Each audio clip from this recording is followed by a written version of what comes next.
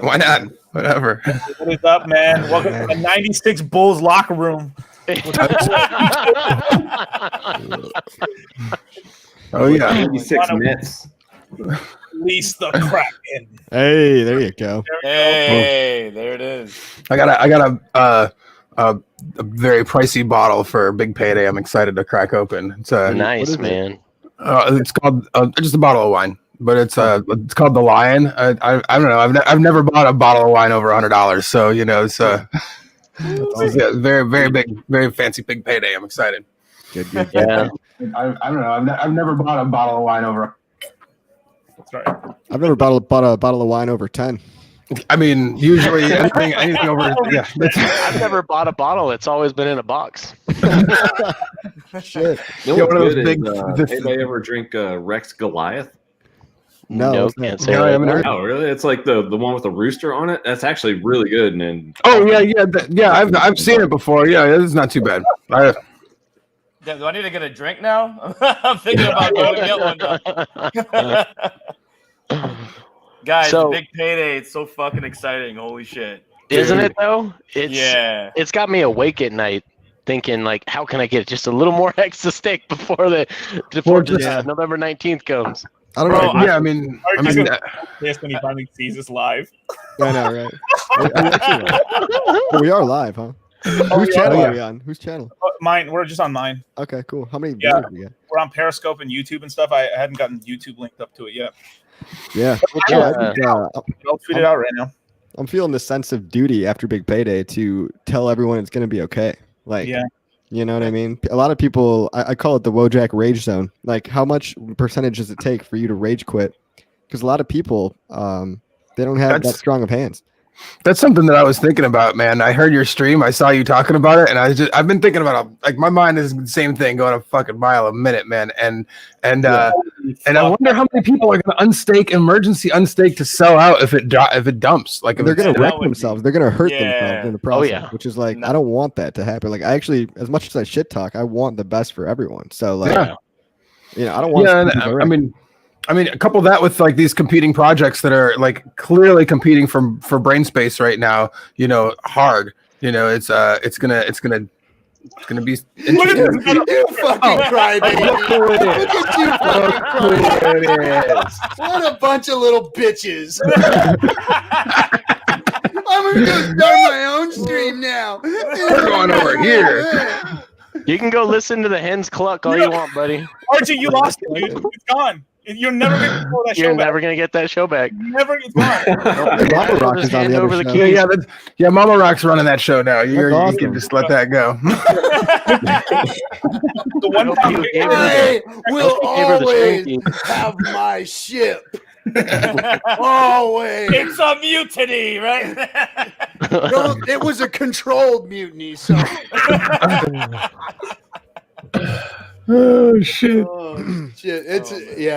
It's pretty bad over there. I had to leave.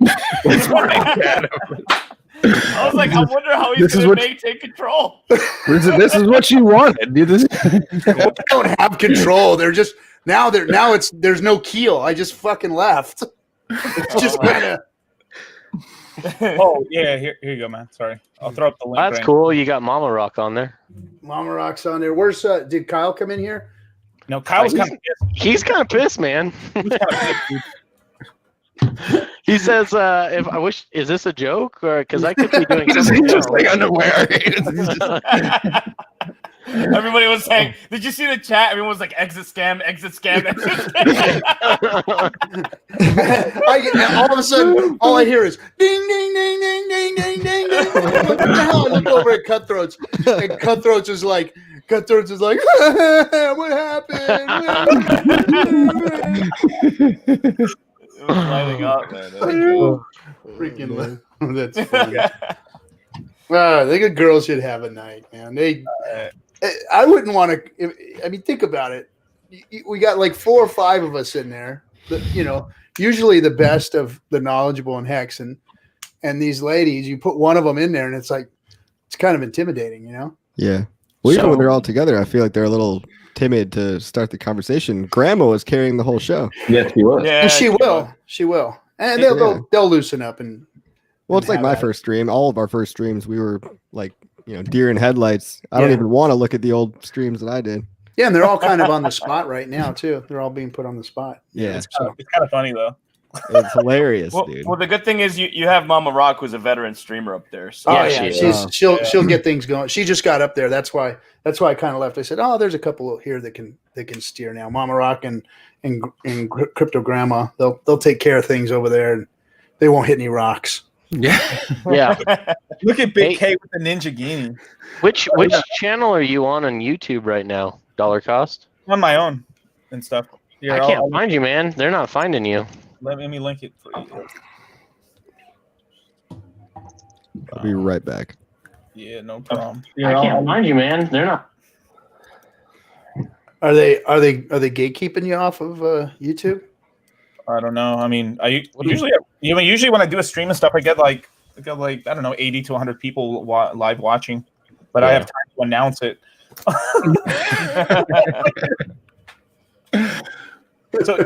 So Joker, is it like 3D? Is it just 3D printed on your face, or do you wear like what is like?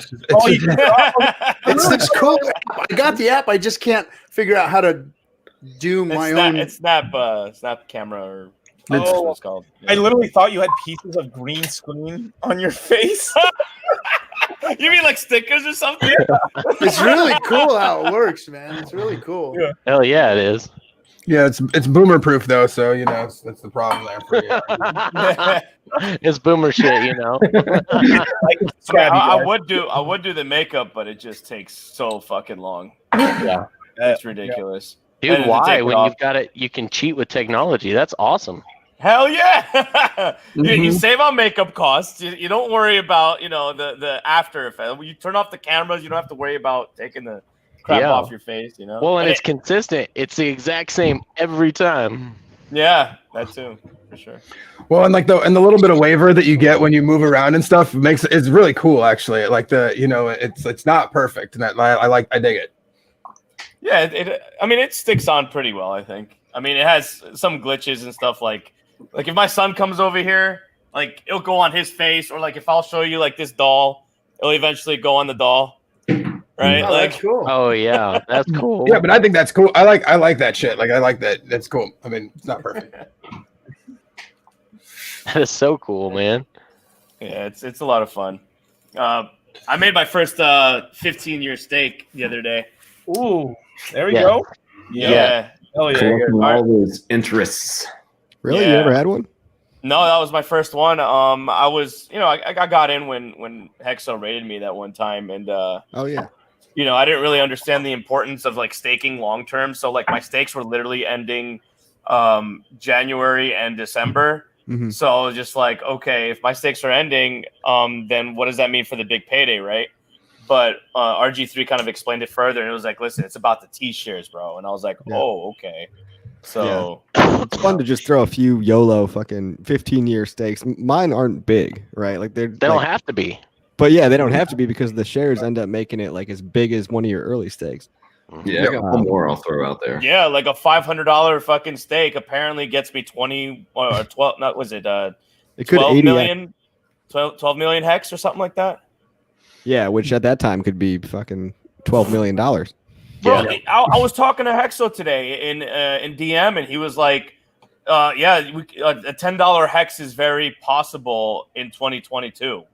And I'm a $10 hex? I'm like, well, hold on, what's that? A $10 hex? Yeah. Is that real? Like, is that it's not impossible. It's not impossible. I mean, I love that. I like that quote that I fucking from Richard's stream the other day, man. I don't think people realize how high the price of hex can go. Yeah, like, the price can go very high because very high. How much supply is going to be gummed up? I mean, you got the OA, and then you got everything staked, and in a couple of years, it's going to be like, where's the supply? And it's also because of this new automated market maker system. We've never had a system that prices things in a constant product format. So it's a weird new dynamic that we're kind of exploring for the first time. And this is an experiment in how it makes things more volatile, because if you have low liquidity, it ratchets up and down, it rockets around, but you can find floors faster and you can find new highs faster. It's like you can fast forward things if you play the liquidity right. It was like the DeFi's dude only gonna get better. It was like the dude that put in the recent bottom at like 0.6 of a penny. Like he got in for, I don't even know, like 500 ETH and then like higher, and then got out for 300 and some.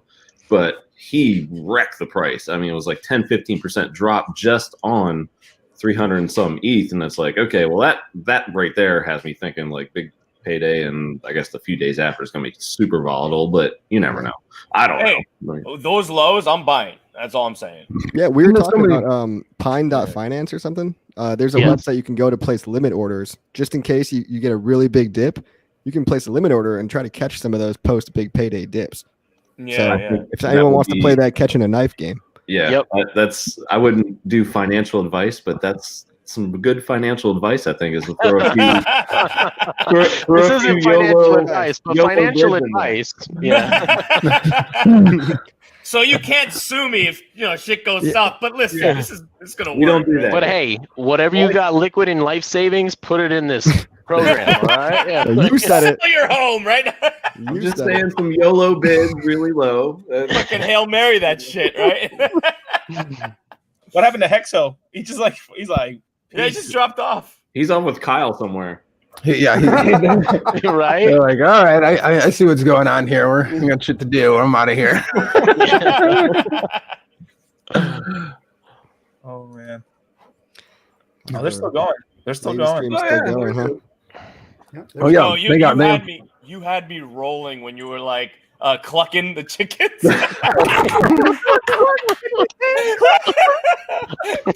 Yeah, and you said it outright, like, let's stop clucking. And I was like, oh shit. They were just Oh, man. really? Oh, you should have seen putting this thing together. Yeah. Oh my god, I envy you. I don't even know how you're able to do that.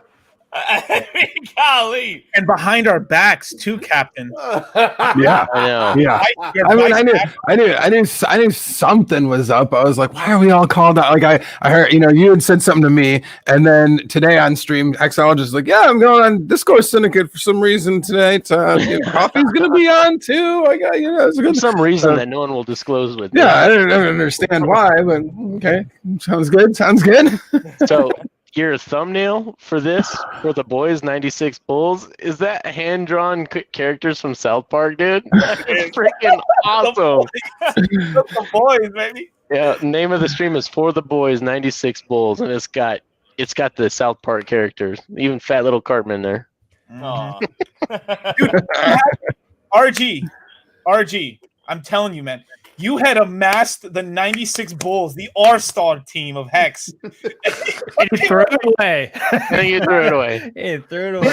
You're like the 98 season where yours says no more after this one. No more Bulls Dynasty. Yeah, Joker's definitely Rodman. Joker's Dennis Don't think too highly of yourself, Crypto Boy. Cheers, Captain. Cheers. I got a shot because of that shit. Release the Kraken. Yeah. You know what? I'll be right. Let me get my drink. Everyone just starts drinking now. We're gonna be on this stream like, all right, guys, we're doing the big giveaway now. They lost me when Nerd Girl was just like, guys, what do we talk about? I was just like, Well, they go. No, she goes. What do the boys want us to talk about? And I said, that's not what the stream was for. That's exactly what it wasn't for. So you guys can do your thing. No, they're talking about grandma eating gummies for the first time on Big Payday, man. That's grandma's hilarious.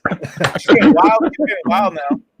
I think everybody's commenting in the chats like they're watching both streams right now. They're saying thanks for the war, guys. I hope Richard goes into the girls' stream. That'd be funny. He has the that'd be cool. He has the link. I sent it to him, cool. and he was in on it. Nice. Yo, Yashdeep wants to get on. Should we? I just sent it to him. Yeah, it's his birthday. Happy is birthday, it? I sent it to him in Telegram. I didn't know until he just sent me the message earlier. Hey, when I go to I'm gonna go in there and do the giveaway in a little bit. Okay. And go make sure you guys go in there and do your, put your names in for the giveaway. Yeah. Oh yeah. I got you. Don't miss it. Don't miss it. So this is kind of like we're at the we were like we're all married, we all got our girls, we go to the party and stuff, they start talking and then we just run off. Yeah, we all end up at the pool table in the garage. I know. Yeah, that's in the back like this. Start our own party. Pissing around the backside of the garage. And yep. There's Party sucks, guys. There's some bright red candles, Motley. Thank you. I got some green ones too. I was testing some like green ones on the green screen to see how it would look with the flame, like the flames just going. But yeah, I need to get brighter lights. I mean, in Japan, red is green. Huh? Yeah. So it's good. It's a good day. How does it work with the green screen? Does it affect? It was still a little hazy, but I don't think I think it wasn't neon green enough. Hey, happy birthday, bro! Cheers, fellas. Appreciate it. Happy birthday. Turned into drunk on crypto. You guys remember that show? Yeah. Used to be a big one. Yeah, that was a big one. Yeah, it was. What was the original Bitcoin World News? Yeah, I remember that. Remember that one? I don't remember that. That was like us right now, but way cooler. We're way cooler. way. We want leather over here, bro. I see that. Speak for yourself. Leather strapped around like. Whoa. Chucked on what? Oh yeah. Did you just ASMR us? Yeah. What? So Did let's you just ASMR us? talk about With this. dirty talk. Google. We should name this video like when Moses dirty talk. We'll probably get like 10,000 views. What comes to mind when I say Welcome to Sunday Night Slow Jams, baby. Smooth. Yeah, Steve, man, happy birthday, dude. Thank Yeah, you. happy birthday, bro. Thank you, Yeah, guys. man. Happy birthday. How Thank old you, you appreciate turning? 32. Okay. man? Yeah. You look young. Over the hill. Thank you. So 47 on those Cuatro Cinco steaks. Got it. I got Catching up to good RG. shoes that are 32. And skid mark underwear? RG's got holes in his. Dude, you totally brought this on yourself tonight, RG3. Thanks, Just man. let I you know. don't, dude. I've been freaking razzed by better people than you, so shut the fuck up. Fair enough. It does not hurt at Oh, good. all. Not even Good. a little bit. What are you drinking, Motley? Tito's. Tito's. Nice. I got Jameson. Nice. Solid. Oh, I got kombucha He's got for the A boomer. kombucha and a Oh, gun. nice. Boomer kombucha. His blunderbuss. His blunderbuss pistols. Big Kirk's got something special he's drinking for Big Payday. Anybody else doing something special for that? Or What are you drinking? I probably should.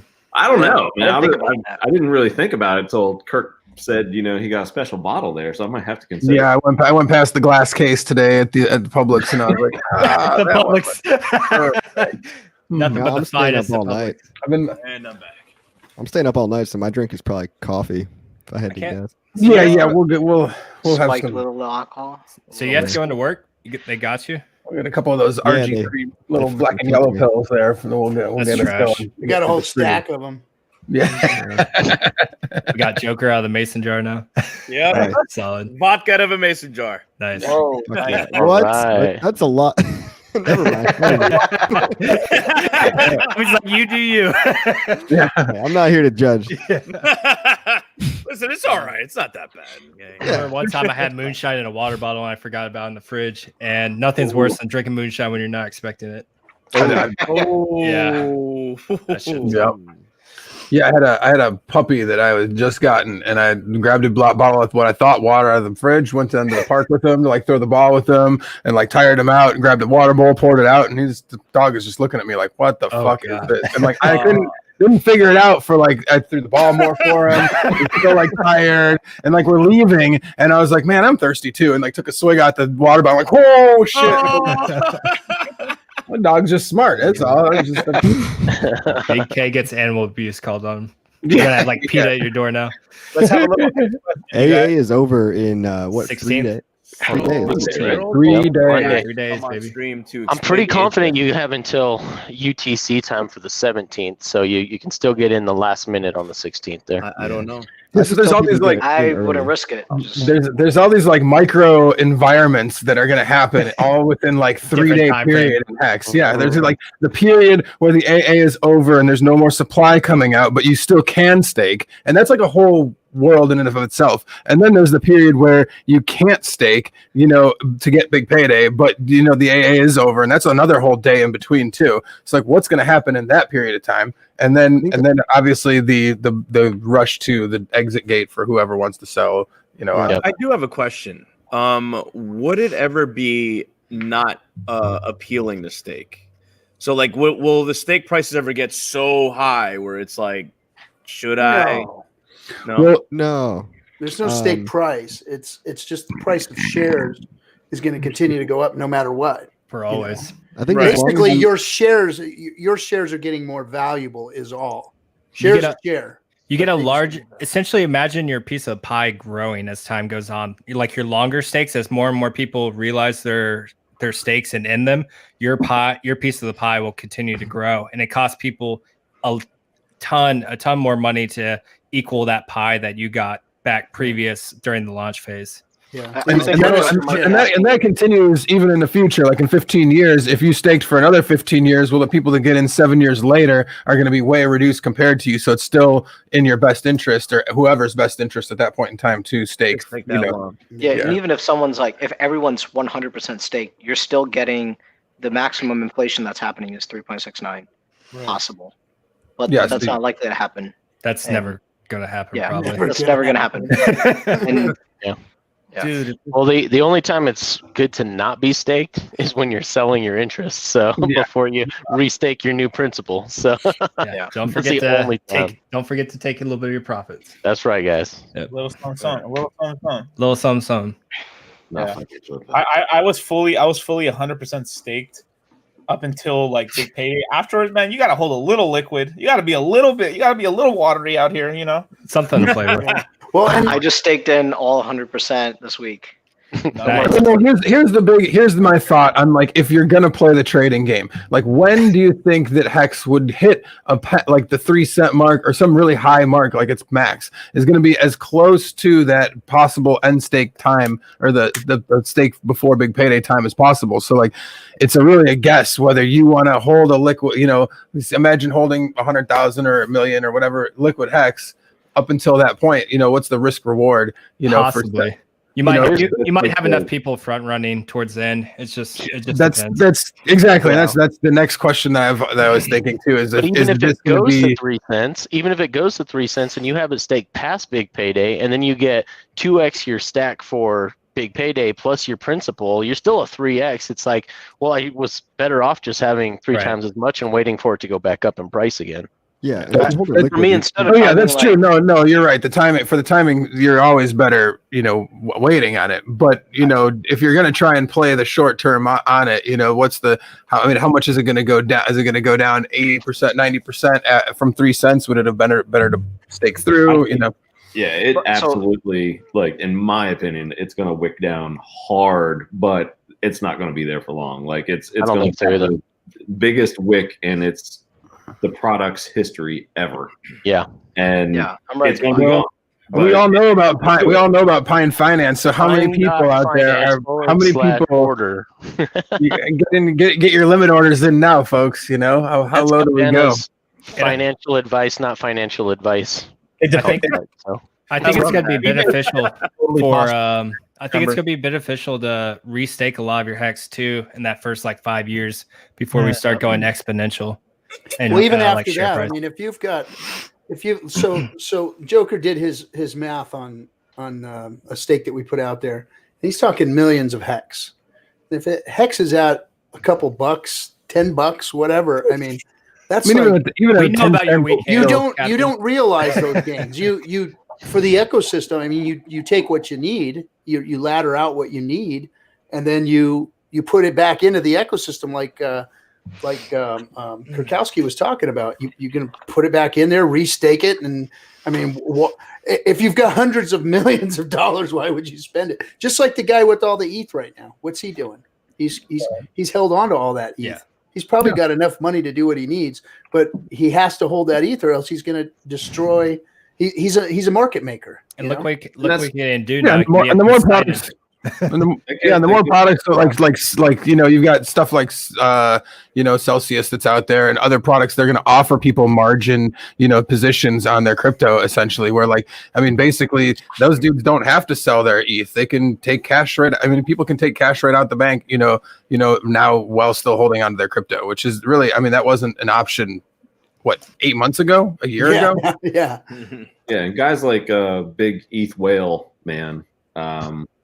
That guy really has me confident that the price, whatever it dips to, will not stay down for long, because if that dude is comfortable getting in close to a penny, he's got to defend it. Well, he's had all that ETH sitting there for that long. It's the same thing. Yeah, that's going to be soaked up. And if you watch Silver's video, he's shown that over the days, it's not just been one buy. He continues to buy in. And he's kind of waiting and probably going to time it pretty well. If he believes hard enough to own 8% between his wallets of all the stake coins, then what's stopping him from owning 20%? If the wick allows him to. I hope he emergency in 7.5 years. So bad. So bad. I hope. Wouldn't that all come to the stakers? Half of it would. Oof. Yeah. If you just look at crypto in a macro sense, man, Bitcoin's going to break 20K. Either we're going to touch in December, or we break in the middle of next year, and then we're running. I think so. Yeah, because that's a mainstream news event right there. Yeah, that's going to be big. Right, it'll be another 2017, right? Yeah, since 2017 was the last all-time high. Yeah. So one thing I would do as far as trying to sell is, I would say this is what I'm going to do. I'm going to pick a price for Hex, how many Hex I'm going to sell. I'm going to pick a price in USD that I want it to be, and that's what I'm going to just have a dollar cost approach. But I think that's one way to exit out, instead of trying to time it. Hey, if it drops down to this price, just plan it out ahead of time. You know what I mean? I think that's the best way. If people are listening in, I think that's how you should. Dollar cost out. Yeah. We've been talking about dollar cost now. But just not just on the dollar side, but also pick a price. How many Hex do you want to sell, and then at what US dollar value do you want to sell it at? Right. And even your liquid Hex, just do how many 6 shares are you going to be happy giving up when you start selling your interest? Because when you restake, that's the thing. Don't sell the golden goose. Make sure to restake your principal. Just sell your interest. It's a money machine. Yeah, but you're still going to get, even though you restake your principal, you still will get less T shares in the future for that principal. So you just it's sad to see your T shares go, but it's going to happen. There's no way to stop the best way to combat that, though, is to make sure if you've got a 15-year stake ladder and one comes up, then you just throw it 15 years into the future after the next one. Yes, I was doing the math on that. It does combat it for the first about 3 years. After that, it's going to start to you won't be able to get the same. Your bonuses won't be able to account for. So we have that option for a little while, which is cool. It's another emergent weird there's kind of a bell curve on that. I think everyone will be okay. I think everyone's going to be okay by 15, and they're not even going to give a fuck what happens. If the price keeps going up, then you can still have less interest and less T shares and still be okay. And as far as the macro is concerned, I think the girls need help getting someone back in their stream. Maybe you just send them a link. But anyway, guys, good luck, Captain. My point is we can talk about numbers all day long. We can talk about trying to time the market. Hardly anybody times the top. Hardly anybody. We can do math and crazy shit, but when you get your Hex out, just go with your gut and go with your feeling of what do you want to use this money for right now in your life. And it's I feel like we shouldn't overthink it. We should just use intuition and be all right, if I need this money to support a long-term goal or vision that I had for myself, and I have enough now, use it for that.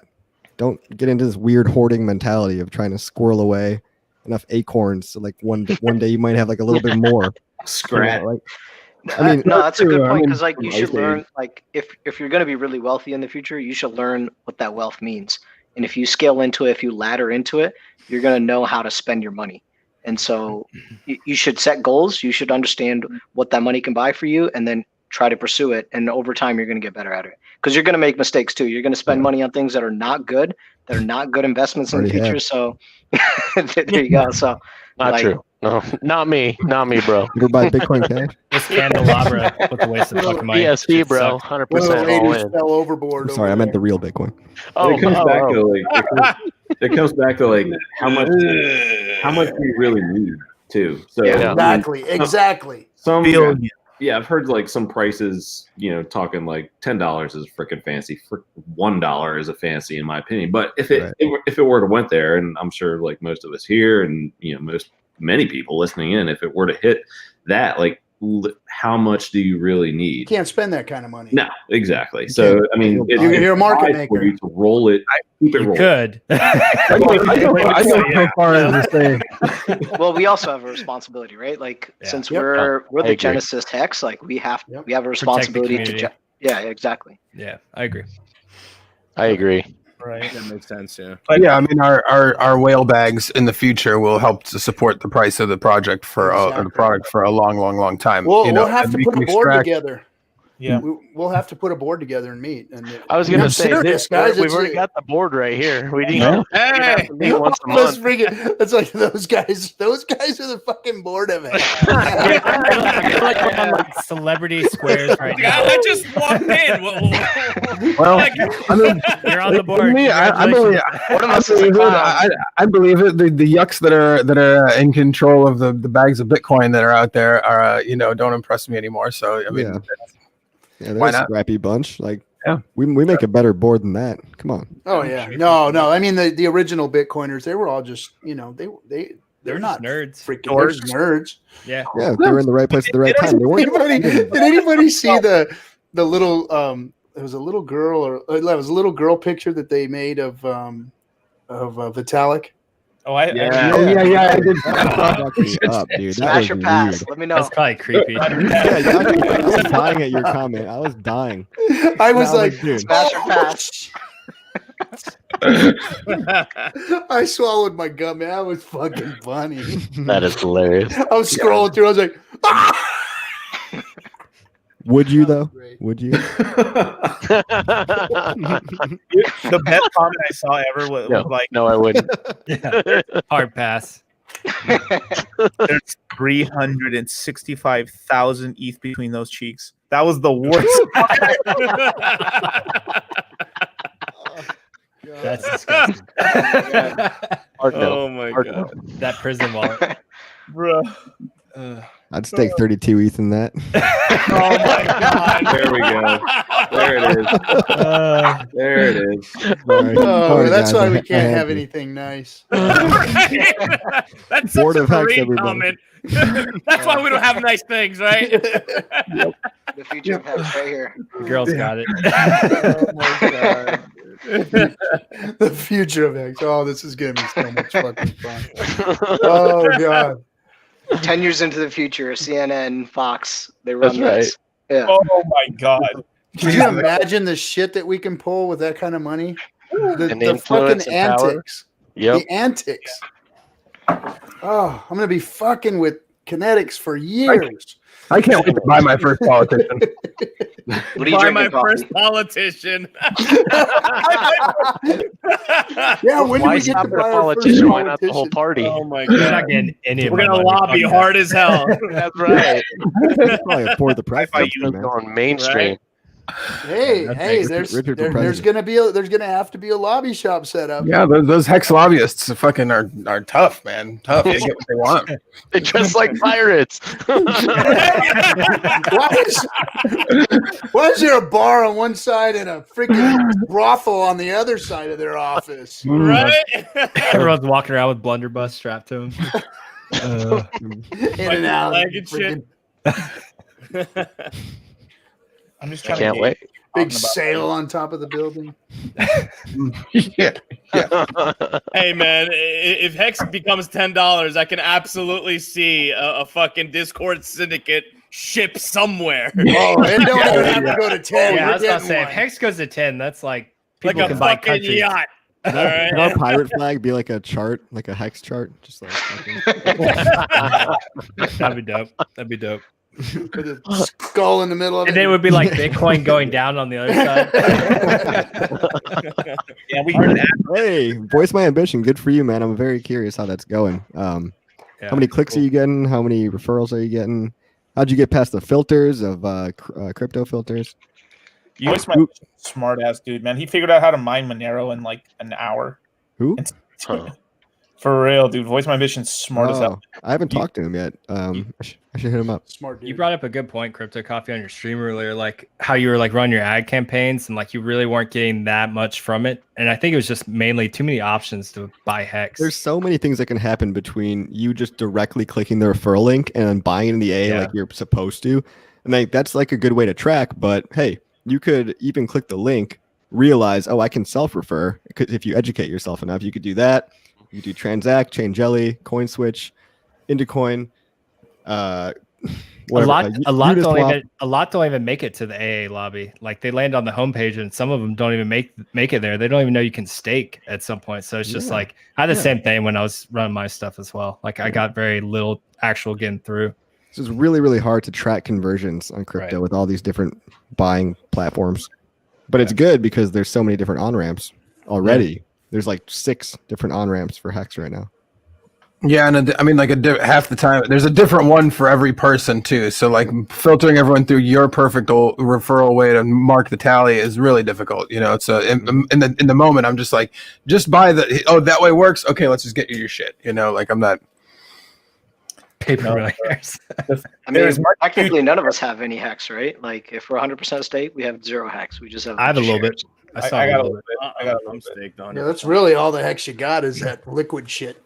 Yeah, like compared to everything else, yeah. But the thing is, like, but at this point in time, saying that you have some liquid Hex and don't have it staked right now is you know it's a gamble at this point in time. Like there's a risk to that. You know, like how long depending on. It was actually after I watched Silver's last video that I was like, fuck it. I had like about 5-6% left, and I just staked it all. He gets me FOMO in every fucking time. Yeah, he got me to FOMO, and I was like, all right, fine, let's stake it all. Yeah, it was a really good video. I think it was one of his best, if not the best. Yeah. So there's gonna be like 2 currencies in the future of Hex. This is not now. This is maybe like 8 years in the future, 10 years in the future. Like all the whales are gonna be trading in bubble stakes in the aftermarket and stuff. That's where all the big money is gonna play, and then the regular people are gonna be trading around with Hex, the cryptocurrency. So people are gonna be like, we're gonna be trading back and forth stakes. What if Hex becomes the pair? What if Hex becomes like the main pair on exchanges? That would be insane. You know how high the price would be? It would be stupid. If we're talking moon talk, you know. Yeah. I mean, it's shit can get crazy. To tell you the truth, like depending on where we are in the cycle, let's just say this cycle does last 3 years. Like this, it's not done until 2023, man.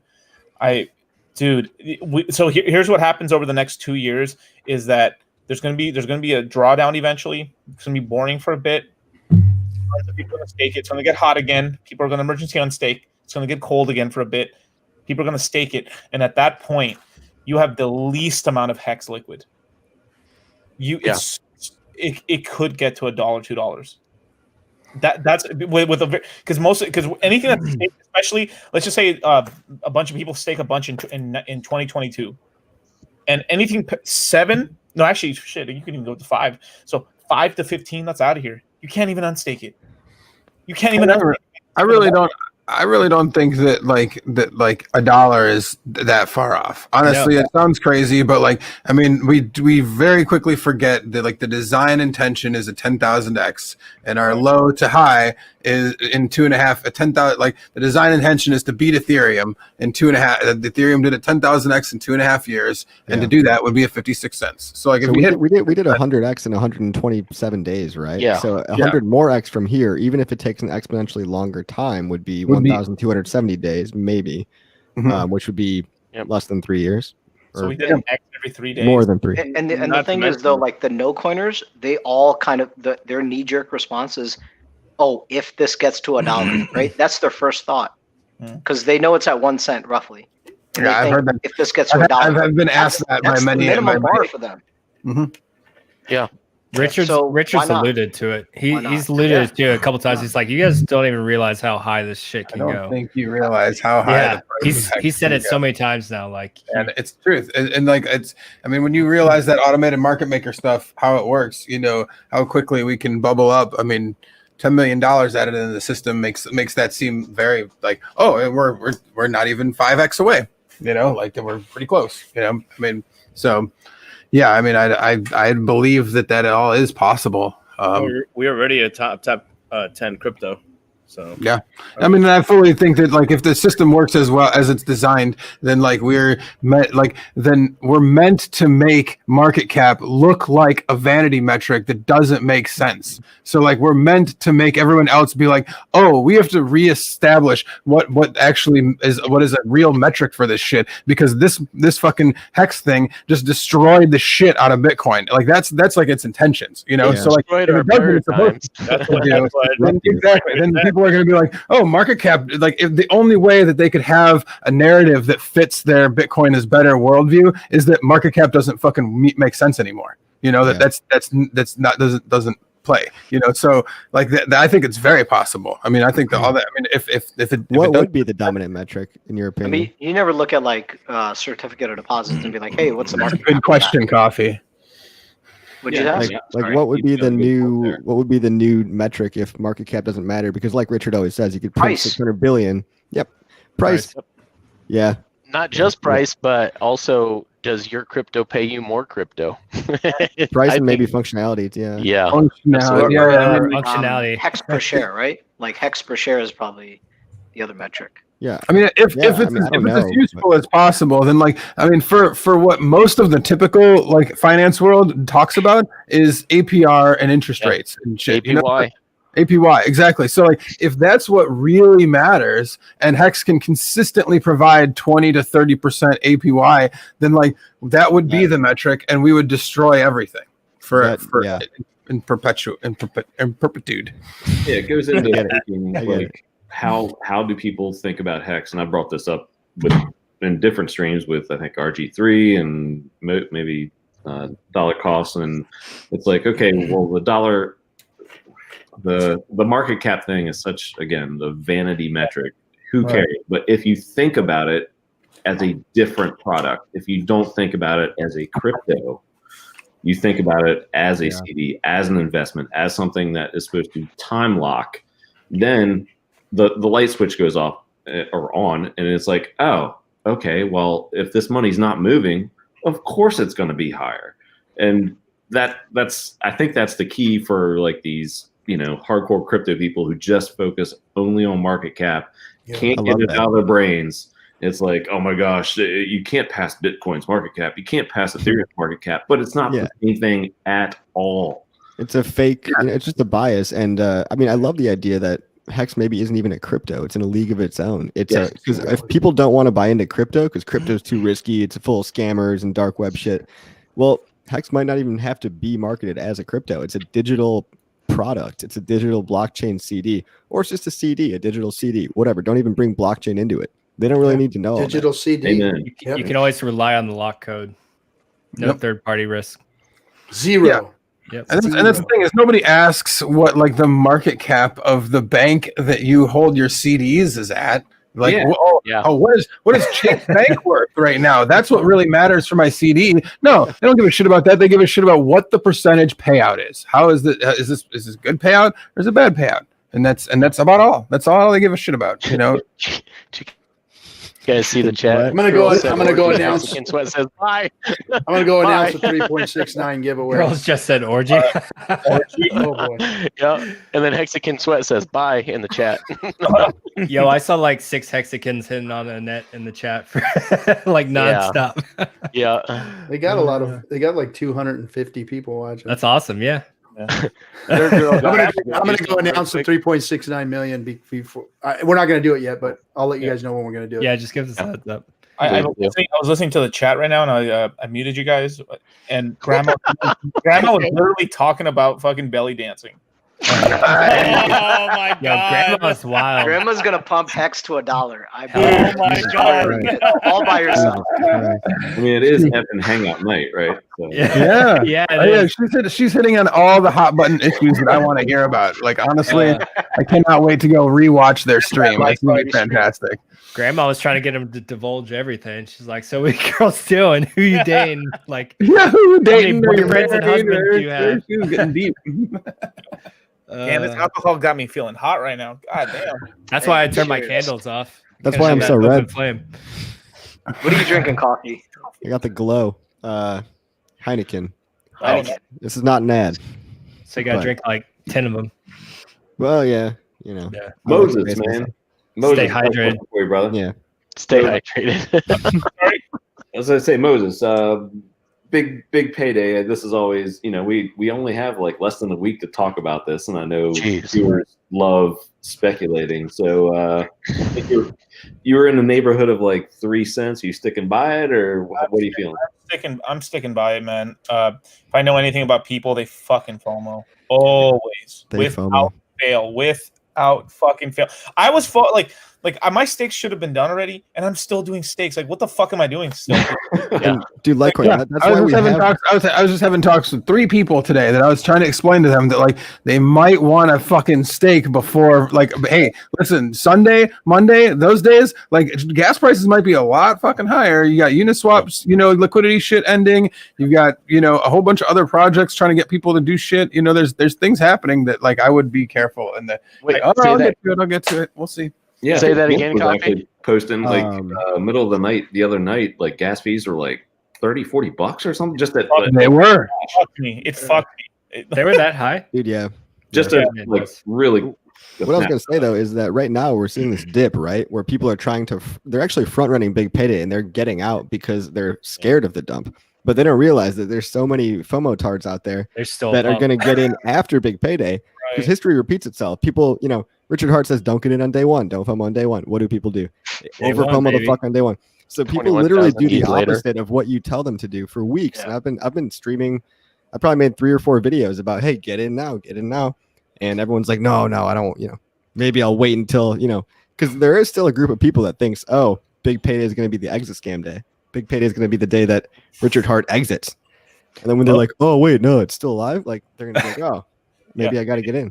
Most of us were following Richard for a year, and we still all FOMO'd. Like every I FOMO'd on day 2. Day 2. Nice. Well, that's better. You know what's crazy? I called that it was going to be 20,000 ETH the first day, and then the second day, I said 6,000, and I still FOMO. Sex day? Did you catch that? Are you in the ladies' chat? Your mind, man. Coffee's really interesting though. He said after big payday, it is our job to, hey, you guys, keep talking hex and everything, because people are just gonna be like, if there is a dump down and stuff like that. Dude, last time there was a dump down in hex, like way in the back, way back in the day and stuff. Me and RG and like Hexo were just like, hey, you guys, thing here. Everything's cool. We swear. It was like me, you, Dollar Cost, and Hexo at one point. It was like that was it. I was like, dude, Hex is still here, guys. Like, you guys want to learn about it? Like, it's like the monkey with the tambourine. Like, hey. So get ready for somewhat of that. Like, people are gonna be like, oh, people are gonna claim it's dead, and then you're gonna show them a chart and be like, what do you mean? It's fucking right here. I'm actually gonna dedicate models at least one day of my stream for Hex content. Thanks, man. That's awesome. Great, man. We appreciate it. I wanted to make sure to kind of push that buck forward because I believe in it, and I'm not gonna let it die. So fuck yeah. Hey, how big is your following, if you don't mind me asking? On D Live, I'm at 3,600 followers or something like that. I'm about to become a global 690. Right, yeah. Wow. I'm about to be a global partner, and Nice. on YouTube, I'm at like 6,500 or something. Nice. But So how does the global partner work on D Live? so you need to have 150 subscribers that pay you monthly. You have to have 15 stream days, 30 stream hours, and 3,000 followers. But you also, like, it's an extensive process. So like the staff actually has to look into your content, look into your Twitter, how you promote yourself, if you're good for them as a partner. Right. So, And what does that bring to the table for you? Well, for me, I mean, it's something I always wanted to do. Global partner, it used to have a lot more benefits. Now that it doesn't, ever since they went to the Tron blockchain. But for me, I mean, I like to, be a part of like the bigger picture of D Live, as one of their main creators. Cool. Yeah. People really credit you, man. We did a raid with, what the hell was that dude's name who was dancing around and stuff? Marcus DP. Marcus DP, man. Oh yeah, that was a good one. Loves you, dude. He really does, man. He was like, dude, like Joker's the best and stuff.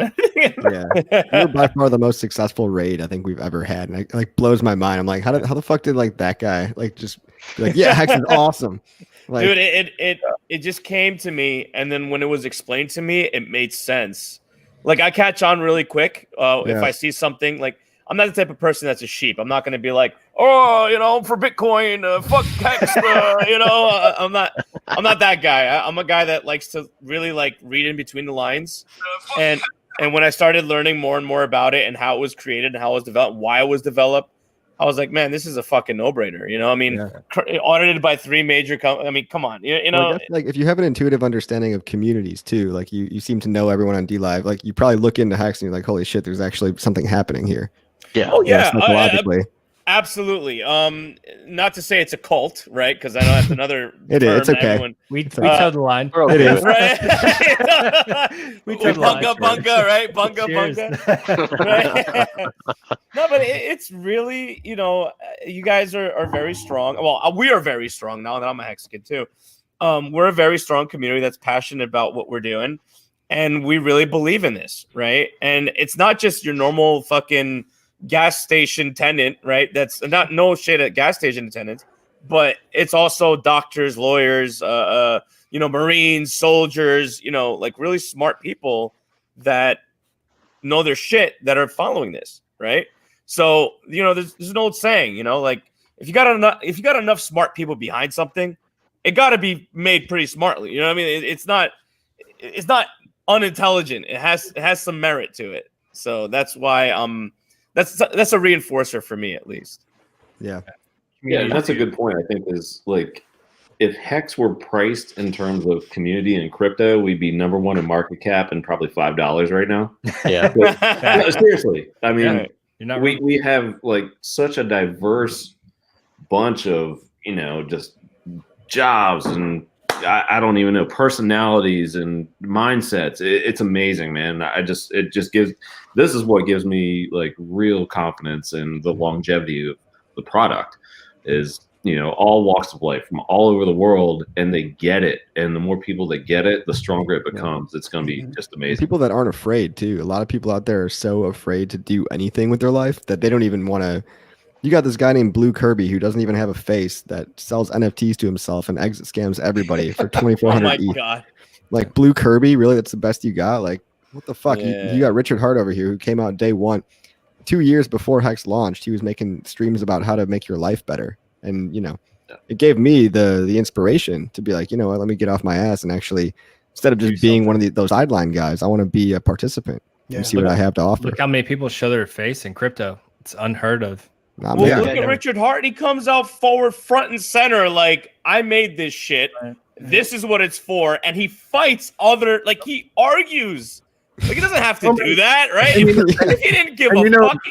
He asked. Have you watched some of his his recent, like the past 2 or 3 interviews that he's done just recently in the past week? Yeah, they've all been really good. And if you've noticed, what they are is they're actual interviews where people that are that are interested in hearing what he has to say and not just there to call him a scammer. And then when they talk about many things besides just crypto, and you start to understand that like Richard has this like very well-rounded sense of business acumen as well. You know, has all these other intangibles that like you need to be able to be running a project like this, you know, a product like this. And he's very, I mean, the one that just came out, he's very forward about the things that he does suck at, like has a hard time finding the right people at an early enough time and in a project, you know, has to cycle through some people, you know, whatever. Being honest about who you are is super important too. And he's like straightforward, you know, when he does it very quickly when he's like, I'm funny, I'm rich and funny, but I'm fat and old, you know, he says it straight up. being aware of who you are is like crucial, you know, and like when you have like fucking people that are faced Blue Kirby and shit like that, you don't know who these people are from Blue shit. Kirby. Yeah, you know who every one of us are. Yeah, we've been on. All of us have been on stream for so many fucking hours, like doing our thing that like everybody knows to some degree who we are, you know, and that makes a big difference. Yeah, I really like this stream with the German dude. I mean, Alan Bittner. That guy's awesome. Yeah. Or A-Bit. Sorry, I don't know if he likes. No, Alan's fine. him. He goes by Alan. Yeah, Or maybe it was, I think it was the most recent one. You're talking about the interview with Richard Hart? Richard Hart. Yeah. Oh yeah, that guy was great. Whoever that guy. Yeah, I mean, it's just the conversation there, and I think it was really good. He's got a lot of followers too, so that was good. Really? It was like 3,000 plus. I can't remember exactly, but it was hex oriented. But yeah, like Kirk was saying, towards the end there, got into the business kind of stuff. But yeah, I don't think he's done. He's got another week to go. I'm curious to see who he gets on with. It kind of annoys me as well because I'm like all of us are doing. I think we're trying to put his name out there, Hex out there, and I've been on like Raul Powell and Real Vision, and just I love him, but I just get the feeling that it's like Richard is too controversial, and he got into this in his last interview, and it's like you get by that, and you actually listen to his past, like Kirk was saying, 2 or 3 interviews. He knows so much about crypto. It's not just like everything, a skill. Not just crypto. He can talk ETH. He can talk Bitcoin. He talks. He went through the top freaking 20. On Sniper. That was great. Exactly. They went through every one of them, and he has something reasonable to say. And there's like 2 in there that he didn't have anything to say, and is more than honest to be like, I can't talk about that one. Like I don't really still know. Getting spam emails from that. That's the best approach. If you don't know about something, you just say like, "Hey, look, I don't need to research more." Yeah, and that's hard. That's hard for a lot of people to do. But the thing for me, like Richard being, it wasn't just his knowledge on crypto, but his general knowledge on everything. That's what drew me in, because I was like, okay, I agree with him a lot of economic issues. I agree with him a lot of crypto issues and social issues, and everything just kind of builds on each other. And so I actually have a question for Joker. When you kind of heard like that there was some like FUD or some scam about Hex, how did you kind of interpret that? Like, I know you said that you're a bit open-minded and you like to kind of evaluate it for yourself, but like what kind of broke, like you obviously didn't fall for the scam narrative. Like, what made you not fall into that category? My research. Yeah. So my research and also the community itself. So like I reached out to a lot of like different hexicans and I asked like questions. I had to, like, what about this or what about that? What would make this not a scam? Right. And the answers were always very consistent, right? If it was a scam, they wouldn't be consistent. Mm-hmm. So everybody across the board had the same answers. And not only that, but even when, I would, like, for example, when Richard Hart went against this guy named Tone Vase,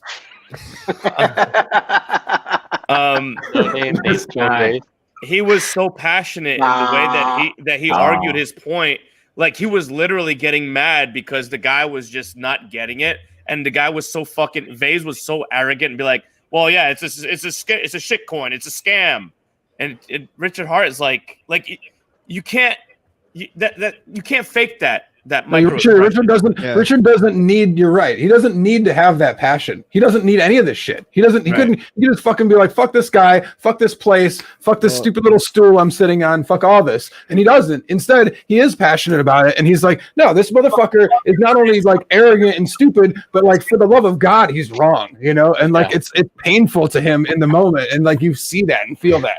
I think he enjoys it, to be honest. You ever listen to someone talking, you get embarrassed for them? It's like every time Tone opens his mouth, I'm like, is he speaking again? Especially when he's wrong, because you're like, man, that's gotta, he's not. That's sitcom. That sitcom feel where you just don't want to. You're like, oh, it hurts to watch. Feel, yeah. Which one did you watch, Joker? Was it the one where he was sitting on the chair and it was like a lightning round, or? Yeah, it was like a lightning round, and after after a minute, it's like it turns red. Like bro, that scumbag piece of shit motherfucker, Tone Vase. You really feel RG3. He literally on the day Hex launch. That was so brutal. Richard's launch day, bro. They set up a stream with him, and he fucking gangbanged him with 2 lawyers and himself, and went after Richard like with legalese and everything else. Just it was like Richard still out talked him. He's still. Well, that was the funny thing is he spoke to the law better, and the SEC compliant laws because he understood the Howey test better than the attorneys could. After he streamed for like 8 hours straight too. After he, on the day of the man's launch of his crypto, 8 hours. These are crypto freaking guys, right? Tone Vase is like Mr. fucking crypto. You piece of shit. He is like supposed to be Mr. Crypto, and he has the fucking audacity to fuck this guy's project over the day it launches. And what we're a top piece 10. of scumbag fucking dog shit. And that we're top guy 10. is. Fuck him. Right? Yeah, fuck him. Fuck him. We're top 10. I bet you. I posted something on Twitter saying, we're top 10. People who hate on Hex probably look like they smelt like shit. They got like that like that kind of face. that was him that day, and he has quite a big nose, so I'm sure he. Did you guys see how he was talking? Took a big whiff, We made it top 5 in the first year. Did you hear Tone Vase talking nice about Hex? He was like, Hex is like Bitcoin but better. Or something. Oh yeah, somebody chopped video? up everything he good. said, and that shit was hilarious. I wonder what he's thinking right now. Like he's talking. He's probably not thinking about He Hex. knew from the beginning what was going on. But he didn't want to. He didn't want it wrecking all of his shit, so he tried to FUD it down as much as he could. You might give him too much credit. He still might not realize. Yeah, and another thing. I think he bought in though. At least he claimed. Another thing too is about the big payday being the grand exit, just one on the many list items to dispel that whole thing of bullshit is Richard keeps saying in recent interviews, I can't wait to get out and talk about crypto again. Like it's why would you do that if you were going to just up and leave? Right. He looked forward to getting out to these conferences and speaking about it. Yeah, that's just man, that alone gets me excited because why would you even contemplate that? He wants to go out and not just shill, but talk about Bitcoin, Ethereum, and he's done it in the past. And man, it's gonna be good. Can we please all go? Now they have something. Now they have something that he can believe in for the future and actually talk to like confidently for a long time. So like it's going to be an even stronger case wherever he goes, and he likes talking to people and being interactive. So I mean that is going to be awesome to see. I mean you can already get the feel of it when he just mentions maybe a Lambo contest would be a cool idea. Like. I mean, hex wrapped Lambo. I mean, that's innately Richard there. Where we're a week away from the end of Big Payday, and he's just like can't help but be like, "Hey guys, how about this? You got a cool idea." I want to go to a convention with Hexicans so bad. I think that's awesome. Yeah, do that mob up in there like 3,000. Oh, dude, that's gonna be so fucking bad. Yeah, I'm all about it. We're going to LA. We can't call it HexCon though. We can't call it HexCon. Tell them RG. Is that the Bitcoin one? Yeah, we're going to the Bitcoin Con. When is that? Me and DC in April. We're gonna go to it. I might put in tickets for that. I'm walking my ass right into that motherfucker. Which is going to be more fun to do our own events where we are like a hex, both convention, or going to the Bitcoin events and being baller as fuck and being like whatever. Crypto crashers, man. I need in the fucking background with all the hex shirts and shit. Like, all gotta have the hex t-shirts on, man. I'm gonna go there. Raise the eyebrows, like everyone get a rent out some booths in the exhibit hall. You're there for bikini girls in there and shit. Yeah, we'll trigger Andreas with a bunch of booth babes. All day. So funny. Oh my god, that'd be so much fun. Yeah, with boys with hammers. They'll be holding the hammer. Let RG put together the booth. Where's my hammer boys at? You're not setting up the booth, bro. Yeah, it's gonna be so much fun to pump our bags for the next 15 years. I got a girl that she officially works for the monster models or whatever, the drink girls, so she could probably hook it up too. Hey, yeah. Love that. Let's go. We got they're a freaking dime a dozen out here in SoCal, Bubba. Yep. We can just Just Not sex. Do they work for Hex? Payment Hex. So wait, how many of you guys are in California right now? East Yeah. Coast, baby. All three of you? Yeah, East Coast. I'm gonna set up a meetup in January. for That's Hex. awesome. Hey, Yeah. hey, dollar cost. If Kaban and I are gonna meet up at some point. Yeah, man, we're doing Hex East. Yep. Nice. Well, I'm in Oh, PA, yeah. guys. So you let me know. All of the vacation spot. Everybody come down to fucking Hexarico and hang out down there. That's where I'm going. What Who's in state are PA? you in, Joker? I'm in Pennsylvania. Pennsylvania. Okay, we're in Virginia. We're in Virginia. Oh me and shit! Cabana. Okay. Yep. Oh, Yeah, good. You're in That's PA? not bad. Yeah. That's awesome. Yeah, that's a skip away. Yeah. What about you? What about Tell me where you Yoshi? guys want to go, and we'll fucking do it. Yeah, Yeah. we're near Cali. Atlantic, man. Why don't we just fly into Vegas, dude? We all That's why, right? in Vegas. What's Hey, cheap to get there? dollar yeah. cost. Yeah. The Sunday after Big Payday, Mhm. Vince and myself were meeting up for brunch, Okay. and we're trying to get RG to come too. If At you're Tiffany? at Where are you Tiffany, guys, where are you guys meeting up? Where in California you guys meeting up? so I have a flight out in LAX, so I'm going to be downtown LA. Okay. The week. Think you the make week it? after- So, That's so the like week- 5 hours for him, though. yeah, Oh, is but- it? Where? Oh, okay. I thought you were close to LA. Damn, Never Cali, so freaking. No, I'll come late. out to LA though. Well, I'll come out to LA. Give me I an have to exact ask date. you. I'll try to make. Let's see. What is it? What would that be like? The I'll send you. 22nd. Yeah. I have to Hopefully- ask this. Hopefully, everyone's schedules start clearing up soon. Well, What's with the you know. what's with the I hope candles? Say again, Joker. Sorry. What's with the candles? Richard Oh. Hartwell. Candelabra.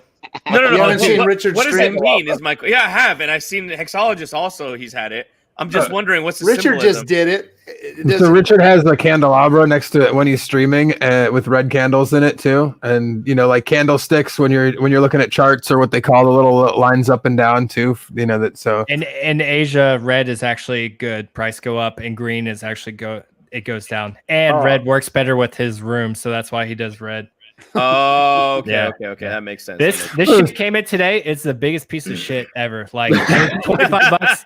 It sucked. Like it took me like 30 minutes to try to make it just stick together. It's barely. looks good, yeah. man. Looks good. Bro, Yeah, if I good touch job. this, it will fall apart. Well, Richard fell apart. Yeah. I feel like that's kind of a consistent with most candelabras. They're pretty, anything past like 2 or 3 candles in there, and it's going to be It's dangerous. fragile. I think that one will hold together better than Richards did on the launch, because he had all those lit up and they were just melting. Oh, each melting other. It was everywhere. just a mess. Oh my god. You can get anti-drip candles. No.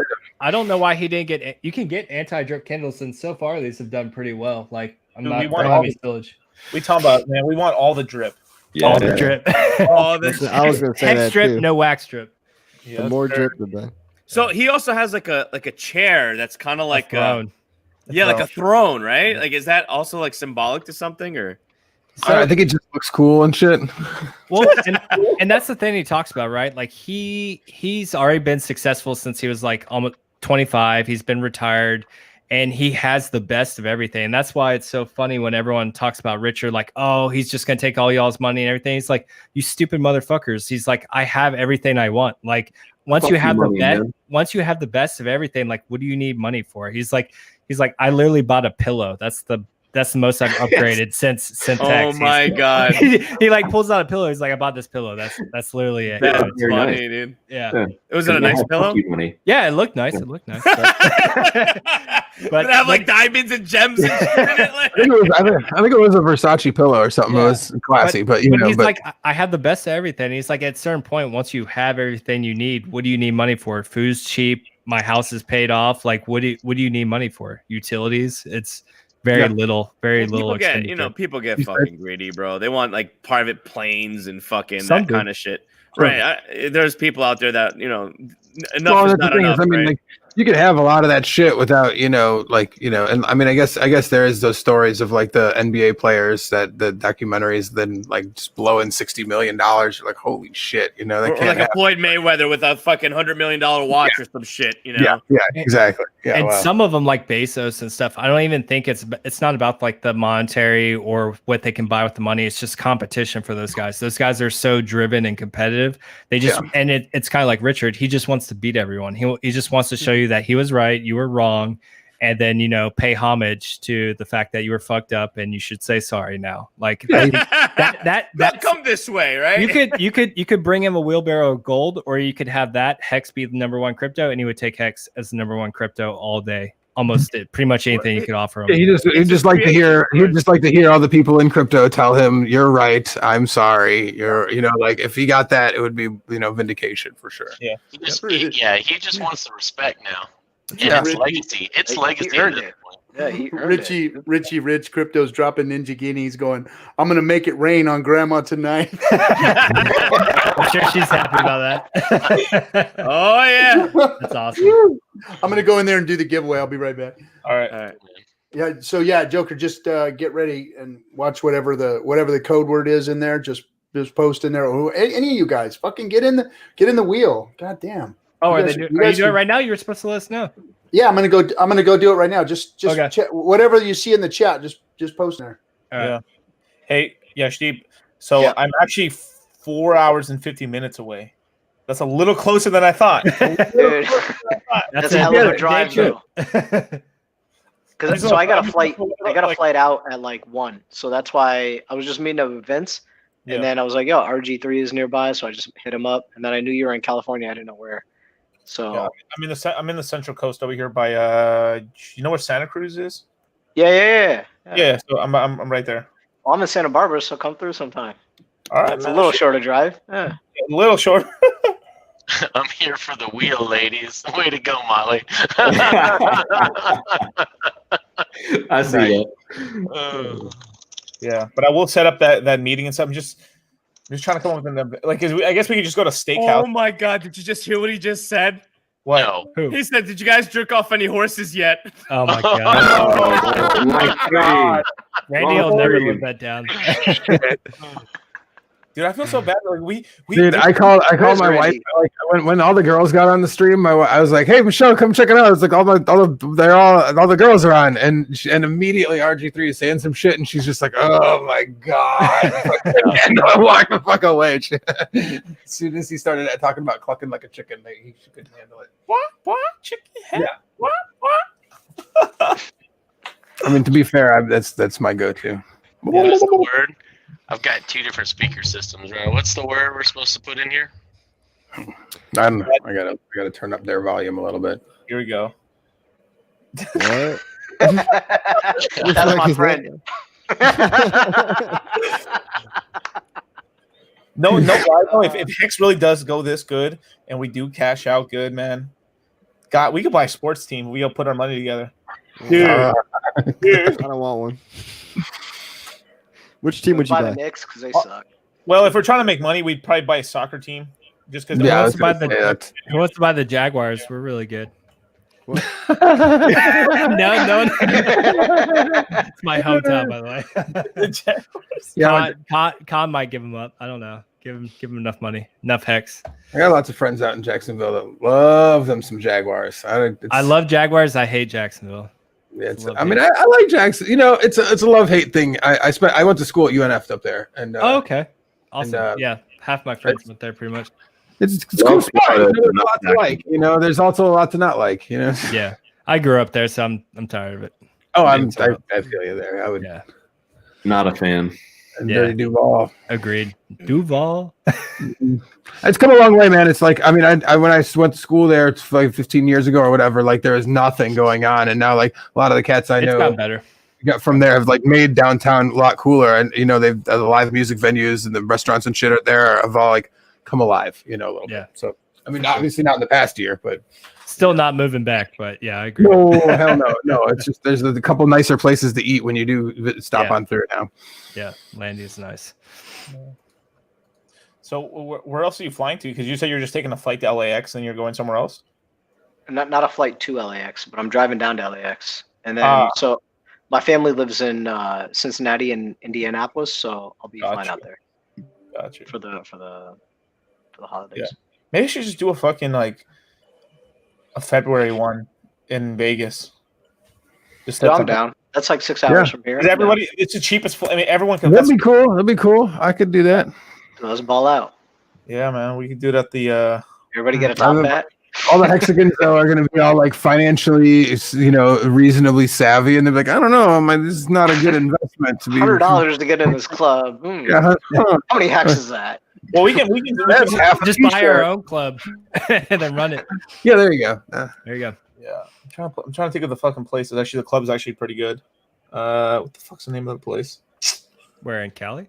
No, in Vegas. I'm just trying to think of the clubs and shit. But they might be closed and stuff. But actually, no, they're open. I think because Vegas is. I saw some like videos of Vegas open. It's a different. Do the strippers just wear masks and nothing else? Is that how it works now? I don't know if they show you videos of the strip clubs, but yeah, good question. I'm just asking if any of you guys have been there recently. That's hilarious. The hell's the name? Take off everything but the mask. It's kosher. That's good. Yeah. It's killing me now. I can't think of the name now. Jesus Christ. Okay, I just need to get you guys drunk and we'll spend a shit ton of money. It's fine. Yo, that'd be hella tight. All of us on the fucking like poker table and stuff. Dude. If I actually had money to ball out, yeah, that'd be sick. Yo. If it wasn't all staked. Yeah. Do you take stakes? I'll get kicked out of the fucking casino real quick. See, the problem is we all try to meet up with like when our stakes are in, like we have a stake ending, but like no one's stakes line up. It's like, bro, just keep it a little bit liquid. Come on now. You got to keep a little liquid to lose on blackjack. Yeah. Roulette wheel. Roulette is mine. Yeah. Roulette's fun. You guys like roulette? Okay. Blackjack. Coin of the week, whatever. It's blackjack's got the best odds if you play it right. If you do roulette wheel with what's the strategy? Martingale. Martingale. It comes out to, if you have like 6 or 7 stacks, it comes out to like a 1%, 2% chance of failure. Yeah, but blackjack perfect strategy is 49.8. Yeah, that's the blackjack's the closest. But the problem is with any of those is that it's really mostly a game of like, how much time do you have? You're like a human machine at that point in time, running statistics. You can learn it on the plane ride. You can learn perfect strategy on the plane ride. No, you can learn it. I'm not saying that. I'm just saying that the way for it to really net you the best benefit is extended time doing it. Hey, put in your And so are they doing it right now? Yeah. It's like trading. It'll eat your life up. Yeah, exactly. It's just like trade. I mean, sure. I always go in, just take like $20. Bet on black. Grandma. Wait, you gotta wait just right, guys. Don't spam it. Just put one. Let's see. Wait. 5, 4, wait for it. 3. You gotta wait because RG3 talks a long time. Oh yeah. So did we never input it? I fuck up every time I do it too early. He's still talking. Yeah, he's still yapping away. I think I should have 2 entries still.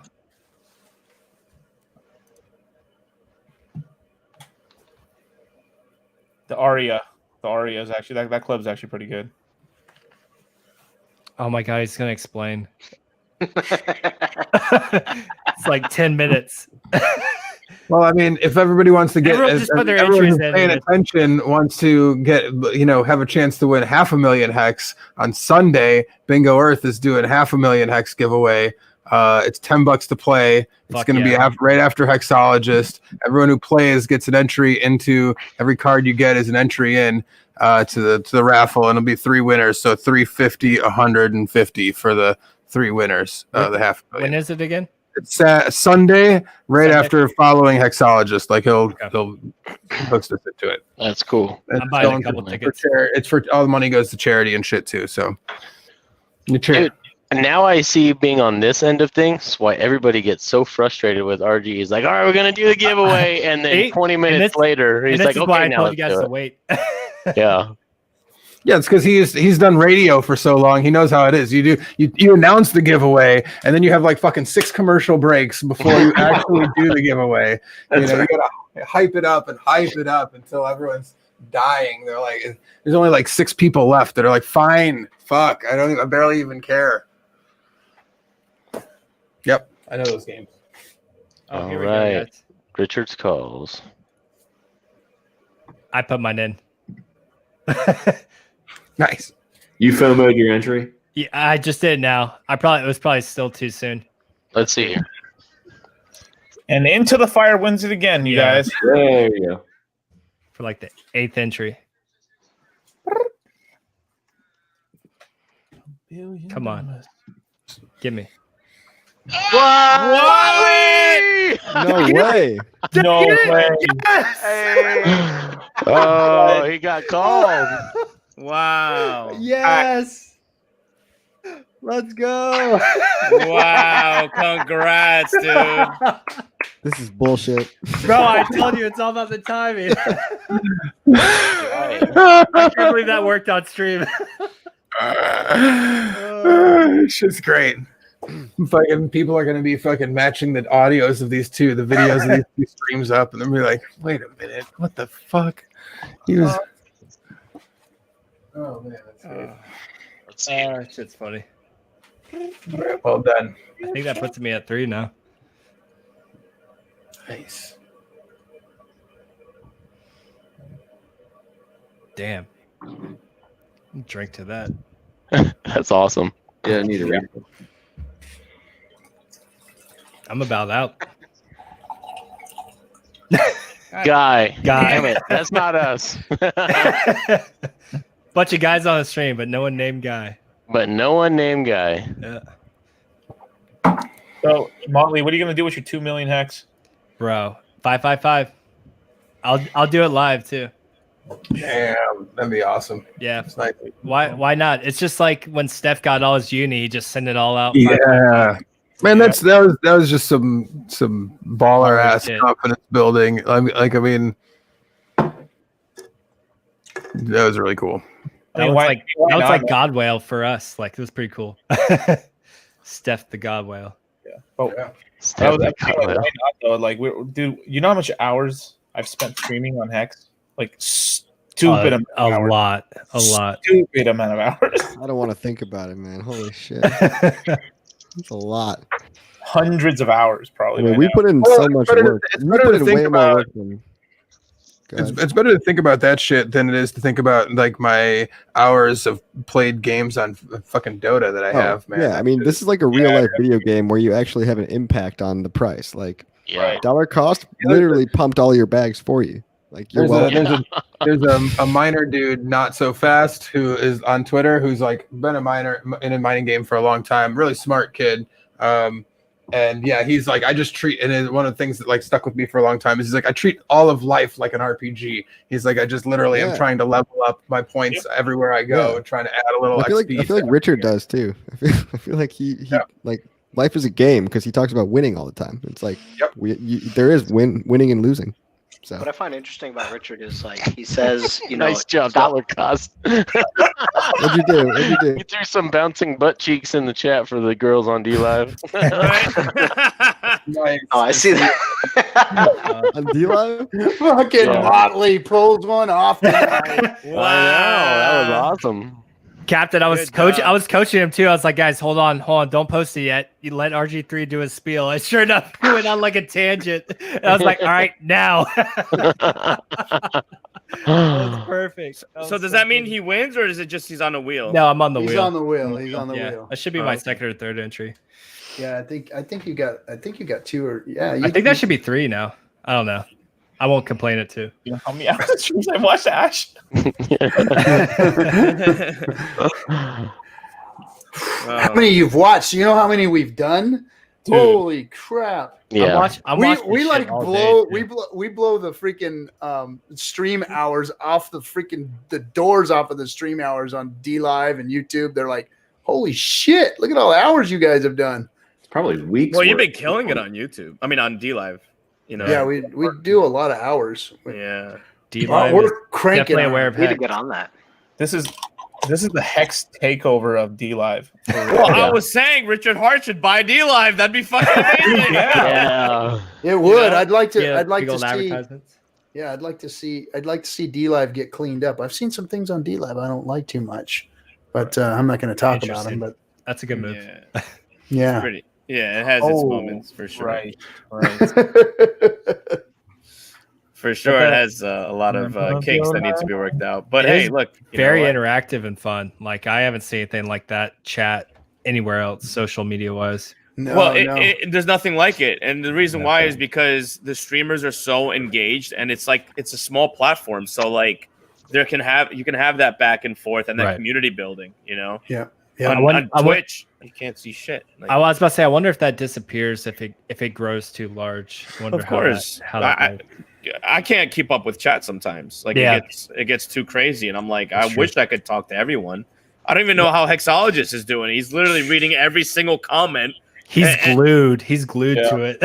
And I'm like, damn, dude, like, like he's literally like on top of the list. But by the time he gets to mine, it's like 10, 15 minutes later. Yeah. Hey, Joe, can I ask you a question? What's up? So So I was noticing some people were kind of like attacking you for some reason on D-Live. What the hell was all that about and stuff? They always do, man. Dude, you're a cool ass dude, and so I don't understand why. Like, it's just fuckheads or some shit, or like, what's going on? So drama stuff. Can I tell you what's been going on D-Live? Go for it. I mean, I'm about it. There's a white supremacist group on D-Live. A very big one, and I oppose them like to the T. My wife's Hispanic, my son's Hispanic. Okay, so I'm not gonna fucking be okay with that. And he's a known guy. Can I name drop or? Dude, do whatever you want, man. Okay. Cool. His name is Nicholas J. Fuentes. He's known across all of the internet, all over social media and mainstream as a white nationalist. It sounds like a Hispanic last name. And I was going to say, he's last name. He is Hispanic, but he promotes white nationalism, and he taps into hate for minority groups. So there was a point in time that I seen it going on. Him and Jada McNeil, who is like best friends or whatever, and they were saying stuff like black fragility, quote unquote. And they were also saying George Floyd was like 1 month sober or something like that, some disgusting shit. So I had put it on the partner Discord, and I complained about it, and I was like, look, this is a problem. And then somebody that was one of his crew members screenshotted that and then just blasted it over the internet, and I became public enemy number one to those guys. Right. It's like, oh, he's a snitch. Well, I'm not a snitch if you're actively suppressing someone. You know what I mean? Like, it's not right. Yeah, and you're making the platform look awful and look like it's going to allow that kind of shit to exist. Hey, Tom, what is the difference between America First and not being white nationalist? I don't know. Just general. So that's a good question. So he prides himself on being a white nationalist, right? But he kind of like Trojan horses that in America First. Okay. So he's essentially promoting America First. What is America First like? It's a movement that was based upon Donald Trump's one of his quotes saying "America First," and he made a movement out of that pretty much promotes what Donald Trump was putting out. Not everything, right? But he put it out saying, "Hey, you know what? We're gonna put America first. We're gonna build the wall. We're gonna not, spend our money across, overseas. We're not gonna shill for big business in Israel. We're gonna bring everything here." So it was on that umbrella that he brought people in, and then he started interjecting, well, look at these Black Lives Matter people. They're weak. They're fragile. They're destroying this country. White Americans should not be with Black Americans. And he also said along the lines of women should also remain in the kitchen. They should not have a voice. Like he promotes really outlandish things. Okay. Well, all this stuff just makes money, man. All this stuff just makes money. Conflict. hate sells, and people do that's what he's doing. People do like this fear porn nowadays, where it's like the world's going to collapse, the economy's going to collapse. Buy my course, and I'll tell you how to get out of this. Like, well, that's what's his name does. Like, that crazy motherfucker. Dollar vigilante, dollar cost. No. I'm talking about the. Just kidding. Next course is $5.99. It's dollar. No. The big guy, the big dude, the freaking crazy motherfucker who's out there yelling and screaming. They sell fear. I don't know who you're talking about. He's the main man. The main man. Alex Jones. Alex Jones. He's the fear seller. But they're together with him. They like him. Well, they yeah. like Alex Jones. I mean, because they're all making money off of that shit. Yeah. They're just laughing. I mean, they're in the background laughing at it. Yeah. I mean, they're just laughing their way to the banks, and they're selling hate, and they're just preying on the lowest common denominator of folks that will actually buy into it, and then everybody else just laughing at it and throwing money at them. When people are poor or when they're in bad situations across the board, it lowers IQs, and people become more racist and misogynistic, so they tend to turn on each other, and they buy into that hate and shit. It's an easier thing to sell to people who are in compromised positions already. It sucks. Yeah. It's Very true. It's fucking the worst, man. Yeah, but that's what actually, matter of fact, that's even D-Live's having a problem with, and they're just at this point in time they can't get rid of him because he brings a lot of money. Justin Sun is looking for D-Live for a payday because he put in a lot of money into D-Live. How much should he put into it? How much should he put into it? Because we're just on YouTube and Periscope, so I can talk all I want right now. To be honest, I don't know how much he actually bought D-Live for, but I mean he's looking for return. And Nick, buy from him. Fuck it. Let's get that hexagon money, man. I'll buy you. If we can do that, I'd be so happy because then we can get rid of these fucking racist idiots on the platform. Yeah. Well, there's probably 3 wallets here that can buy that in the next couple of years. That's for sure. Well, there's a wiki. If you hear that, IRS, there's 3 wallets in here, all owned by RG3. Yeah, they're all that guy in the bottom corner. He's out of here. I didn't sign up for this shit. None of us have anything. What are you talking about besides Captain? Voting accident. The Fed's listening. Voting accident, guys. Yep. Yeah. They already know who we are. They know it's Right. Yeah, about that. I want to see that permanent file. That's what I want to see if that shit's real. That'd be interesting read. What permanent file? What do you mean? Right. You've been talking about me since grade school. This is gonna go on your permanent record. What the hell? Yeah. Oh no. We all finally have something to put in there, guys. That's noteworthy. Right. Let me see if I can pull this article up for you guys real quick from Time Magazine. Here we go. From time.com. And this is pretty much painting the platform as white supremacist headquarters. Man. Yeah, there you go. So if you give that a read, it'll just pretty much say this is where all the white supremacists and Nick Fuentes go for refuge from YouTube and shit. To D-Live? Yeah. Yeah, they named D-Live in paragraph 2 right away. Yeah. Oh, that's messed up. Yeah. Yeah. That's not a good label. No, hell no. That's why I'd be the same thoughts as you. Is that that shit should not be here. It should. Well, it's hurting all of us, right? So he's benefiting, right? He's getting all this money from his following and shit like that, and he's promoting his message or whatever the fuck he's saying. He actually recently had a call to action for his people to go to Washington, D.C. to protest against Trump's loss. And, like it or hate it, you shouldn't have a call to action for anything that will be violent, right? But, at the same time, he's benefiting, but you have these companies now looking at everyone around on D-Live, seeing us all as under the same paintbrush, the same umbrella. Yep.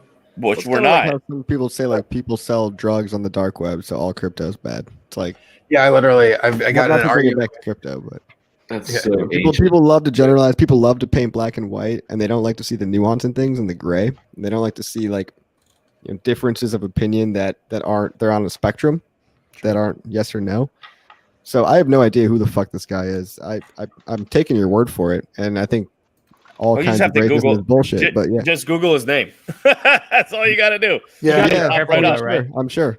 I mean, I did. I'll be honest. I did the first, like because when Hexologist first moved over to DLive, I immediately did a little research about DLive because I didn't really have that much of an experience with it. And that was the first thing that came up, and I had heard about him previously from another, from in the news and shit, and was like, what the fuck? And realized that he was like, oh, this is his platform, so that was kind of my first introduction that it was a quick connection for me, I mean, but DLive does do somewhat of a decent job to not put him on the top 4 or put him on, they're not promoting him, at the very least, well, his posse. Guys, that's the problem is that I've seen a lot of people I got a question for you guys. 10 days after big payday, where's price? Let's get back to Hex. No. If I'm trying to be realistic, the most realistic thing to bet on is that the price is going to be the same as it is right now, because really we have no fucking idea. So I'd be happy with 1 penny post big payday. I'd be static, totally happy. The biggest stakes right after big payday is over are within the first 10 days. And then there's another wave at the end of March through April. I think we get 1 penny, but we get these Darth Maul wicks. We get these tiny bodies with giant wicks up, giant wicks down. That I can believe. I think that there's something else though, something that Richard said that sticks with me sometimes is that he says, if people are going to sell, well, why not have them sell at a lower price? Mm-hmm. It'd be better if they just sold their stuff at a lower price, because then they're out at a lower price. Then they got less economic weight to go and push things around later. That's exactly the revelation that I had when I was listening to that. I was like, oh, the liquidity is being kept low, not so that people can sell into a bigger bucket, but so that the people that are going to get wrecked can wreck themselves, and we can get new buyers.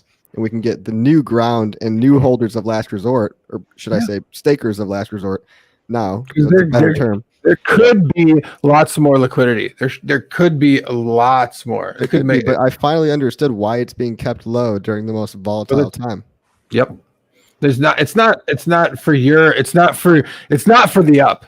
When you think it's for the up, and that's why I have to say to everybody out there, please be prepared for big moves. Put your big boy pants on and get your fucking Wojak limit. I mean, we've already seen a little bit of it. We've already seen there's already some straight wicks that are massive already, and I think you're right. They're going to get bigger.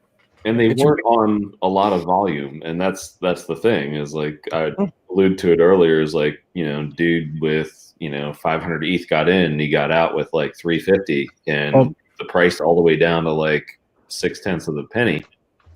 Remember, not a lot of volume when you look at how much comes live after big payday. I think it's that Saturday. It's not even the first day after big payday. It's not the first 24 hours. It's the 48 hours. That's the big end stake day. Well, here's the thing is, remember another thing that was said, and I take it in a totally different way now. Hex is an IQ test. We know that it's an IQ test, man. But it's not just an IQ test to whether to stake long or not. It's not just the reason it's an IQ test. It's also an IQ test. If you're a whale and you're in the system, do you understand economics properly? Do you know how to get in and out of things? And do you know the value of your money and how to make it work right? Because if you don't, then you're going to sell and you're going to fuck yourself, that's very much part of it. They will not be the liquidity. It might teach you a hard lesson that I was unfortunate enough to have in 2017, 2018, 2019, when I capitulated over and over and over again. Yeah. I'm lucky that I found Hex. Hex found me at the right time in my life. But if you haven't been through that pain yet, Hex is gonna give it to you. Well, and imagine if you've got some serious stacks sitting in it. You've got some figure stacks sitting in it, and you're gonna learn some very, very painful lessons. Because people will sell. When it wicks down, someone's gonna see that wick down and get scared and sell into it. Low IQ is gonna sell this weekend. That's right. The weekend after big payday. Excuse me. Yep. High IQ is gonna have some bids in there for when that wick down happens. Now, I say that. What's also interesting, and I think a couple of you guys have alluded to, what Richard has said in recent streams, is he says, well, a lot of people expect the price to just dump on big payday. I don't know if that's going to happen. Well, So- we always recover. There's always a recovery. From what I see in the patterns of Hex, yeah, there's people that sold when it was like over a cent, but it kind of like maintained. It keeps it gets bought up. It gets bought up like furiously. It maintains. There's like that rolling R that you were talking, right? RG3. For the past weeks, there's a lot of people waiting for ETH to clear in some of these on ramps, and as soon as it comes on, they're willing to buy as soon as there's a dip. So, and we've seen it month after month after month. People are there quick to catch that falling knife. Let me get some sleep, guys. It's getting a little late. I'll check you guys later. Thank you for having me, guys. It was great. Thanks, Joker. It was great talking to you, man. It was my when first are you time doing meeting this you. again? We got likewise. I think this is the first time I've been pulled again. I'll talk over the weekend, bro. I'll talk to you over the weekend because I want to do a stream with you, and then we'll talk about Monday or something like that, and then we got to get you on the 24-hour. We got to get Agreed. And then when the boomer falls asleep, Dollar Cost has a stream you can get on. Yeah, we do the effing hangout like this every Friday night. So you're more than welcome to jump on every Friday night. We're always hanging. We should, man, 100%, because this was really fun. I had a blast. Like, this is great, and it's really informative. It's teaching me, so I can do it on my stream. Any questions? It's great to address them on stream because there's other people that have the same questions as you. Right. Oh yeah, for sure. And I might be a little redundant with some questions. I might forget shit, but we've gone over them ad nauseum. Every question we've looked at, we've done cavity searches on every single freaking. And we need to because we got a bunch of new users coming out. So exactly. Yep. All right, bro. It's good seeing you. All right, guys. Take care. That was cool. Yeah, having him on. Yeah, it's been good having him on. He's got D Live wrapped up, man. He's one of D Live's prodigal sons. Yeah, he understands what's good for it and what would be the way to take things. I appreciate that. Yeah. Well, no, we were talking offline after we streamed, and he was like, "Hey, man, I got these stakes that I put in, and I'm not quite sure what to do with them, and I kind of don't think I'm doing this the right way. Can you help me out?" And I said, "Well, what do you got?" And we started talking about, his early stake. All of his hex was staked early, and it was coming right out. And I was like, "Well, bro, this is what this is worth now, and what it's going to be worth, and you're going to get wrecked if you don't look at what the share price is and what it's going to be after big payday." So he took all that in consideration. He put a 5,555 day stake right there. Yeah. Hex gonna give it to you. DMX in the house. Hex gonna give it to you. That's right. Somebody should make that like a parody video. Yeah, that'd be a good song. That'd be the next Hex song for sure. I did like a Snapchat or something. Like, this is when Hex first launched. I did that. I didn't replace the X with the Hex, but I just kind of voiced over it. It got a lot of likes. It was awesome. Yo, I'm sending I gotta find it, bring it back out. I'm sending that to Ministry of Hex right now, bro. Oh, dude. Yeah, you would be perfect. Did you guys see? Did you guys watch the girls' intro? Yeah, that was cool, man. Yeah, that was nice. A good intro. That was nice. Put that together. Ministry of Hex did that, right? Ministry did it. Yeah. Yep. He's so talented. Dude, his videos are hilarious. I look forward to him so much. I watched him today before the stream started. I was just watching all the videos Like the and all the repeats? parodies. Yeah, it was so funny. It was such a good time. The Nazi one, that gets me. Yep. That's hilarious. Yep. I watched both. I was like, oh, back when or not RG3, GT was good, and I was like, oh, and then turned Trader. Back to back. I was like, damn. Did you ever see the apology, man? Did you ever see the one where he did the pirate ship? The pirates is Ethereum and Hex gangbanging Bitcoin. Yeah, that was badass, man. That's pretty good. Freaking things are falling down, and it's like holders, traders. What do we do? It's abandoned ship. The Yashi had my favorite, man. The click moon with oh my god, that's the classic. That's high. Yep. I agree. That's so good. Jeff Sessions, yeah. Look at this right here. Look at this. Look how old this is. Hex 3.9, 39% of a penny. Whoa. Yep. Dude, that was the last thing that you had saved in there. Yeah. What Yeah. a throwback, man! Holy, and Yeah, like I like how you have OXT in there. LOL. Dude, I made a lot on OXT, man. No way. Dude, I made a bunch off OXT. I No don't. way. Dude, I'm this calling you fucking out. guy makes money on everything. Bullshit, dude. What'd you buy? He makes calls with me. I'll be straight up honest that like Show me your everything that wallet. I've paid Dude, attention no, to dollar wait, cost wait, amount. You are scam. Right. Show me your money or you're Let me. scammed. I gotta lay this out there for everybody, like fucking live on stream. Fucking DC.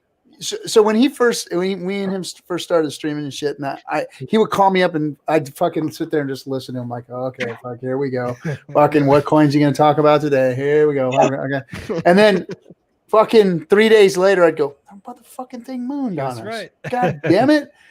Wait a minute. And then another time, I'm not listening to him, fucking whatever. Yeah, okay, DC, go ahead, bro. And then boom, fucking moon again. And I was like, God damn it. So then I said, I'm gonna start listening to this motherfucker, and I'm telling you, this boy right here makes some fucking calls, man. Because he calls me and tells me, and then I see the shit happen. And we don't do it on stream because we don't talk about it on D-Live. On discourse. But yeah, he's renewed my vigor in exploring other shit coins.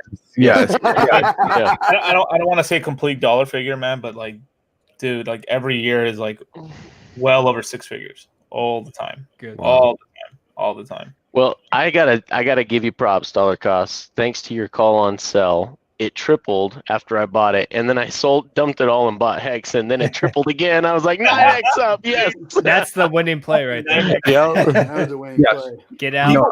Yeah, everybody talks about selling your altcoins for Bitcoin. Well, sell your altcoins for Hex. For Hex. That's a new thing, right? All them The new number one crypto. That's why I think that Hex is always pumping when everything else is dumping, and vice versa. Because when things are pumping, people are taking out of their safe investment, right? Yep. And when things are dumping, they're putting it back into something more secure, which is why I think you have a truly decorrelated.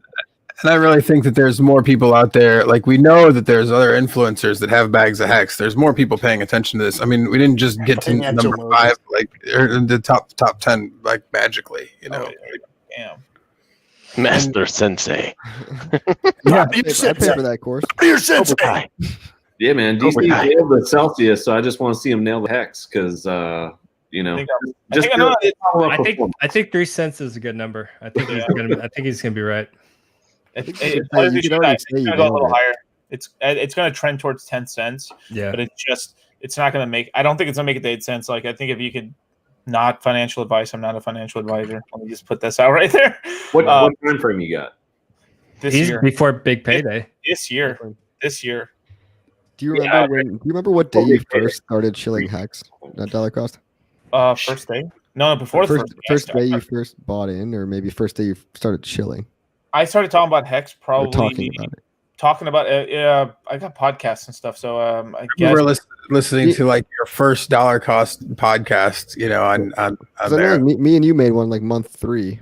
Yeah, we went month 3. I did one with Anchor.fm is when you used to. It was your original ones weren't they? Yeah, the Crypto Gamble podcast. Yeah. Crypto Gamble. That's what it is. Yeah, you're an OG, bro. God damn. But there was let me try the beginning of the moon. Let me see his name. Stakehex.com. Stakehex.com. He had the best website back in the day. There's Simps in the freaking chat asking Serena if she's single. No. Yo, they were going hard on Serena and Annette. Damn. Yeah. A Nerd Girl got it hit pretty hard too. Yeah, she got. I'm sure all of them. Yeah. Serena's cool, man. I'd love to hang out with her and Richie Rich and Big Kirk. That'd be a fun time, So. Oh yeah.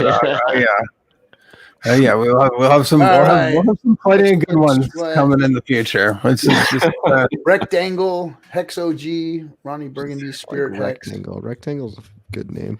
Rectangle. You'll have to come down to the park once there's festivals again and fucking check out hang out in the old I'm trying to clap that grandma cheeks. Come on. Oh my god. Internet lurker, man. Always got the comment. That grandma. Be careful, she'll take you up on it. Yeah. Take you the fuck up on it. Take you up on it real quick. Oh man. No, but this is honestly what I see for Hex. Like, I think the price is going to be quite supported for this entire year because we're heading to a good bubbly year and stuff and everything. So, Bitcoin's going to be pumping, which is actually good for Hex because it just means more money flowing around. Yep. Fucking, our main trading pair is Ethereum, right?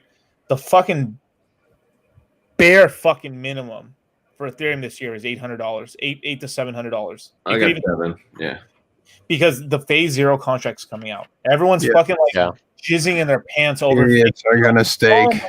Oh my god, phase 0. Oh my god, let me stake my coins and never get them out for 2 years. Oh my god, let me like. Well, it's the thing is, the market think about what that really means, though. Is think about how starved the market is for a variable rate APR staking platform that, like, they're so starved they don't even know we exist, and they're gonna throw all their stupid ETH into this stupid fucking contract and wait 2 years when they could have it in 2 days or 15 years and get better returns with us. I mean, can you imagine when they find us? You know. But yeah, there's gonna be a lot of ETH locked up by then, though. Lots of ETH locked up by then. All right, so DC, you're talking about the upside. Well, what do you think possible downside for the end of the year, like a wick down? Because I'd like to keep it real. So let's keep it real. I think we might get a pump fake. So I think we might get a wick. If we wake up to 3 cents, we'll wick down to probably 55 or 40% of a penny. We'll go back up to a penny, and this is it's sort of a weird thing where we'll go like whoop, bam, whoop. And then from there, we don't dump down until about January or February. That's what I personally think, because then enough hex will get out, and then it'll be a boring period of maybe from anywhere from February up to like beginning mid-May, and then from there we start mooning, because at those 3 months or 4 months of boringness of hex rate is where everybody stakes their fucking hex. Why don't you think that dump occurs until January? I'm curious about that. Oh, it's just we're in a frothy period because like I would think it'd be right after the BPD. The AA is gone. Okay, poof, gone. I'm with you. Poof, gone. So where does hex mostly trade? Uniswap. Yeah. ETH hex pair. If ETH is pumping up, then that means every person that has any ETH at all just doubled their purchasing power, including the whales. So if the whales are like, wow, my Ethereum pumps so much, you know what? Fuck it. I'll buy a little more hex. That'll support the price. Maybe we don't moon like crazy, but that'll just keep the price from cratering. So maybe we hit an all-time high of 8 cents, dump down to a penny or to a couple cents, and then we're just chilling at 3 cents, and everyone's going to think we're going to stay at 3 cents, and then from there more hex comes out. Obviously the whole December stuff, Christmas and everything, we're not going to dump into that. And then somewhere in January or February, we probably dump down to like penny, maybe 90%, 30. I mean, 22% of the penny. We're never going to touch that again. I mean, really? Everyone forgets when you have a bunch of new users come in, like whatever that price is at the time, that becomes the new norm for them. So when they come in, they see hex at a penny, 3 cents, like that's their new baseline for what they perceive the value of hex starting at. Yeah, this next week is going to be just so fascinating. It's going to be interesting. I'm ready to watch. Do you guys really think, because I think it's completely possible, plausible even, that we hit 10 cents before payday. It's a big wall. For sure, I think. Yeah. That's well, you don't have AA anymore, and if any of these Ethereum whales decide I got to get in there and get staked for big payday, they're going to push the price up. I think we'll get close. I think the Genesis whale is kind of hard to protect, and for sure, because he was initially buying into Uniswap, and then he went to AA, according to Silver's video. So I think when it became more possible. He comes back to AA and buys in a bunch. And that's the thing too, right? It's a race every day. Who can get into the AA first with their large purchase? So if you have a competing whale that gets in before like God Whale, and then who knows, you could really see some shit pop off. So if by my rough calculations, let's just say in March or in January or in wherever in the beginning of the year is the actual dump. Let's just say we get to this from stupid level 30. Oh, let me add this guy. 33 cents. 33. No, not 30. No. Not yet. Right. Let me extend this. Let me make this. Let me see your calculator, dollar cost. It says Show me your calculator. Giggling. Boobies. So the money. Well, I'm a little drunk too, but Right, it makes Cheers the to that, movie buddy. Even better, Cheers drunk to moon that. talk. Let's talk it. salute. Figure that out. You Yeah, guys, man. we need to do this more often. This is good. Yes. Coffee's gonna expose himself to hexologists, by the way. Not if I expose him first. Oh, there you go. Not if I expose myself to him first. Wait, what? There's actually, you gotta go Don't watch. worry You about it. gotta watch the stream. You gotta watch Coffee's stream. That was funny. Yeah. Man, So I'm gonna there's a rare opportunity if you're able to catch it. If you have Ethereum on the side, where ETH could get. Hex could get to a price point. Let's just say everyone's dreams, everyone's master burial dreams. Hex is gonna dump down to like 22% of a penny. Oh my god! Right? If it does, I was gonna say what a Internet lurker. I hope so. my low call is 1/10 of a penny. All right. Let's just say. All right. Let's just say it gets to that. Right. I certainly think it can wick there. But okay, it can wick there, right? But how long? Like I'll have ETH ready. So Yeah. It won't last. I'll be there buying No, there's because that's there's gonna- 90% move. Yeah, like I'll Yeah. be there for that. Anytime you buy Hex under a fucking penny, it's just gold. Doesn't matter if it's 90% of a penny, 10% of a penny. You're buying under a penny. You're winning. You're I've been winning. saying that for this, like for a way long time. Is I was like, man, it's gonna be like a part of me was gonna find it hard, like to shill Hex over a penny, because I've seen, I've seen it so good for so long. Now I feel now we've gotten to it so fast. I've like changed my mindset on that. a lot. I bought Hex over a penny. I've bought Hex over a penny. Yep, I'll I admit did it. I did too. Yep. Not worried So, about it. Austin, man. But that's the thing is that it's like you said, it's a super safe bet. Anything under a penny. I mean, that's very typically, very safe and stuff. And obviously, you get the best deal to get the best deal. But so let me explain something. So by January, I suspect the T-share rate is going to be somewhere around 35,000 Hex per T-share. Whoa, that's That what quick? I think. That Yeah, just fuckery, and people doing all their stuff and all this. 40% of all the stakes come out in the first year.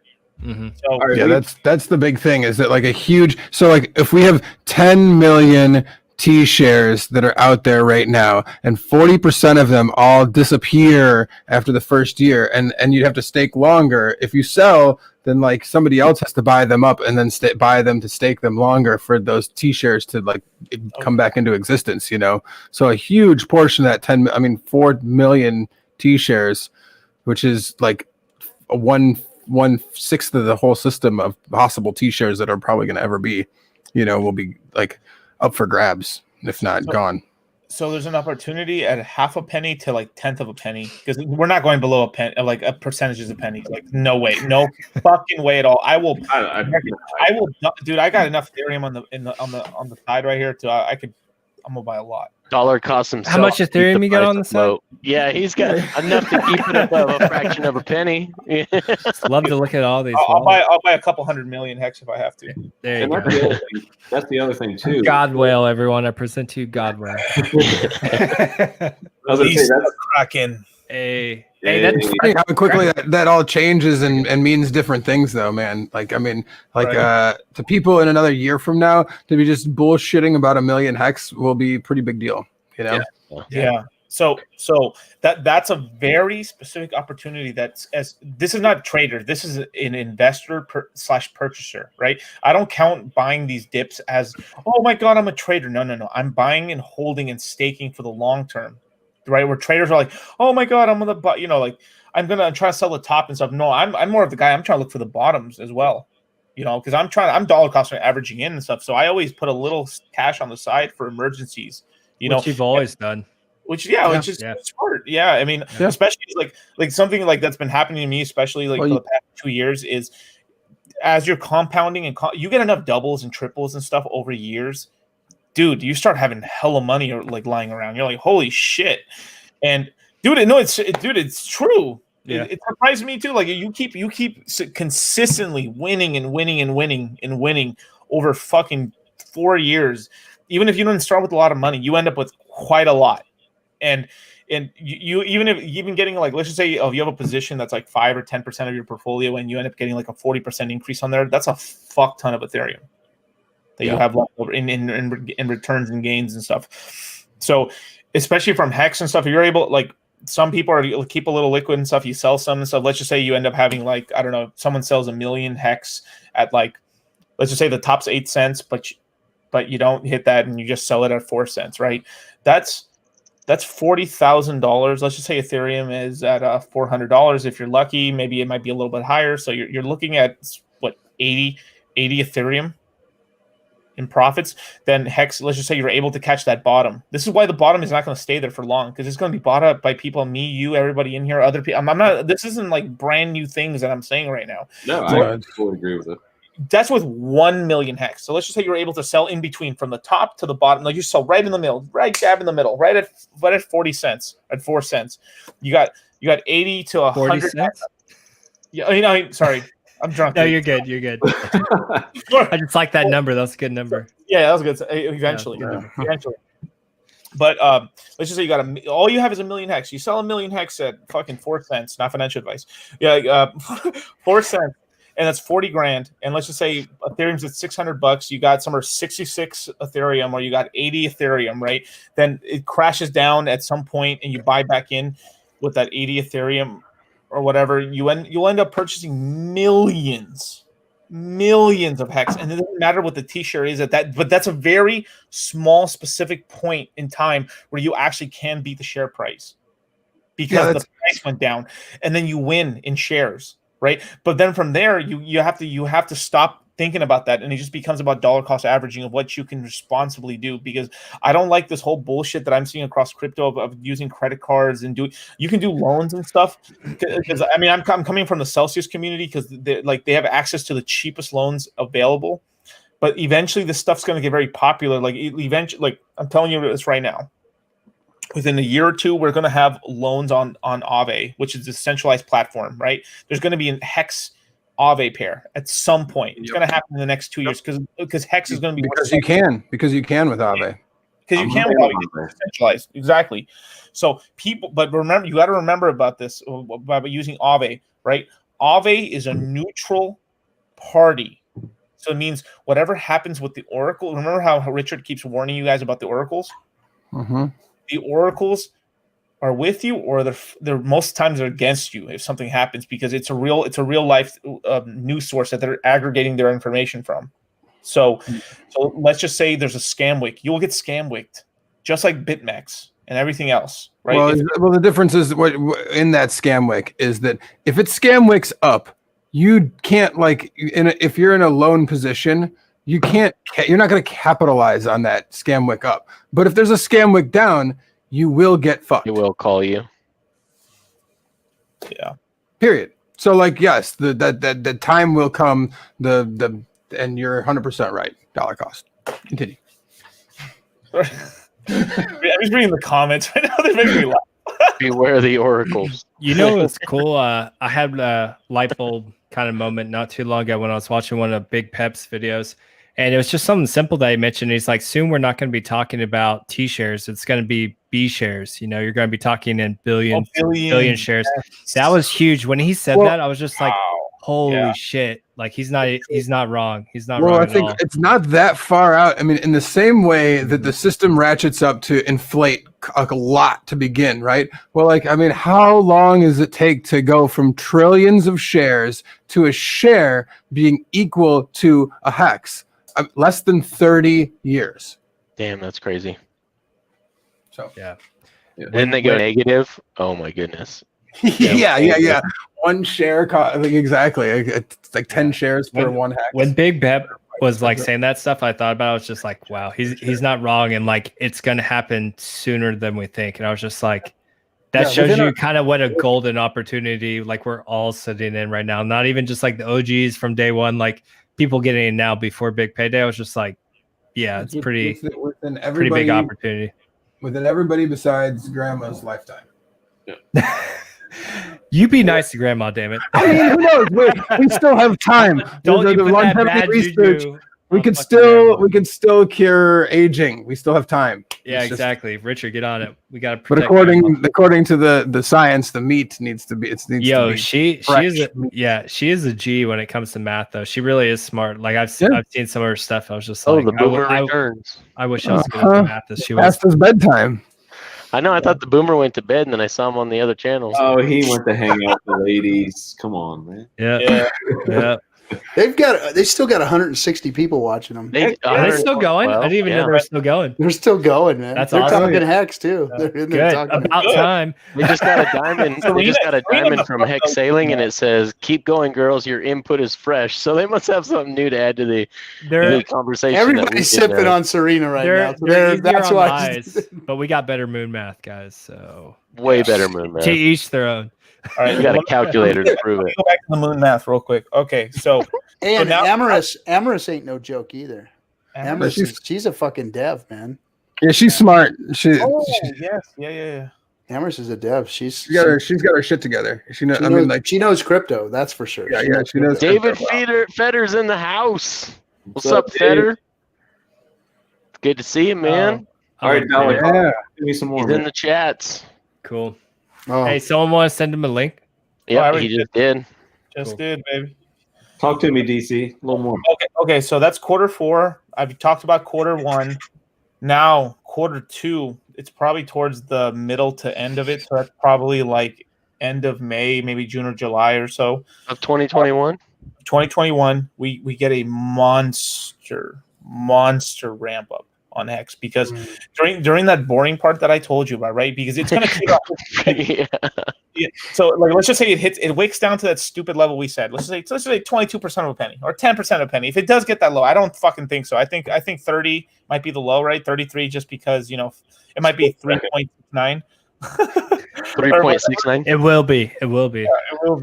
Then it's gonna be just boring steady Eddie at a penny, maybe 2 pennies. Just like it's just for a couple months. And what people are going to do is what else? Well, I guess I'll just stake it. Because any OG in Hex, you can ask Big K, Motley. I mean, everybody on the stream.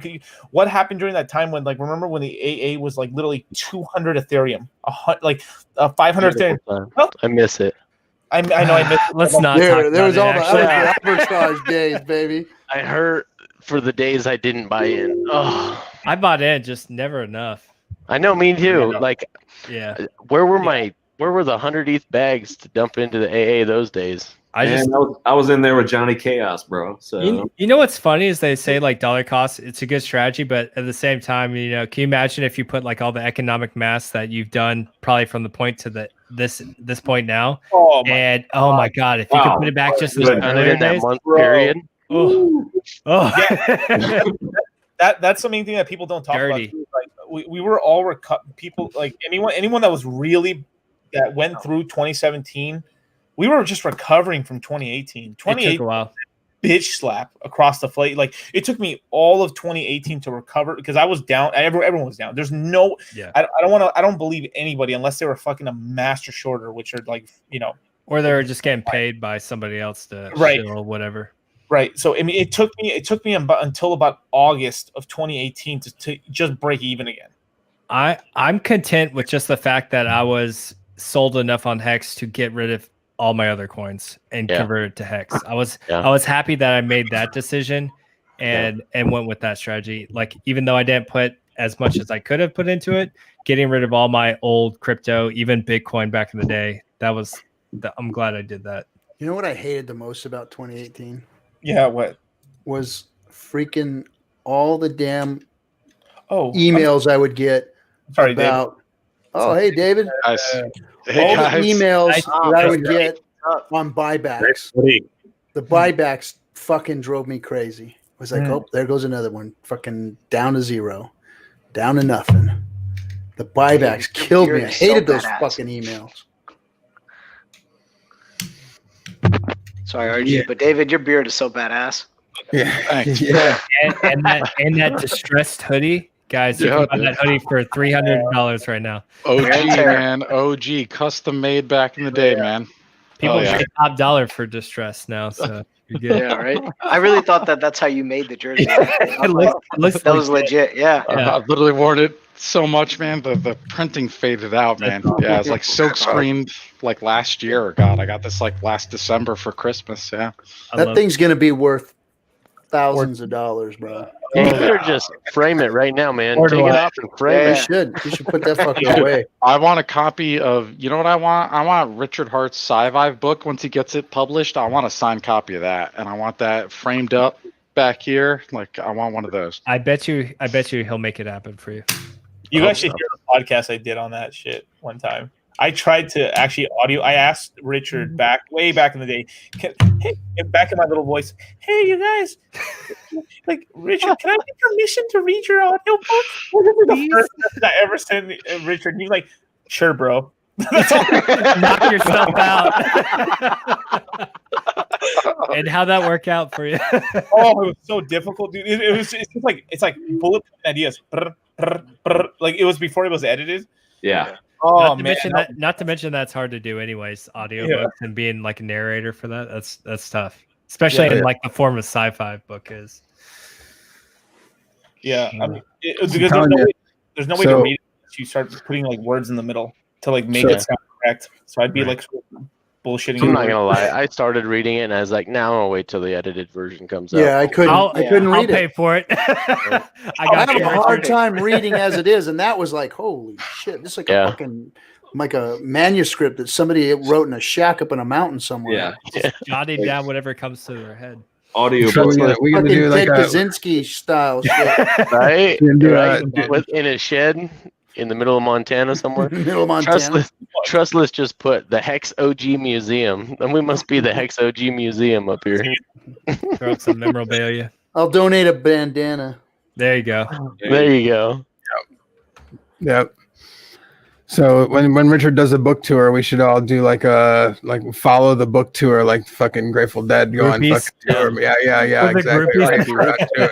I'll be there, man. I got a Grateful Dead tattoo. Hell yeah, dude. Okay, brother. Now, I'm sure Richard will be thrilled. I'll bring the Hex bus around the world. Yeah, we'll bring the lot to fucking the book tour. But have you ever lost consciousness at a Dead concert? Ooh. I mean, no. Can you tell us a story? Let's go. I grew up on Dead tour from like 0 to 10. So like as a small child, I am most definitely sure that I lost consciousness at a Dead show in someone's arms at one point in time. The question is how you regain conscious. What state were you in? Yeah, it's naked. Was it from a stomach pumping? Yeah, naked. Someone changing my diaper and shit. It was madness.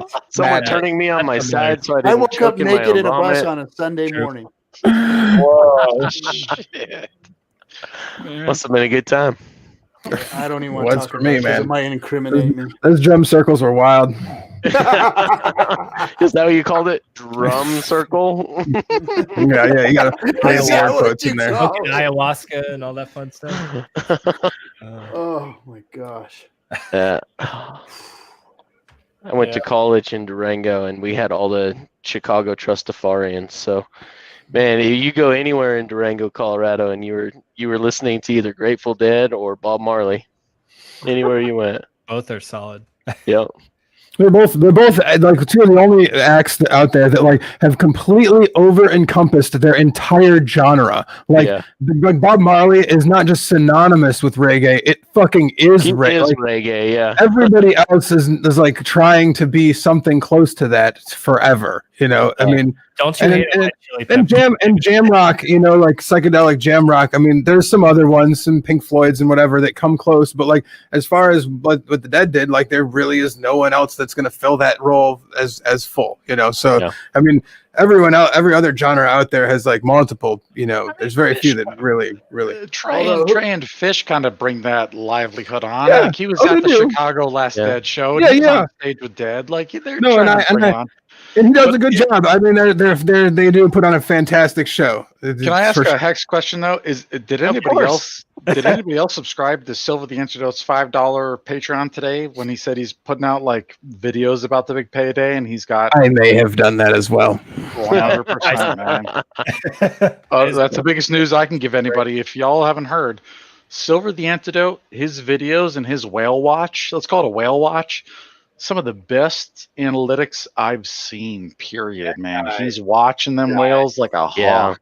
I love the guy, but he keeps showing everyone my bags, and I'm like, dude, that ain't cool. Why would you do that? You're on his show? Damn, yo, tell him your address, bro. Become a fucking hero, man.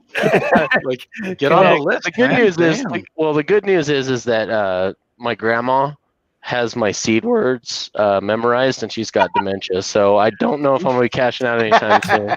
Good luck. So IRS, I hope you heard that too. Yeah, it's called the KNTX in the column beside the address. So, Maddie Allen, Hey, what's up, Maddie? Hey, What's up, Maddie? I'm loving it. You guys are doing it awesome. Oh, this is fun, man. Maddie, what's Happy up? Friday, man. Friday the 13th. Happy Friday. Friday the 13th. That's a good one. Girls, Happy birthday to me. Stole All right. bro? The balls Are you deep Yeah. over there. It's my Oh, birthday. dude, happy birthday. Holy Thank you, shit, thank man. you. Yeah. Nice. Happy Friday the 13th. It's a lucky day for me, you know. That's awesome. Hell yeah, dude. Nice. Hey, Yeah, Maddie, yeah. I watched your stream the other day. That was pretty cool. Oh, awesome. Thanks. Live. Which parts Who'd did you have- like? No, who'd you have on with you? Joe Hexotic. Yes. Joe Joe G3. Hexotic. Which one? No. He that was the man. musician. Joe Hexotic. Yeah. That's Joe Exotic. Okay. Yeah. Yeah, no, I like that. I caught the first like maybe 30 minutes or so. And you guys were going through like the 9 narratives of Yeah, the narratives. Yeah. X, right? Yeah. Yeah, I like that. That was good. Season 2. I didn't get to of finish it. I'm gonna Cameo come back is and watch it. premiering on the big payday. That's two? gonna be awesome. Season 2. All right, watch out for that, everybody. It's I saw all the cameos that you came out with so far, and they're really good. Thanks, man. Can you give I us like a appreciate sneak peek of who might be on there, or maybe like a hint? it. Well, of course, I'm not going to It ruin is the Friday Night surprise, Hangout. but I will say that it is a huge Bitcoin meme, I would say, and Okay. we're going to steal it and bring it to Hex. So Hell that's all I yeah, can say. love it. Celebrity meme. If you know what it is, don't say it. All right. Cool. Okay. Love it. nice color of the tie, by the way. The bow tie. Yeah. Oh, thank you. It's very like Hex color. Hell yeah. I called on. So, do you do all your stakes on that badass little machine behind you, Maddie? This is a computer from the year I was born. It's That's awesome. got maybe 2 megabytes total. It's probably worth a lot of Hex, actually. If you sold that on But eBay, damn. I put an iPad in there, so Oh, I got it. when I charge it up, it actually works. I got That is an cool. abacus from when I was born. Yeah, I know. That's all the ancient Chinese had back then, right? Yeah, fuck you. Was that before or after you used to ride dinosaurs as a school bus to school? Or what?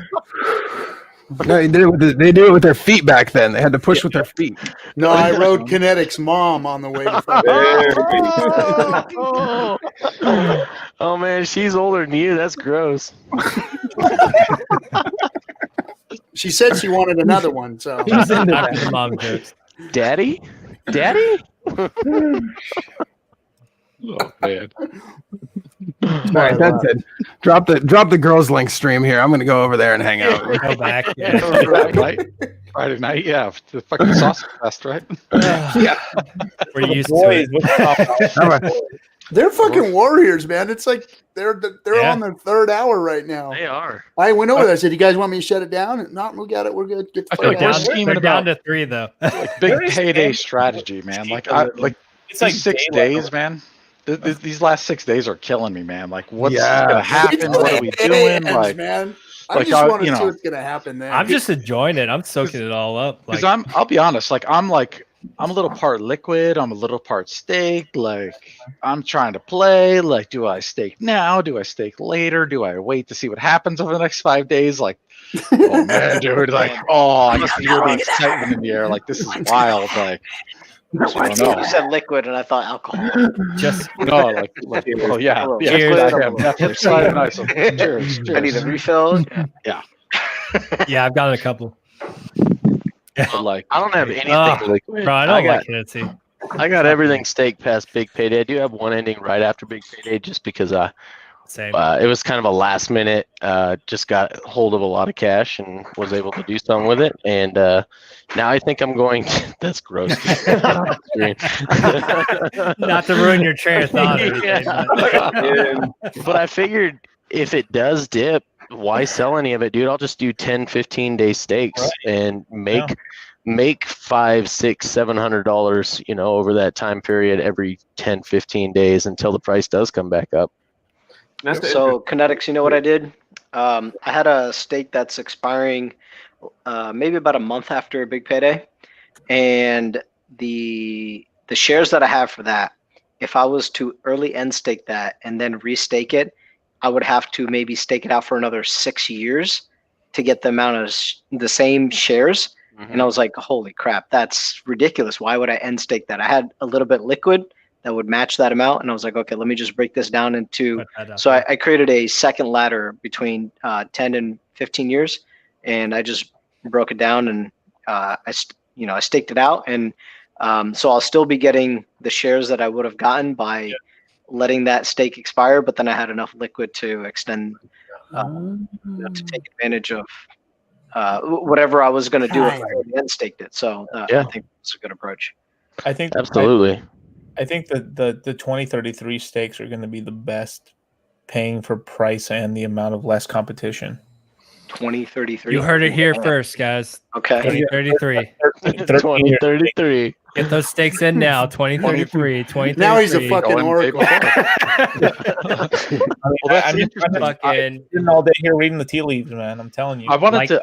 I'm thinking about making a video about like what I think were a little part of the hex market that people haven't talked about or a correlation we haven't made yet, or that people don't understand is staking equals mining.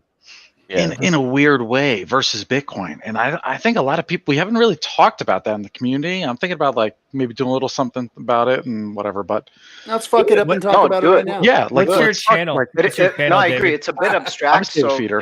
I'm David Feeder everywhere. That's exactly what it is. I mean, because that's how a lot of us started, even myself. And Richard was mining Bitcoin back in the day. I was mining Bitcoin back in the day on my GPU.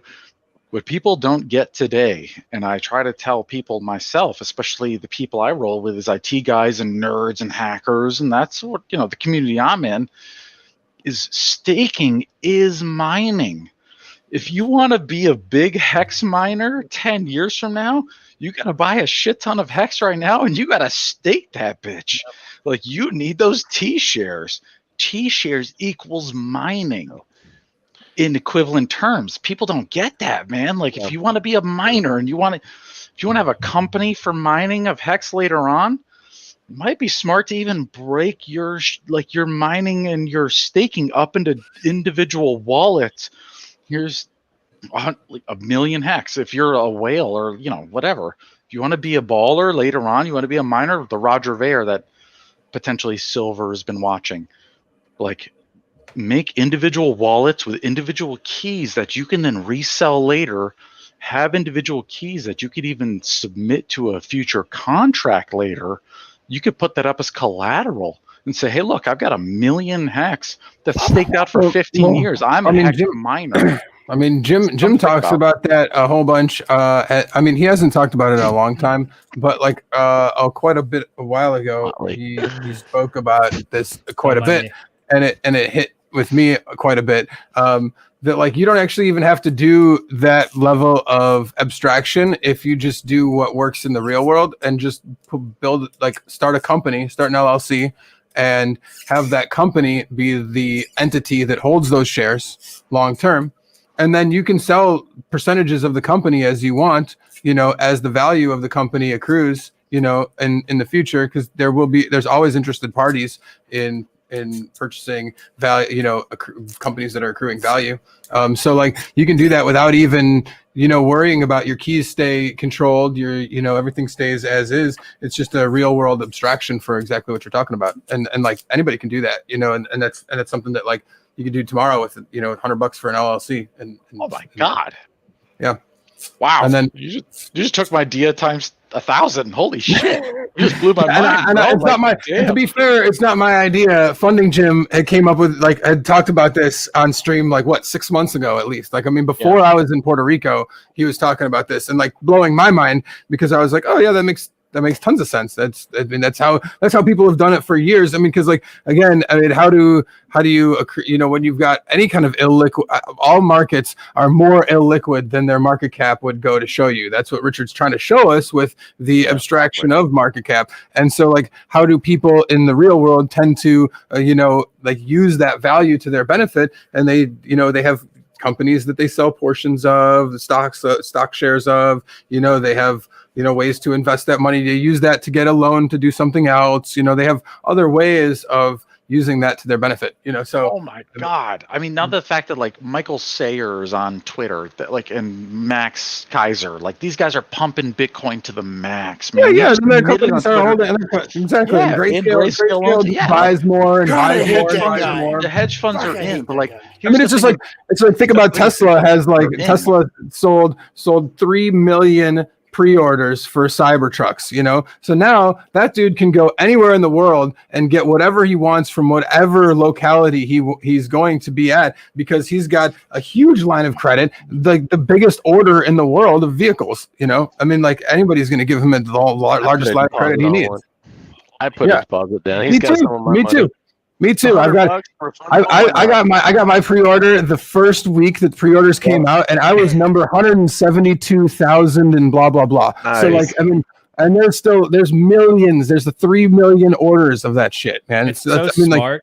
It's so smart. He's gonna take out loans on all that stuff too. It's like, look how many orders of Cybertrucks I have. Yeah, $0 will come out of his wallet to do any of that shit. You guys won't see a Cybertruck until 2025. Doesn't matter. Yep, I was gonna say 2024, but sure. $5, so that's cool. I'll just buy it with like 1,000 hex, dude. Oh my I like God. it.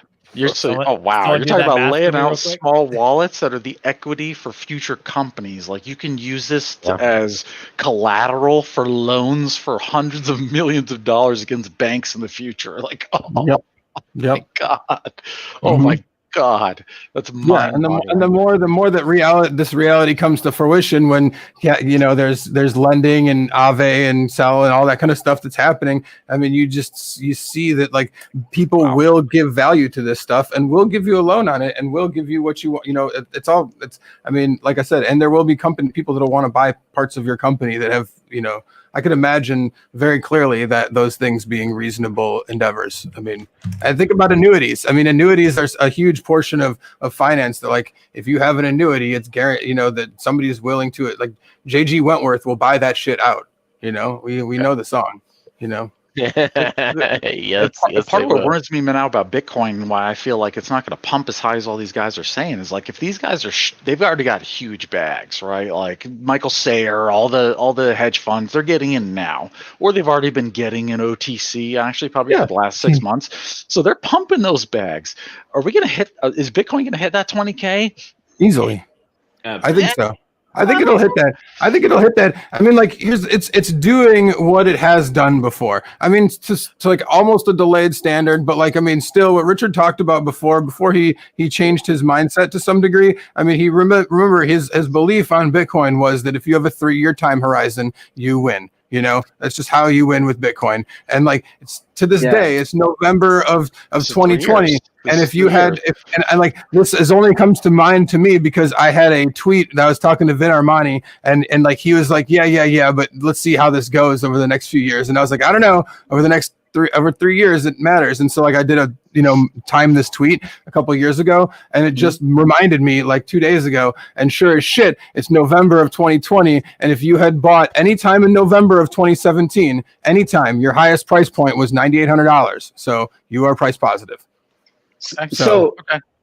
We don't know what Bitcoin is going to do. because nobody is time locking their Bitcoin. No, not at all. You're right about that. Bitcoin isn't the market that has the most information ever in history, right? No, we're doing a lot of speculation and guessing on Bitcoin, more so than we are on Hex. That's for sure. You're right, Maddie. Yeah, go ahead, Maddie. I love the data. I love being able to see what other people are doing, right? And that other people are. So when we're talking about Hex, stakers provide security for the network, right? Like miners do. We are the miners. Kind of stakers are the miners. We are the miners. We get the coins, not the Chinese miners. We get the coins. Yes, that's the key. That's the key that people don't get. We're the miners. We mine. I'm a miner, and I don't need no hardware. You don't need anything. You just stake it, your only and then you're a miner. You're go back to your point again, Maddie. That was a great point you were making. Yeah, go ahead. And we create so the staking class creates price security, right? Because we're signaling to other people that we're going to hold longer, and that's going to create value in the system. When Richard talks about the velocity of money, right, and the time delay is part of what creates the value, right? That's actually a more important type of security, in my opinion, than the type of security that Bitcoin miners and ASICs create, right? Because what they're doing is all they're simply doing is making sure that there are no double spends, right? And that's a very expensive thing to be dealing with when you don't have to do that.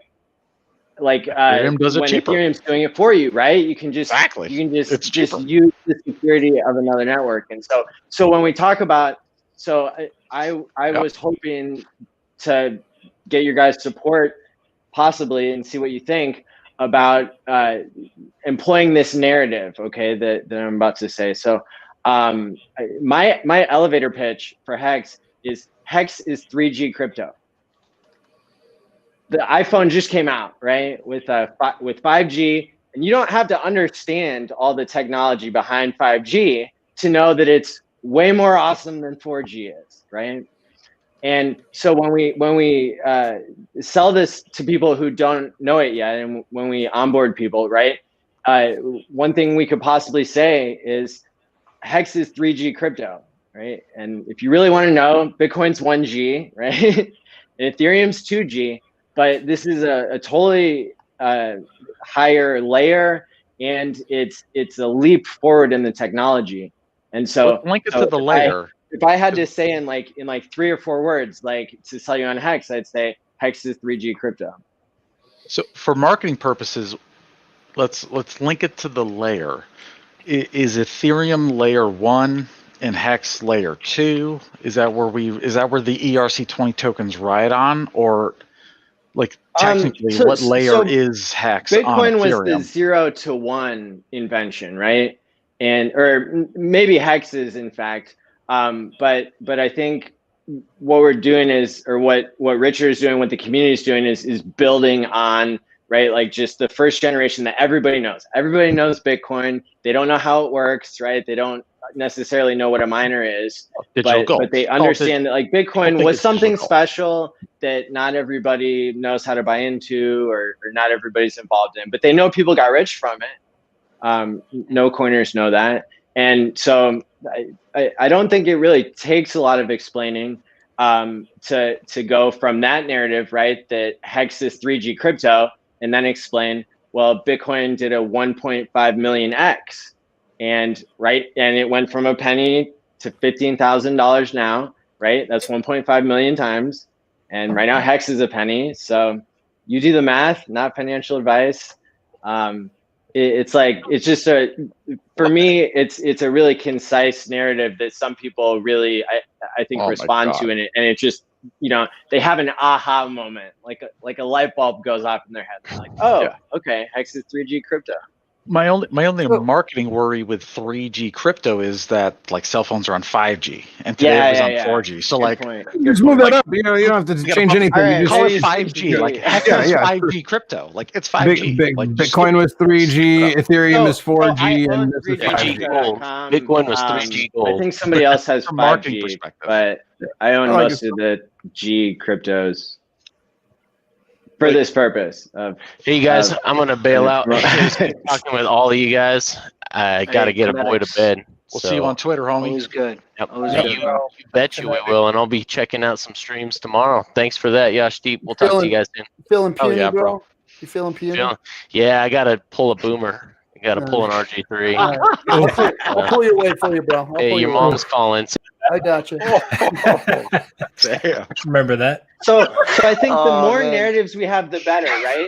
And so if one of us, wants to say Hex is 2G crypto, and somebody else wants to say it's 6G, or it's in a lot of ways, it's going to be whatever narrative you think appeals to the people that you care about, that you want to bring in to the money of the future, right? And bring into this special thing. I love the analogy. I absolutely do. I think it makes sense. It makes sense. We just have to, in the crypto world, it's layers, right? It's not G's, it's layers. It's like Ethereum's layer 1, like networking, and if Hex is the ERC20 that rides on that, that's the layer 2. And then layer 3 is guys like us who build apps on top of it. Staker.app. If you want to be a dabbing dolphin, you want to be a whale, you go on staker.app. That's layer 3. That's the application layer. So, but I love the analogy though. Absolutely. And I get it. As an IT guy, I get it because I deal in all that, all the G's and all the layers. So I feel you. That's awesome. Cool. All right. Got a question for you guys, for the smart ones. Richard is talking about Uniswap. We got problems with Uniswap. Uniswap is down or something. And I see. Can't trust Uniswap. Uniswap is run by a bunch of goofballs, man. Somebody's got to fork that shit. That's like real decentralized. Yeah, fuck those guys. No, FX.com is okay. It's still using the Uniswap contract, but like the basis of that, let's not forget that Uniswap is still basically a master's degree project. It's true. It's quasi sketchy. You're right. It's I'm not saying it's not great, but it can be. Somebody should fork that shit and make it legit and open source. Like somebody needs to take Uniswap, gank that off their GitHub, and open source it and make it straight up public. 100%. Uniswap is open source. But they keep version 3, here's our token, here's our bullshit. Disassociate from Mooniswap is using basically the same contract, You're right. And they just have a slightly different reward structure. But yeah, that's basis of it is that that like you could, anybody can create, anybody can fork it, but like what we're the power of, Richard talks about it real clearly right now, and it's something that's like really, I wouldn't say blown my mind, but made a full circle kind of thought process on this whole situation, is that Uniswap is the oracle right now. Right now it is the oracle for Ethereum price. There's nothing else out there that's telling us what Ethereum's price is better than Uniswap. So if Uniswap goes exchange, yes, it is. Uniswap is the Hex exchange. You're right. We made it popular. We made it famous. Yes. Will it be forever? And I don't know. But like right now, it's got $3 billion locked up in those liquidity mining pools, and that is telling us what the price of Ethereum. Hopefully, a Hexagon steals it, man. Hopefully, a Hexagon makes a better one, dude. Totally. Does the OA become a decentralized exchange at some point? It would have to offer all these other pairings too. You could do it in Hex. Fuck the other pairings, but that'd be a whole different project. That would be a whole other decentralized. I have a big question about what's going to happen with the liquidity going into Big Payday, and I'd love to hear, because I think that's related, right, to the exchange situation, or maybe I think maybe trending downwards, and I don't think it's going to change. I don't think it's going to change either. No, not drastically. No. So they're going to take a hit, been changing over time on Big Payday because they're not staking. What? Okay. Yeah. Sammy's asking for you. All right. You go over there. Sure. Ladies need some help here. You got it. You got it, bro. You got it. Yeah, no, but I don't think liquidity is going to change very much. So I made a video about why. Yeah, because So I made a video about this, but we look at liquidity on I watched your video on this, yeah, man. People buying and selling, but if you have to look at liquidity on the liquidity provider's perspective, which is, do they value Hex or do they value ETH? And if they're going to value Hex, then they're going to keep the liquidity low right now. And if they value ETH, then they're going to add liquidity to it. And most likely, because people know there's a whole bunch of Hex that's going to be minted potentially through a lot of end stakes that are coming up, that shows that there potentially could be buy-side pressure, sell-side pressure on Hex. And why wouldn't a liquidity provider that values Hex not keep the liquidity low? Because then you're going to have to sell a lot of Hex for very little ETH.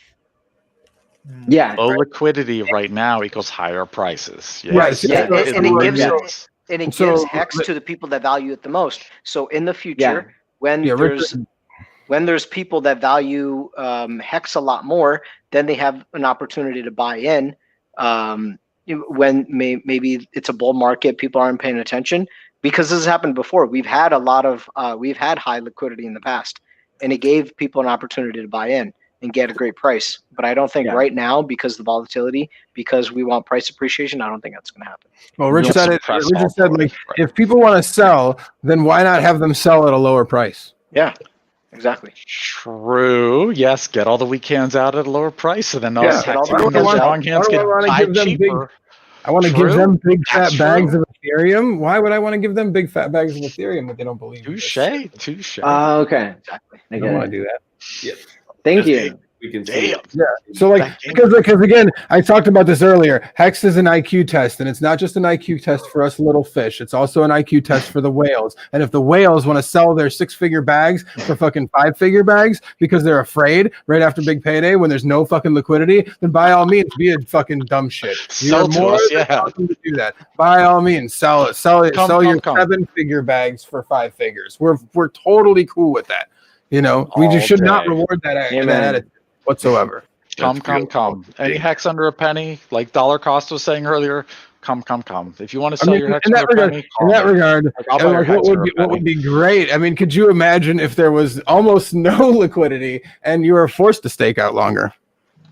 You guys are awesome. It wouldn't be fair. It wouldn't be nice. It wouldn't be nice. Everyone should have an ability to get out and in, but it's a possibility. Definitely. There's not there's not as much liquidity as you think on Uniswap. Like, it only takes one whale to come in and like people like don't understand how liquidity works entirely. That like, okay, so let's say there's low liquidity now, and then the price goes up 10x, right? Well, for a liquidity provider to then stabilize the price and make it hard to push the price around, they would have to add equal sides of Hex and Ethereum. You know. They'd have to add that at that price, at the new price. It would have to be equal parts, you know? Yeah. So who has equal parts to add at higher prices like that? And then when the higher, these big whales that bought low, and the OA. And so there's an incentive at that point in time for people with big wallets. They can then add a lot of liquidity to garner some trading fees along the way to start to net some of their bags back. You know, there's another way for them. There's more than just one way to profit in Hex. There's not only staking and price appreciation, but then there is liquidity providing for whales who couldn't just easily move their big bags out of Ethereum or Hex. You know, they've got big bags of both of them. So like in the interim, they can then net fees and they can, you know, garner profit from their bags, you know, without affecting the price too much. It gives everybody a chance. Like, there's the thing is that like a lot of coins that are out there that I've been in, like they spin a narrative. You know, that's why I loved what you did, Maddie, because like there is 9 narratives. There's 19 narratives, in fact, and they all work. And they like for everybody who's a player. Are you a little guy? Cool, there's room for you. Are you a big guy? Cool, there's reward for you. And even more than there's everybody has. You're a trader. Well, if you're really good trader, you can probably do all right, but you probably get fucked. Oh, you want to provide liquidity? Well, kick ass. You can do that too. There's every one of those levels is possible to exist in the system, and with mad gains. You know, a lot of systems don't reward the devs too much, or reward the miners too much, or reward whoever. I mean, it's very well spaced out. You know, so that. Sorry, I don't know if I took it over for a little bit there, but that was amazing. Thank you. conveniently enough, someone I believe tweeted today about pools in Ethereum and Hex and Uniswap.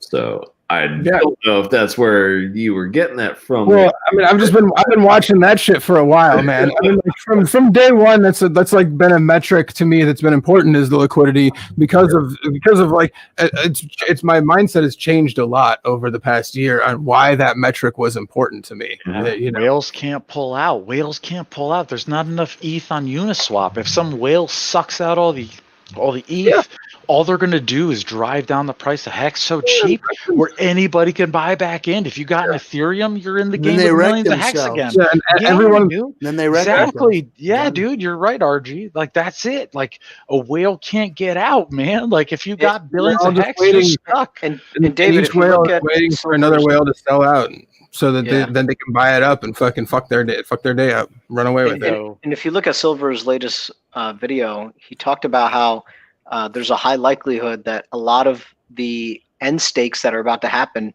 they're more likely to restake, and so there might not be that much of a dump. And who has enough Hex to sell that is liquid, other than a few traders? But then they're just going to be fighting against each other. Okay, let them do whatever the hell they're going to do, and we're ready to buy right back up. Let them suck that ETH out, and they can give their Hex right to us for bargains. Absolutely. I can tell you right now, I'm restaking whatever I can get out. Well, that's the thing too. Is that's something that's super important to understand. Is that, like, okay, for every person that's out there that felt comfortable with taking the interest cut and unstaking after the 50% line, that like didn't understand the system, and so they staked out right before big payday or right after big payday early on, and then we talked about it a lot, and then they decided, oh, there's a better share rate. Wow. Like, there's a lot of people, for every one of us that was willing to take the penalty, there's probably, I'll be honest with you, 2, if not 3 people that are not willing to take the penalty. They're still willing to take the risk, that are going to wait until after big payday to restake their coins. I mean, there's even some people probably didn't even hear us say it, so they don't even know it. No, I gave you a perfect example of a case where I could end stake my my stake that's coming up, but my share price, I would have to restake it for another 6 years to get that the same amount of shares. Whereas I have enough liquid. I mean, lucky in my situation, I had enough liquid. I could just stake what I had liquid and still get that same share price without giving up the shares that I have right now. And so that's basically what I did. And I don't know how many people there are out there doing that, but I imagine it's not that very many right now. And whatever they have, it's probably not that much. And, you know, that's the case with me. So it worked out, and that's one scenario that could play out. So I'm like a psychology guy, right? And so in psychology, there's something called an IQ test, right? And so I've given these before, and it just so happens that the way we're taught to give IQ tests is, if you give an IQ test to the same person twice, you get a different answer. Then you say, "Oh, we didn't measure it right the first time," right? but with emotional IQ, right, and financial IQ, this is something that can increase by definition, right? And so that's why I love what we're doing right now at this moment, is educating people, right? Because financial IQ go up, right? And then that's going to make people have a longer time preference and cause them to stake longer and to continue to live in whatever lifestyle, you know, is like okay, you know, because the more you value delayed gratification, the better you're going to take care of yourself, right? And then you're not going to be distracted so much by toys and stuff, and you're going to have a more quality life that centers more around, you know, experiences and people, and not like moving on to like the next thing, right? And so I think that's why as we continue to educate people and increase people's emotional IQ and financial IQ, that's going to be that's like another fundamental, right? I'm already teaching this to my children. I got 3 kids, and I've already got Hex stakes in their names. I got big Hex stakes on their 18th birthdays, and I'm already teaching them how it works. So they're watching Richard Hart with me. I got children learning this stuff. Like, and these are like, they're beyond millennials. They're like amazing kids. like, yeah, they're going to be the future generations. They're going to be born into Hex. These guys are going to wake. They're going to be 30 years old, or 18, or 20, or 25, and they're going to be coming into hundreds of thousands of Hex, unlocking to them into the future. Like that's a big deal. Like that's huge. Like this is a lot of Hexicans are giving this to their families. Like this goes beyond just us. Like this is a huge movement that's going to be multi-generational. Like we're just the beginning. We are the pioneers. This is Bitcoin at a dollar. Like that's the equation, right? Like this is the equivalent. Like this is Bitcoin at a dollar, people. So why would you not buy as much as you could for your children and lock it up as long as you could to give your children the most interest as possible? Like I feel compelled to make a video for parents being like, hey man, you got $100? Go to Coinbase and buy your children some Hex. It might change their life. You know, just take a chance on $100. What is that to you right now? That's beer money. T-shirts, what, like $30? This has been super awesome, y'all. But I just got the call. Speaking of kids and all that, I just got the call. I'm gonna be on kid duty. I'll talk to y'all in a little bit. Peace out. Take care of those kids. Stake them some Hex, man. Yes, you know it, man. My daughter loves to give Hexologists diamonds. She's like, give him another diamond. Oh, she's a baller. Yeah, she's like, give him one of those jets. I'm like, whoa. We roll. Hold tight. Take it easy. Have a good weekend. See you, big Yeah, you too, y'all. Yeah, $100 is the college fund. 15 years out. Yeah, that's actually what I kind of like start with my onboarding thing. I'm like, bro, you got $100. Come on, $100. I had a friend come over, a former colleague of mine come over, and like he's a single guy. He's got mad dispensable income. I was like, what's $1,000 to you, bro? Yeah. Nothing, man. That's absolutely. He wants to go on some trip and like he's talking about traveling, and I'm like, well, we're kind of on lockdown and things aren't looking so good, so I don't know about that. But how about you buy some Hex and stake it right now? You start with $100, and it kind of sounds insulting sometimes. Like they were like, you need $100. I can put in 1,000, right? Yep. Like, yeah, it's just $100, dude. And then I'm like, no. I could definitely do more than that. I'm like, all right, you want to, you know what I mean? And then what's locked in your 401k you can't touch till you're 70. You've got that staked for 40 years. Why not stake this for 15? Yeah. My roommate started at 10 G's, and then he saw what Hex did another 10 G's, and just keeps going. No way. That's a whale right there, in my opinion. That's a baller, dude. Yeah. I wish I had that kind of liquid powder. I wish I had the dry powder to put more in, man. Just like you said, good money and single. And I give him cheap rent, so. And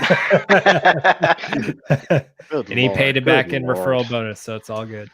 God damn. And I'll admit, like I was there back in the OA. I was buying like I got like a million Hex for one Ethereum when it was $100. Like I've been there, man. Like for me, like I've been watching Richard Hart for years. Like I've watched him invent Hex, man. Like I was watching his videos a lot. I saw it be born. Like I knew it was coming, so I was more than prepared.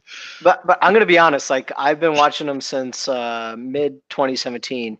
And even after Hex launched, like I FOMO'd in day 1, day 2, and then I still kept buying in. But even then, like I kind of had in my mind, I was like, oh man, what did I just get myself into? I just spent a lot of money. Like that kind of fear did settle into me. But I still, I kind of overcame it. I was like, no, this is what I believed in. And it's not just Richard Hart. Like the ideas that the reason that Richard was so attracted to me, no homo, was because the reason why his ideas were so attractive to me was because they kind of fell in line with the other aspects outside of crypto that I aligned with. He kind of has a libertarian belief. He's not a maximalist in every sense of like the anarcho-capitalist kind of sense, and that's kind of the background I come from. But I like the fact that he can argue against something like that, even if I may disagree with him. But he knows the nuances that I find valuable. So that's kind of what really pulled me in. He knew the Austrian cycle, he knew the Keynesian cycle, he knew the Malthusian cycle, and that's when I was like, okay, this guy knows what he's talking about. And the fact that he's bringing out this own coin, and then you walk through the game theory, and I'm like, okay, I can see how that can work. Oh, there's scarcity and there's a surplus. Oh, there's inflation and there's a scarcity mechanism. Okay, that's interesting. When Richard was a Bitcoin maximalist and he was talking about Bitcoin, and he admitted that he was wrong. Yeah. I remember like 3 weeks later when he cried, man. I forget who he was on. He got interviewed by. He was like pissed. Richard was like a broken man by the fact that Bitcoin crashed. And so was I. I bought that top too. Me and all my friends, we got wrecked. And that's the thing I fear about. People don't realize about the current Bitcoin bull market is like there's people like me out there and Richard and all of us. Like I remember December 2017. I was there. Like I got people and I got people into that Bitcoin top that they're still upside down. I got people still holding that I know, and it kills me and it pisses me off, and that's fucked. But thankfully, all those people too, I was able to get them out of that shit and into Hex months ago, and now they're doing way better. Like we've made up for all those losses. That's all gone. Like Hex has already fixed that problem, and like even Bitcoin now, like Michael Saylor and they're all shilling it. They're pumping their Bitcoin bags. Cool. I remember December 2017. I was there. I remember 19K top. Like I was there, man. We all learned that lesson. And we're already on a better horse. And the people who are on Bitcoin now and PayPal just launched Bitcoin. Let's buy Bitcoin on PayPal. Ooh, you can't even withdraw to your own wallet. Garbage. They're like, what? Now they're really stuck in this shit. Yeah, man, like that's the tightrope we walk too, right? Like, so like we found a great product, something that we truly believe in and think will succeed down the road. But at the same time, a lot of us have come from 2017 too, and have also seen a lot of people get wrecked along with ourselves. So it's like you don't want someone to miss out on that opportunity of the next Bitcoin, but at the same time, you don't want to run the risk of hurting someone that you love or you care about.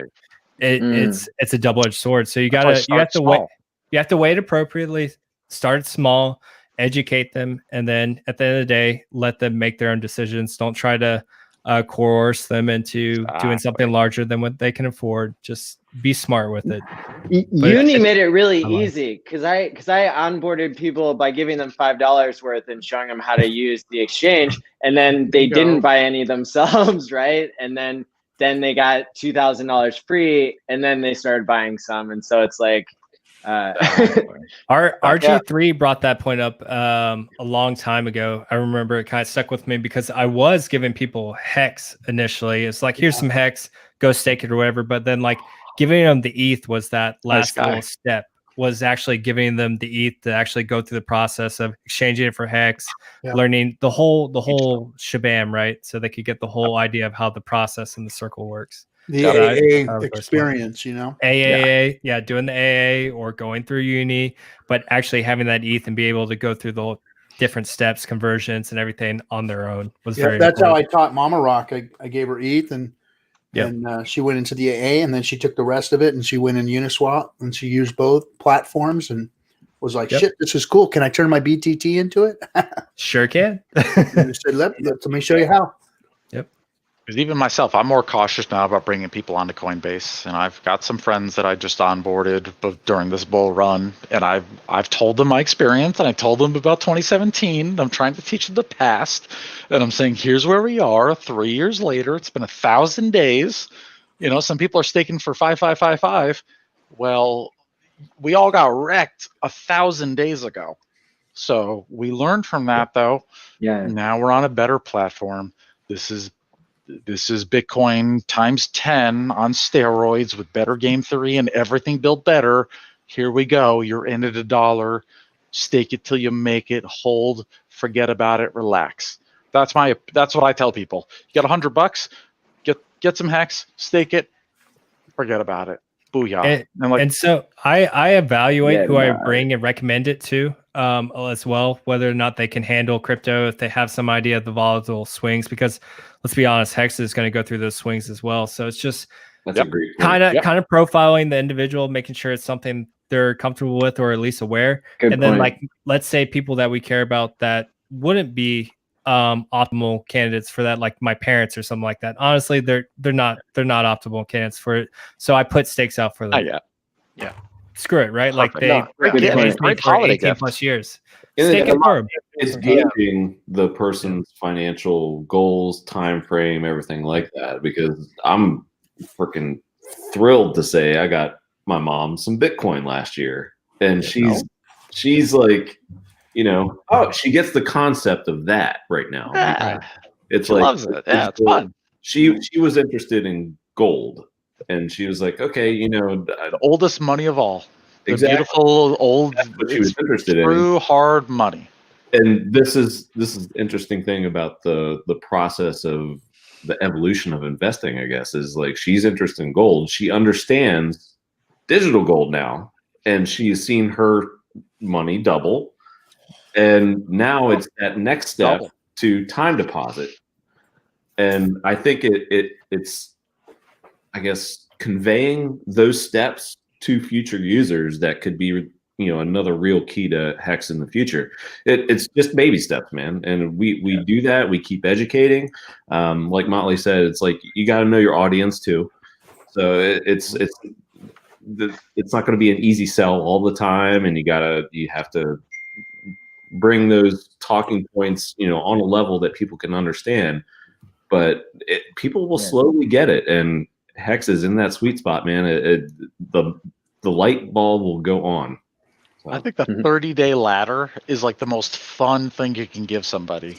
Imagine getting Hex unlocked on your stakes every 30 days for the next 15 years. Every 30 days, you get to check on it, you get to click the button, you get to unlock it, you get your interest, you get your money, and you get to check the price. Like, I love that. I think 30-day stakes forever are just...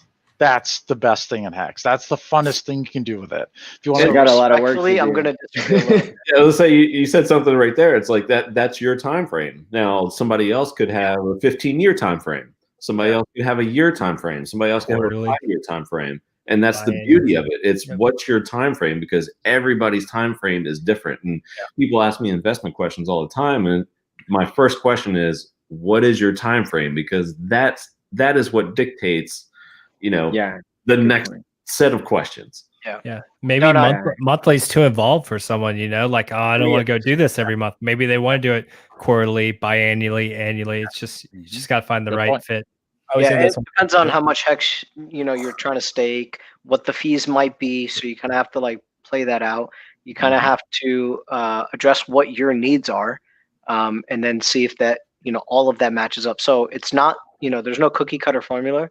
You really have to do your own work. You have to do the research. You have to figure out what works for you. So in some cases, monthly is fine. Some cases, 3 months, 6 months, 1 year, whatever it may be. But you have to do your own research. So good point, guys. I agree. Well said. Well said. The younger you are, the deeper you go. Like my children, they went deep, 18 years plus. You're not getting this shit till you're a legal adult, boys. Bye bye. That's what can't even stake out that far. You guys go on the other side of the whale now or not? What's that? Because we're 5, 5, 4, 8 out from like the 1 billion Hex whale. So do you still do the 5, 5, 5, 5 and go on the other side of the whale or not? Oh yeah. Oh yeah. Well, there's There's a couple ways you can play it, right? Yeah. Okay. So if you end it before this whale, right? Then you have an opportunity to sell before this whale does, if you think the whale is going to sell, right? And so you might get a better price. But then also if that whale restakes, then you're kind of shut out of luck. And you don't want to do that. And so you kind of have to like play out. What's that? Oh yeah. We'll put 2 positions in. Right. Yeah, I think you should have a plan, but regardless of whatever anyone else does, you should kind of have your mentality, what your personality is, and then play to that no matter what. But if the whale is gonna like super raise the share price, right? Yeah. He raised it like 2%, 2.5%. But but in 15 years, it'll that's raise what he it reduced the big payday payout by. Reduce the big payday by, yeah. It will, but if you're ending a day after, a month after, like the Hex per share that you're going to get is probably not all that significant, right? So if you think he's going to sell, right, with the assumption that whale is going to sell, and then you're ending your stake in maybe a month or 3 months afterwards. The shares per Hex that you're going to get, or the Hex per share that you're going to get, might not be enough for you to make that valuable. It might be better for you to end right before he does if you think he's going to sell in that scenario only. Won't that be the highest payout that's ever happened though? And so the share rate will adjust to that. So if I want to restake, the share price do it before that, because it's going to kind of be another situation where the share price explodes. No, was the biggest share ever. Yes.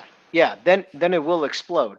But what I'm saying is, depending on what you're trying to do, what you think that whale is trying to do, you kind of have to like factor in those things, and it's not a very clear-cut answer. So if you're not going to sell, then it's probably better for you to stake it out much longer and then restake whenever.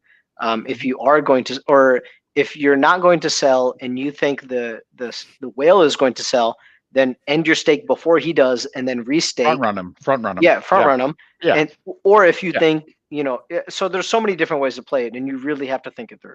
No financial advice, but the God Whale spoke to me in the DMs, and he told me he's got an emergency end stake at 7.5 years. So everyone make sure you stake out past 7.5 years, and you'll get a really good Christmas coming your way and emergency end stake penalties. So 7.5 years, he told me he was got an emergency end stake for the community. So thank you, I God want Whale. Mr. Beast on YouTube to buy Hex and emergency on stake, man. Yeah, That'd be amazing. I'm gonna bet my life on that advice. Okay, no, you said it's not financial advice, but I'm gonna bet my whole life on it because I'm crazy and I can't understand basically finance. Go ahead. /sarcasm. So much data on our side coming our way. It's 15 years away. Yep. So what's really interesting is this March of 2021, we have a huge stake, I think, that comes undone. And maybe look at that as like a test case as to how stakers act before and after that. Because, I mean, if you look at, go to hex.vision, you look at the stake chart, like mid-March, I think it might be March 15th, don't quote me, but right around there is a huge spike up in stakes coming due. And it's on one day and might be close to $1 billion. I'm not sure. Don't quote me again. But what day are we looking at? I've got it right here. Let's say hex.vision. I think it's March, mid-March. The one thing I got to say to everybody is I got news for you. This whole staking platform is going to change. Yeah, March 4th. March 4th. March 4th. Huge. Forget the date. Huge. Forget it. Forget it. Forget that huge stake. There's going to be huger stakes. There's going to be more stakes. Oh, absolutely. We're talking 15 years of stakes coming in. We're talking 2029. There's larger stakes. I think that we haven't seen the biggest FOMO in Hex yet. We haven't seen the biggest whales get into Hex yet. It's going to change the whole fucking game. All this looking at these stakes now, forget about it. It don't mean shit. Yeah, but it's fun to look at right now too. You know what I mean? People who don't stake before the big payday, they're not going to get as many shares. It's going to be a big today, though. wall of stakes out there. When you go to look at it, it's just going to be a big wall of freaking stakes. Right. In another 7 to 10 years, all you're going to see is what? You're going to see just millions of Hex coming out every day on these stakes. I see a pattern actually on this stake chart is every November, because this is when the big payday comes. Every November for every year for the next 15 years has the largest amount of stakes coming out. It's every November. And then 2029, October 18th, 2029, huge.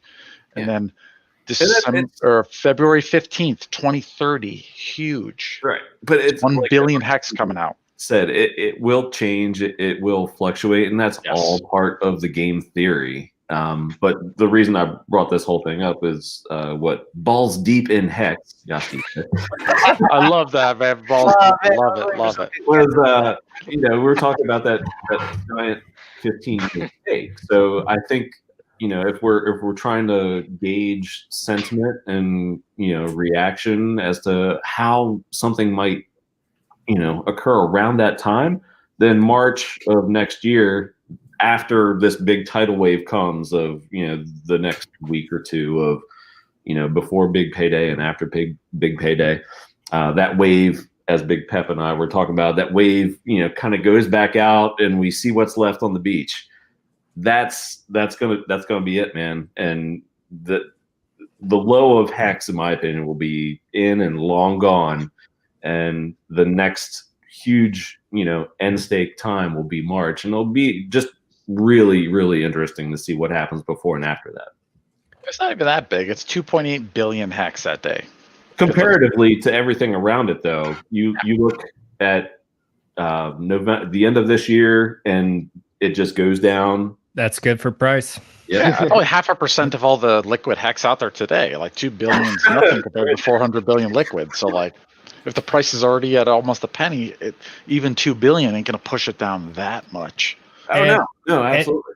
And to go back to God Whale too, so say you do a Quattro Cinco stake past God Whale, like they were talking. A lot of people have been talking about. You really see some crazy exponential numbers once you get closer and closer to the end of your anywhere between 10 to 15 year stakes.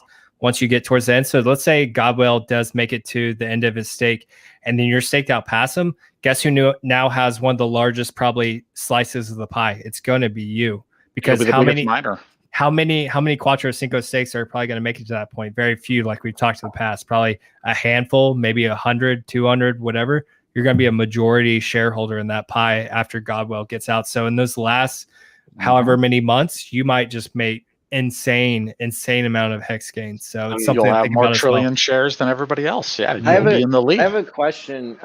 So on the calculator on the hex, go.hex.com/stake, right? It gives you the same amount of T shares if you do 10 years as if you do 15. Mm-hmm. Yep. Why is that? Right. Is that because it stops? I think the longer pays better stops after 10 years. You only gain 20% extra interest per year up until 10 years. That's the max. All you're doing is locking in that share price at that point. Yep. And then your compounding is continuous though afterwards. Yes. So what accounts for going from an 80x 10 years estimated, what people have said, 80x in 10 years versus 200 and something x in 15 years? Larger piece of the pie. It doesn't matter what the shares are, the amount of shares. What matters is the time that they're sitting there now, because now those shares are becoming more and more rare and more valuable. Yeah. And you're compounding more and more and more. Because now after year 10, your compounding just starts to grow exponentially. I think that the models are showing at like 250x. And you know what's amazing is that's something Richard Hart learned in the beginning of this product. Like when he was going over this, he even himself said like, hey, there's not really much reason to go past 10 years.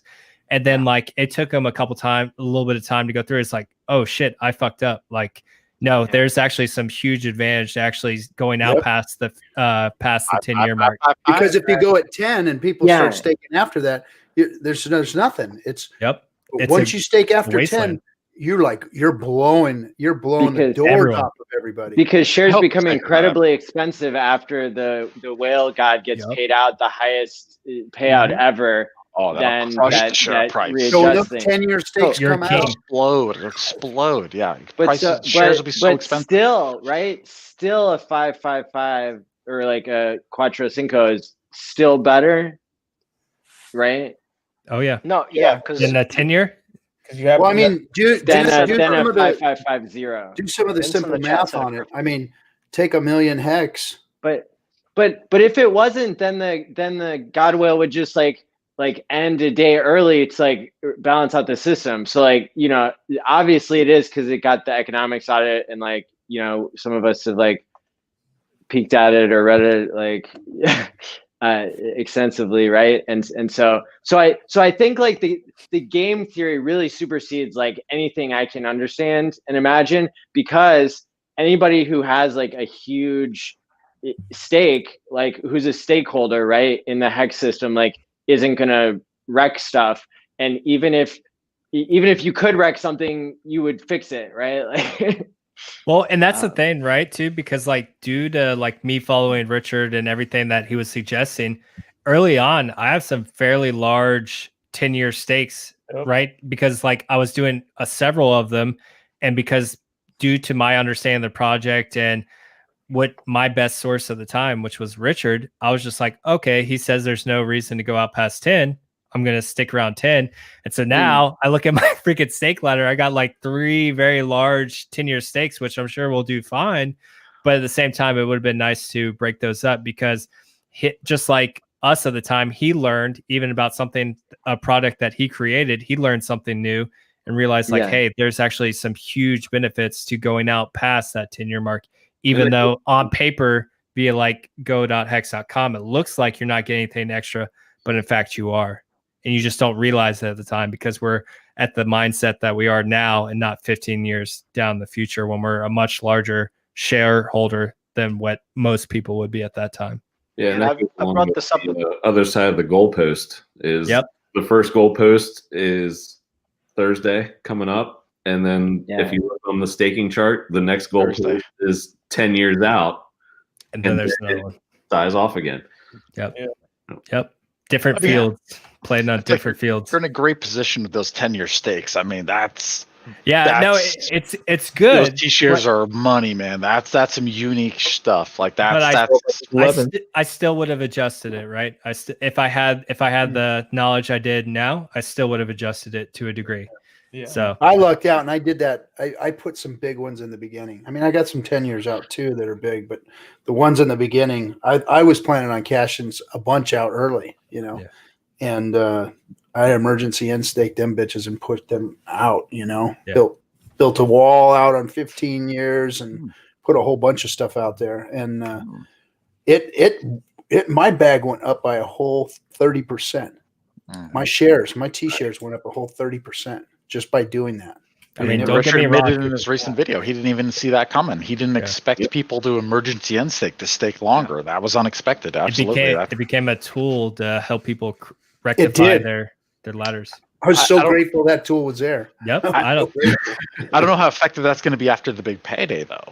No, it's not. You can't. I mean, it works to the staker's advantage, really. And the thing I think about it is I call it like the staking sponge. And if you have these long stakes, I mean, 10, 15 years, even 7 years, who cares? After big payday, these guys with these huge bonuses, if they emergency end stake, that's twice the power that comes to the penalties. So your sponge, if you just soak it all in, man. And you have these long stakes and you're just raking in more and more and more because the more, not all these people, not nearly all these stakers are gonna stick around to realize the end of their stakes, and they get this big payday interest on top of that. So multiply whatever they have now, and you're collecting these penalties. Man, that's just so exciting to think about. Just one thing alone could be like an income for somebody. Like if you're a dabbing dolphin, like you could become a hex mining company in the future. Like think about that. You could be an LLC. You could be like a multi-million-dollar company just with the stakes you have in hex because you locked it up for 15 years and you're minting more hex than anybody will ever get. Period. Like. So one scenario I could see is so right now it's probably valuable for people to early end stake because we know the share price is going to jump so significantly after big payday. Double or what was the percentage? It's going to go from like 3 times, right? 3 times more 3.4 or 2.4, 3 times, something like that in between. Thank you. I think it's proportional to how much the big payday is. And can I interject one thing? Richard gave me a little hint on Twitter, and I'm going to expose it right here. I suspect the OA is going to stake before the big payday. I'm just going to say this. I think because Richard threw me a Twitter, and he said, I said, hey, I'm locking this up for this long. I think I'm going to get this much on the big payday. He said, well, that will change based on how much people stake. Wink. Yeah. So I'm not going to lie. I'm going to put it out there. I don't think it's going to be. I don't think it's going to be him. I think it might be the whale, though. Just being staked, the Genesis whale. Just be staked. I really don't think it's going to be Richard or the Origin Investor. Yeah, there's a lot of liquid hex out there. He also knows the FOMO that's coming too. Right. But I just want to throw that out there. OA might stake. OA might stake huge. If OA stakes big, if OA stakes 55555.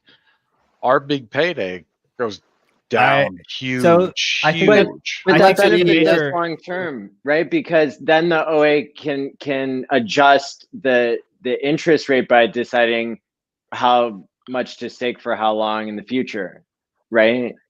Maybe. So well, as important as big payday is, and at the same time it's not, it also it's going to map out how this product goes forward in the future, right? Like, to a degree, we have to be successful getting through big payday, whether we want to admit it or not. We have to come through big payday with some sort of success. Right. So the OA has to weigh its control going forward in the project with, yes, does it want to stake and try to increase its bags to further the project in the future? Or does it want to not stake and still incentivize everyone to get amazing gains, get more adoption, which is, I feel personally, is going to be the major hurdle in the beginning. Is adoption is key early on. I think that's all the OA is focused on. I think that's all we're focused on. I think adoption ultimately is going to win out. Once we get the adoption, years down the road, it's not as big of a factor. The OA doesn't need to play as big of a kind of goalkeeper position as it is now. So in my opinion, I think it's the adoption factor that's huge. And if the OA does massive stake, then you lose a lot of adoption, you lose a lot of trust and new users. I think it would coins. I think it would market cap. That's the problem. If OA stakes, that's half the market cap on top of that burns, and then there's only 200 billion coins available, and then literally our market cap on nomics drops in half instantly. That's why I think the play is a negative. And the OA is benevolent, like you. I think the OA is benevolent. I think the OA is a hexagon like us, and I think the OA has our back. I fucking hope so. Yeah, I love the OA. I trust in the OA as well. But I think it's just a negative. It's a negative ROI play. I don't think. Not agreed. The other thing is, how much inflation are you trying to add? So if the OA stakes, then there's going to be more coins available in the total supply forever, right? If whether it early end stakes or not. And so that's also an option to look at. What is the OA's preference on supply? Does it want to have a lot more coins available? Because it might reduce it, because people look at the price of Hex right now. To pump the market cap vanity metric. I believe it does for now and for some time. Yes. But I don't think the OA is focused on the short term. I really think the OA is more focused on the 2 to 3 year time frame. I think the OA has got the vision out for years. Well, I think for the sure, OA for has sure. all of our best interest in mind, to be honest. I think But at least the OA is our guardian 2.5, angel. 10,000x kind of vision at the very least. And so if it dumps in the short term, I don't think the OA cares that much, because it's been stated more than once that crypto drops 85 to 95%. This is nothing new. And so that, that lowers my expectations if I had any to begin with, which I shouldn't. And going forward, I think it'll rebound. It'll be fine. But I'm really not concerned with what the OA does. It's more the dark horse and the Genesis whale that I don't know what that person will do. Whether it's Roger Ver? buy a Is bunch, it Roger Ver? it could be. I think it's you can make a case for that. But whatever that person does, that I think if it is Roger, I respect the hell out of him, and I think he's a very smart guy, and I think he will do what is best for the project. Very similar to the OA, because he's already, if that is Roger, he's already staked out 555. So he gets it. If it's Roger, he gets it. Yeah, he gets it. He's done 100%. This. He has a history of doing this very well. He's an exchange. He wants to be the hex miner forever, because he wants to funnel all of his hex into Bitcoin.com into his exchange. He wants to get people trading that shit. He wants hex pumping too. He's got all this Ethereum from his Genesis. So what I want to talk about is how do we get the no coiners in? Okay, so yeah, to that point. So if the OA is still taking suggestions for what to do, right? There's Metcalfe's law, right? So just airdrop a couple of hex, everybody on Facebook. And now you have 3 billion users of hex, right? And then the value explodes that way, right? So one hex each at $1 each. So there are so many options. I think it's hard for us to understand what's gonna happen with the future of this thing that's the hardest, best money that's ever existed, right? In the universe. It's it's got so many possibilities. It's just got us all kind of like so amazed and excited, right? It's nothing like this, boys. I've never seen any crypto like this, man. I've been a Richard Hart fan forever, and I've been with Bitcoin forever, and yeah, this is insane. This is insane. So how do we get the no coiners? Because the crypto community has been very. How do you define a no coiner? Somebody who knows nothing about crypto, or somebody who hates all crypto and doesn't believe in any coin? No, somebody that I think the general population, like when I talk about no coiners, it's a like newbie. They don't even know what Bitcoin is. Yeah, they know about it. Maybe they've bought some in the past. They got a couple $100, but they just never paid any real attention. For them, it was just like the 2017 bubble was like, hey, let me just buy a little bit. Like they don't care, but they're at least open-minded enough to consider the possibility. And then there's also the people that never bought Bitcoin at all or Ethereum or anything else, but they're still open to the possibility. Like that's the virality thing that Richard mentioned in his stream recently. Is like when it goes viral, that's when it's going to get really interesting. And how do we make it go viral? I think that's the question that we need to try to solve. And that's a tough one. I feel like the time is now, and I feel like the BCC is holding us back because, like, at a penny, it's like this is Bitcoin at a penny. Like this is the Bitcoin at the beginning. This is your chance to put in $100 to get 10,000. But I don't think people care about that. I don't bring newbies in other than that. Once I disagree. I think I don't know the answer. Once the launch phase is over and RG3 and I think maybe Dollar Cost and I have done streams or talked about this before. Launch phase, AA, big payday is over.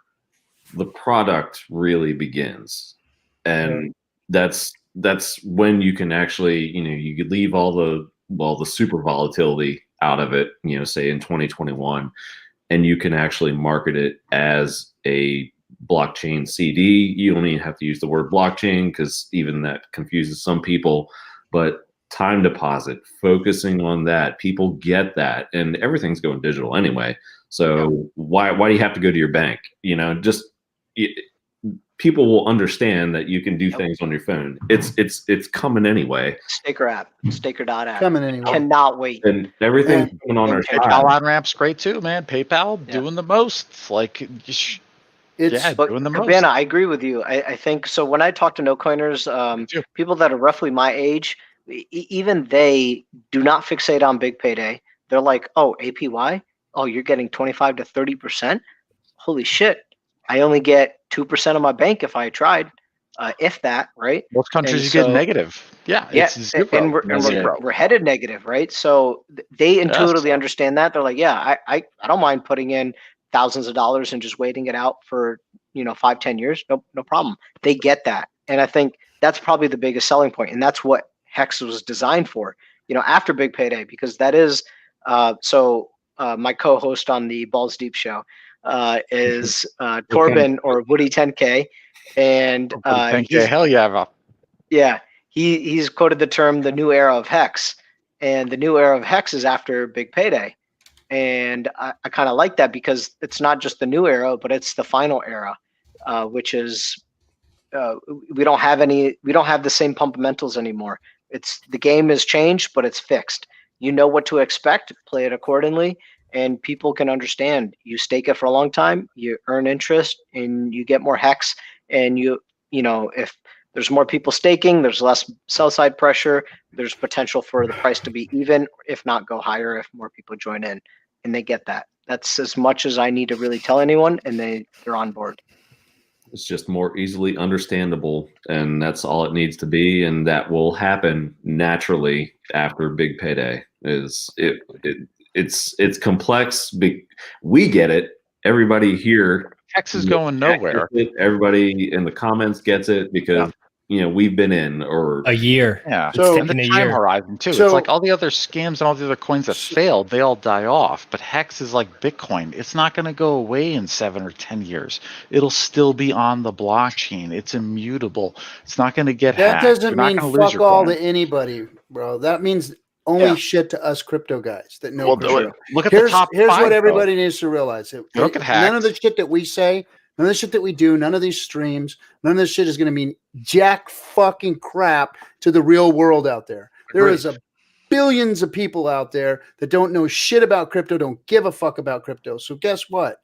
They're only going to know about it when the real media, which is not us, it's not us. We can say we want about how fake they are, and how much bullshit they are, but they're the ones that are going to influence people into this. It's the grayscales and all them motherfuckers that are doing the real work, which is putting money and dollars into advertising in front of the real people, which is the real money that's going to come, because the money that's in crypto ain't jack fucking crap to the world. This is nothing. This little market cap that we have in crypto is nothing. All of us here, we are nothing. 1,000 viewers on a fucking live stream on probably the biggest fucking crypto that has ever seen the face of the fucking earth, right?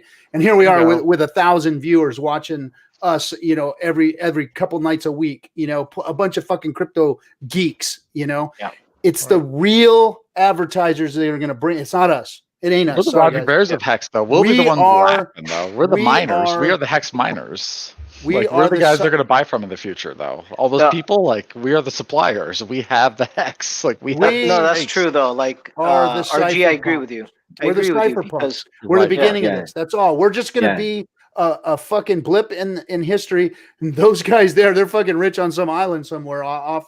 We'll never hear from them again. And the real people will do the real work. I can't build the advertising that's going to be built for Hex. That's those guys are going to do that. Richard's got probably people that are looking at doing that for Hex. You know, there's going to be a lot of money going. I'm trying to advertise with, you know, some of the gains. I'm going to roll it back into Hex. So it might look like I'm trying to sell out of Hex, but I'm trying to reinforce the system. And, you know, when I have an opportunity to do that, I'm going to do it. And I agree with you, RG3. And the other thing is, Bitcoin's market cap right now is 300 million. 300 billion. 300 billion. That's it. Billion. Nothing. That's it. Nothing That's compared fucking to gold. Nothing. That's not CDs, shit. Nothing. I'm just here to have fun and Tiny fucking market. make history. That's what I'm here for. I'm going to make You've fucking already made history, RG. You already made RG. Yeah. Like, you are already a Hexican. You are already the Roger Ver of Hex, man. You were in there at day one. You were like, you're staked until you make it. Like, you're good, dude. You're there. That's all we're here to do, guys. We're gonna influence a handful of our friends and family. That's it, man. And maybe some of us will get a little bit more ambitious and bring a few more people in. But I'm gonna tell you, people will watch us 10 years from now, though, and they'll look at us and they'll be like, "Holy shit, those guys were right. Those guys called it. Those guys were on the best cryptocurrency ever because it was the proper product." Oh my God. If the dollar as the world reserve currency, you know, like adopts a harder money to, you know, be the standard, right? Because it used to be the gold standard, and there's all this paper already floating around. Right? IMF's already calling for new Bretton Woods. You're right. It's going to happen. That it's going to be a real smooth transition. Everybody's going to be onboarded because everybody already uses the dollar. So you slip Hex underneath the dollar, and then everybody's already using it, right? So the Hex standard .com, check it out. Oh, that's awesome. Oh my God. Because they're already calling for a new Bretton Woods. The IMF wants a new Bretton Woods. Yeah, and they don't even know what to back it on. Crazy. This shit's coming, guys. Totally. Fed coin's coming. The digital yuan's coming. Every central bank is going to roll out their new digital currencies. And in America, with Fed coin, they're going to trick the American people into accepting this new Federal Reserve coin. We're going to give up all of our cash and all of our privacy because they're going to give us $5,000 for free. That's the trick. And Max Kaiser's talking about this, and he's shilling Bitcoin more than any motherfucker on all of Twitter. Like, it's coming, guys. Like, the banks are going to digitize every dollar, and but if they want to save the dollar, they better get something harder underneath it, right? Well, the dollar's backed by oil and by blood. He's sponsored by RT. He's Russian media. Well, no, he's not. Max Kaiser is from Greenwich, fucking Connecticut, just like me, and he's fucking the only reason he's on RT. Sure, and the only reason that I'm from Connecticut too, originally, so that's why I was asking. Yeah, sure. I'm from Greenwich, Connecticut. Right. Not really, but I'll pretend I am. I wish I was. Like, well, I grew up in Bethel, Connecticut, so I'm just saying. I'm closer than that. Okay, like whatever. Okay, I don't want to dox myself, but whatever. No, right. I don't care. whatever. I don't live there anymore. Yeah. Give me your address right now. But like, but the Fed coin's coming. Fed coin's coming. The digital yuan's coming, and once they do that, they're going to change the financial landscape. They're going to be able to inject cash right into your account. They're going to be able to give you they're going to tax everybody differently just based on your digital wallet. We're all going to have crypto from the Fed. If you subscribe to That's what's coming soon. Yeah, well, everybody, they're going to follow. They're going to volunteer. If you want federal like subsidies, you want food stamps, you want help, you want a free check from the government, you got disability, you have to subscribe to our FedCoin app. All of our bank accounts are digital ledgers already.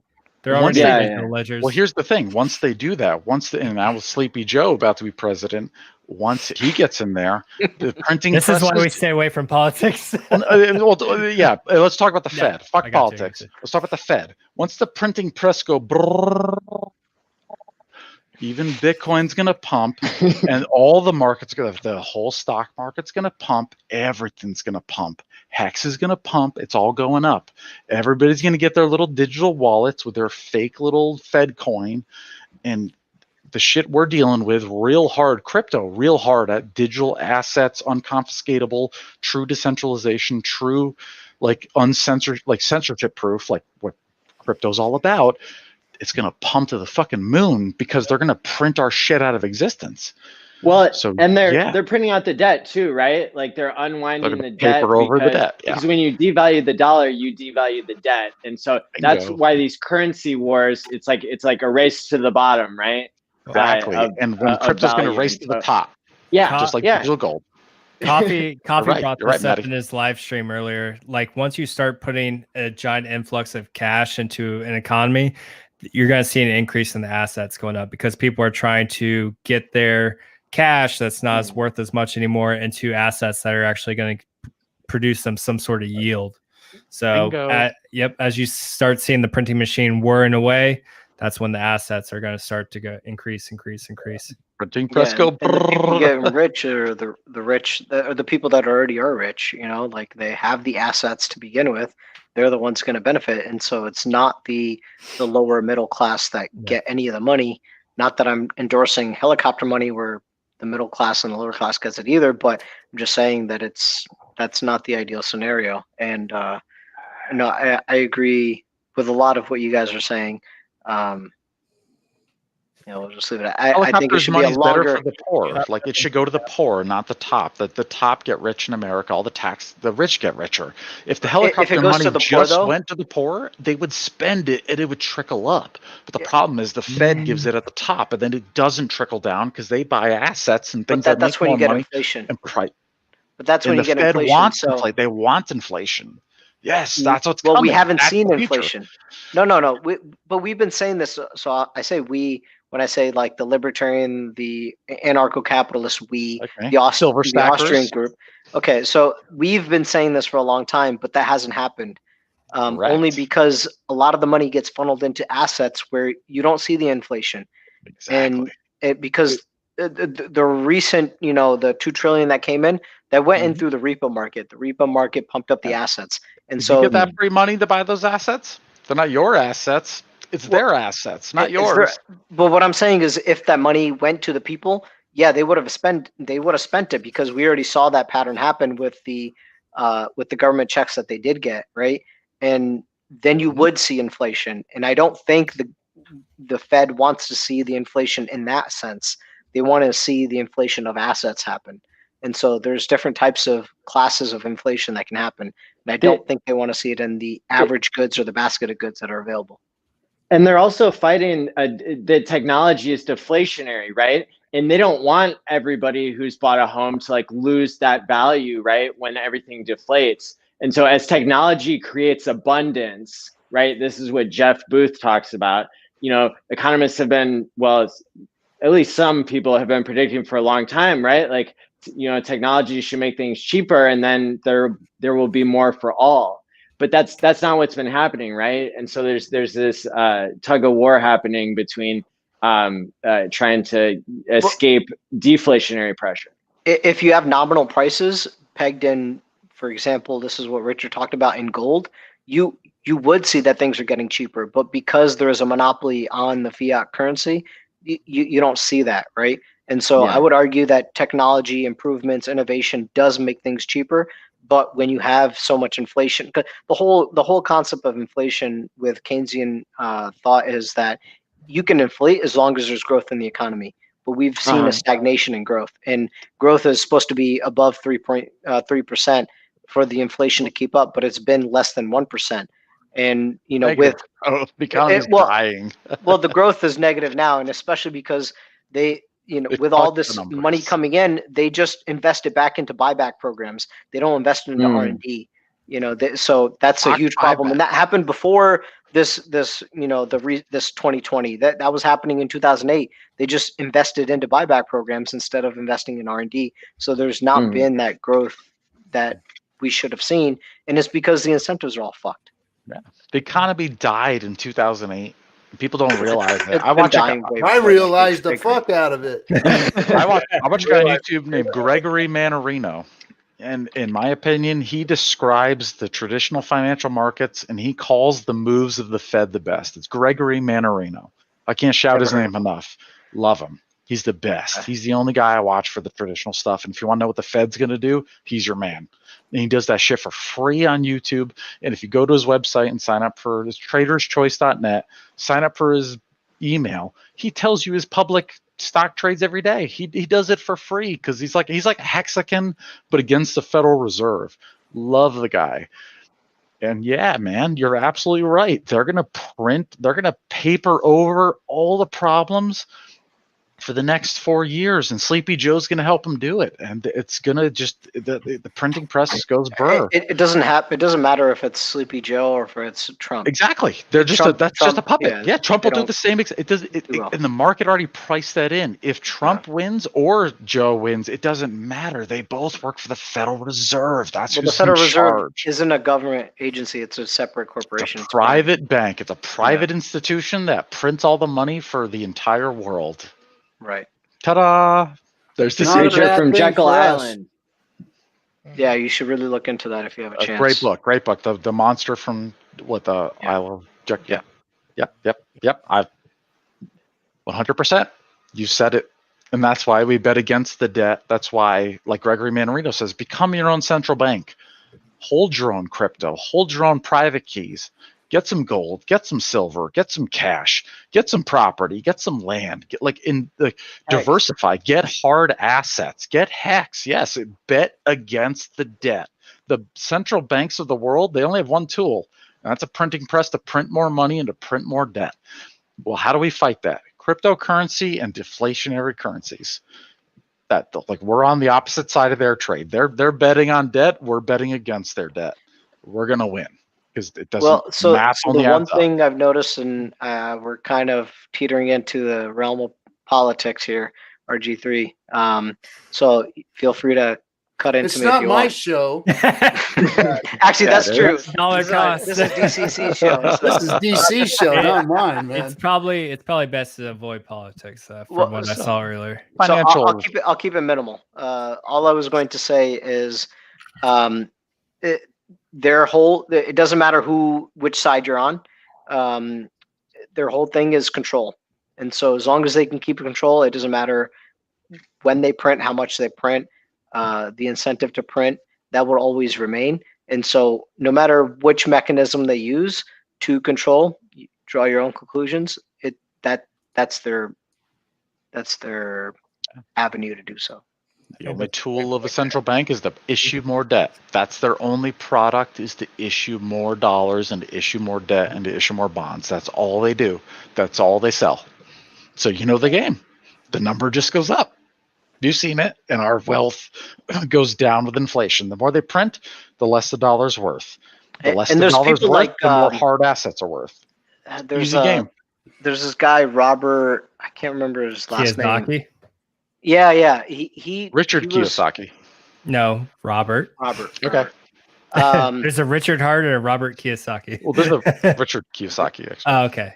Okay. Well, there's a Robert guy, and he was on a video that my friend sent me to watch, and I was listening to it and he was like, listen, I use debt to create wealth because I don't buy anything with real hard cash. I just borrow the money and then I depreciate, appreciate, amortize, and that's how he makes his money. And then he just rolls it in, and he continues to grow his money that way.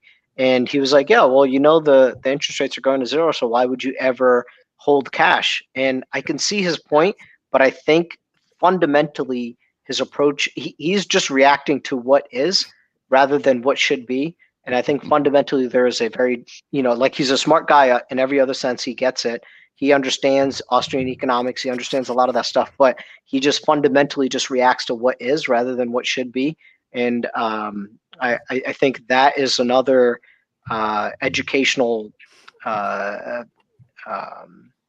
like cliff or something that we need to overcome as even of the libertarian persuasion or the Austrian persuasion or whatever it may be, to understand the difference between investing in debt and investing in real hard.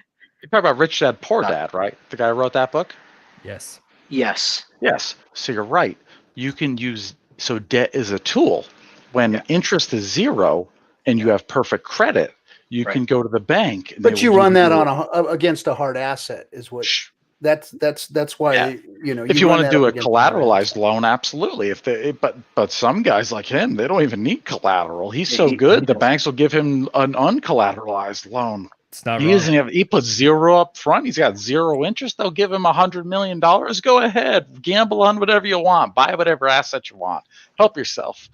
That's the situation we're in, and that's what he does. He buys real estate. Residential real estate. That guy owns 7,000 condos. Coronavirus fucked him up because now the government, he was actually pissed when the federal government in America came out and said, oh, you could defer your rent. You don't have to pay your rent. Fuck it. He lost a lot of money because he's a rent holder. He owns 7,000 condos. He rents housing to people. That's how he makes his money. He borrows debt. He buys houses and he rents them. And he's been doing that for 40 years. And now he has an infinite, automatic, perpetual money machine. And that's the situation. And even Dan Pena, the $10 billion man, he's come out on YouTube. Brian Rose interviewed him years ago on like a London Reel. You can go watch it on YouTube. He's like, how the fuck can you not make money in a zero interest environment? The bank will give you money for free. Go spend it and buy something else that makes money. If you can't make money in that environment, you're doing something wrong. And that is the environment we live in. And in Europe, it's negative interest rates. You put your money in the bank, they fucking take it from you. They will give you money for free to go buy whatever you want. Buy assets that make money. That's the game. Easy. But you're forgetting the crucial. No, it's good. It's good to know. It's really good to know this information right here. But the thing is like, do you have access to that free money? You got to get access. I got perfect credit. I could take out a loan way beyond my means, and I could gamble on. I could take out 50,000 or 50K right now and dump it in Hex. Sure, I'll get some credit cards. I'll go to bestegg.com. They'll give me money tomorrow. Sure. The other thing is free the market, tax, right? When you have a free market, then there's actually competition, and then there's creative destructive of capital, right? And so then you really see what sinks and floats if we're talking about a pirate ship or anything.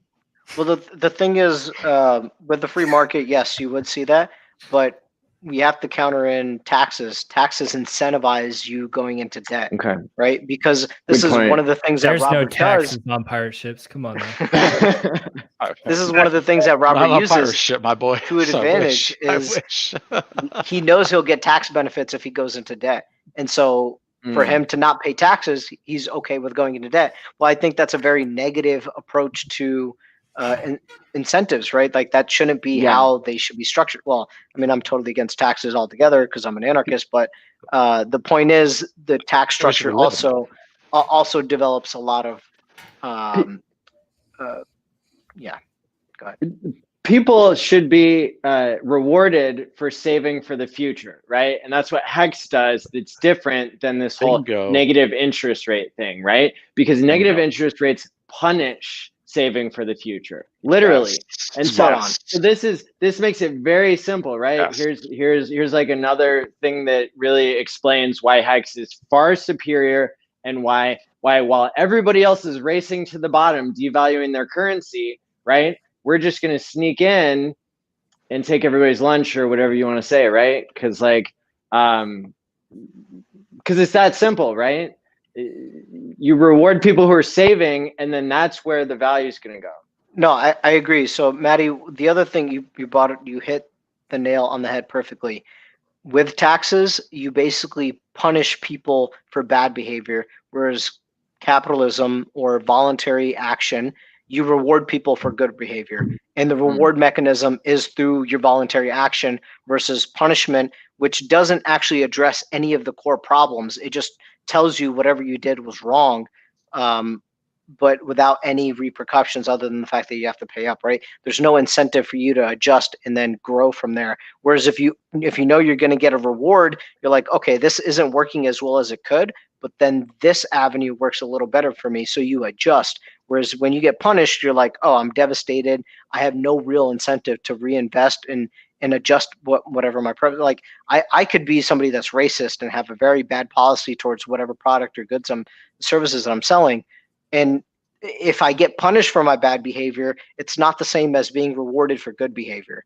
If I get punished, then I still get to continue on with my bad practices. Whereas if I get rewarded for having better behavior, then I might actually move society forward. And so, like JP Morgan and their silver fixing prices, it's like it's more beneficial, more profitable to continue with the illegal activity of suppressing silver prices than we just pay the fines of $100 million because I made $1 billion shorting silver and fucking the market.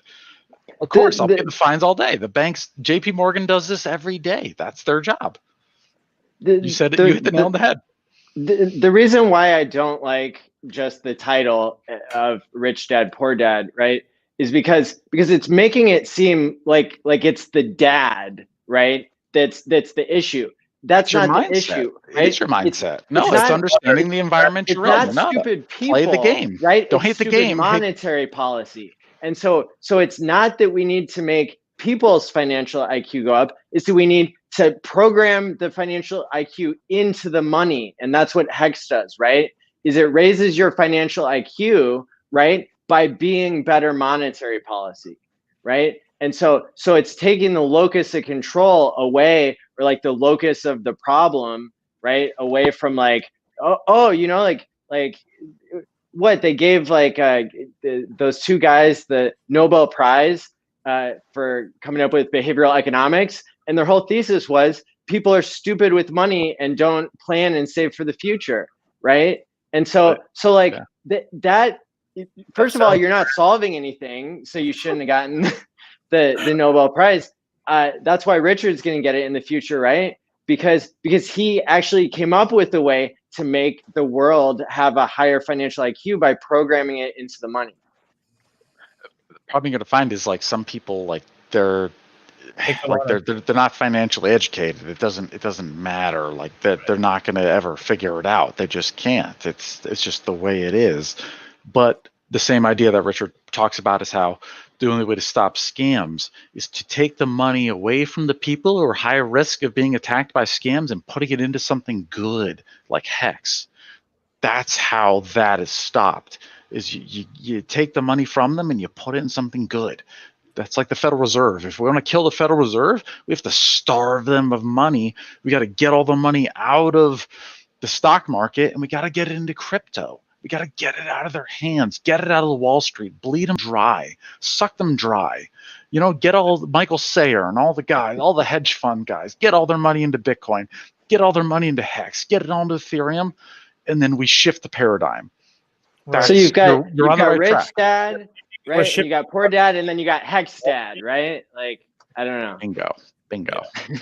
We're shifting the money from Wall Street over to fucking the kids of the Wall Street guys in crypto. So like, what the fuck are we really doing? Like, if you really think about crypto and shit, it's controlled already anyway. Like, what the fuck are we talking about here? Like, if you really want to get all meta and get all into the fucking smoke a doobie and get fucking hella high and really think about this shit, metaphysical, This shit is controlled. What the fuck is anyone talking about? Like, oh man, we're gonna change the system, man. We're gonna go over there to crypto and still don't fuck crypto's already controlled. What are we talking about? Controlled by us. So we have keys. If you got ain't your keys, ain't your coins, man. Like ain't your keys, ain't your coins, though. It's our coins. Like this is us. It's not them. We are the central bank. We own this shit, not them. We take the power from them. That's the point. That's the goal. No, I know that's a goal, and I'm just being kind of funny. I mean, but like, yeah, but you're right, though. You're right. Yeah, no, I agree with you, DCC. The other thing to consider is also, so let's say we get to where we want to get to, right? We're the early adopters.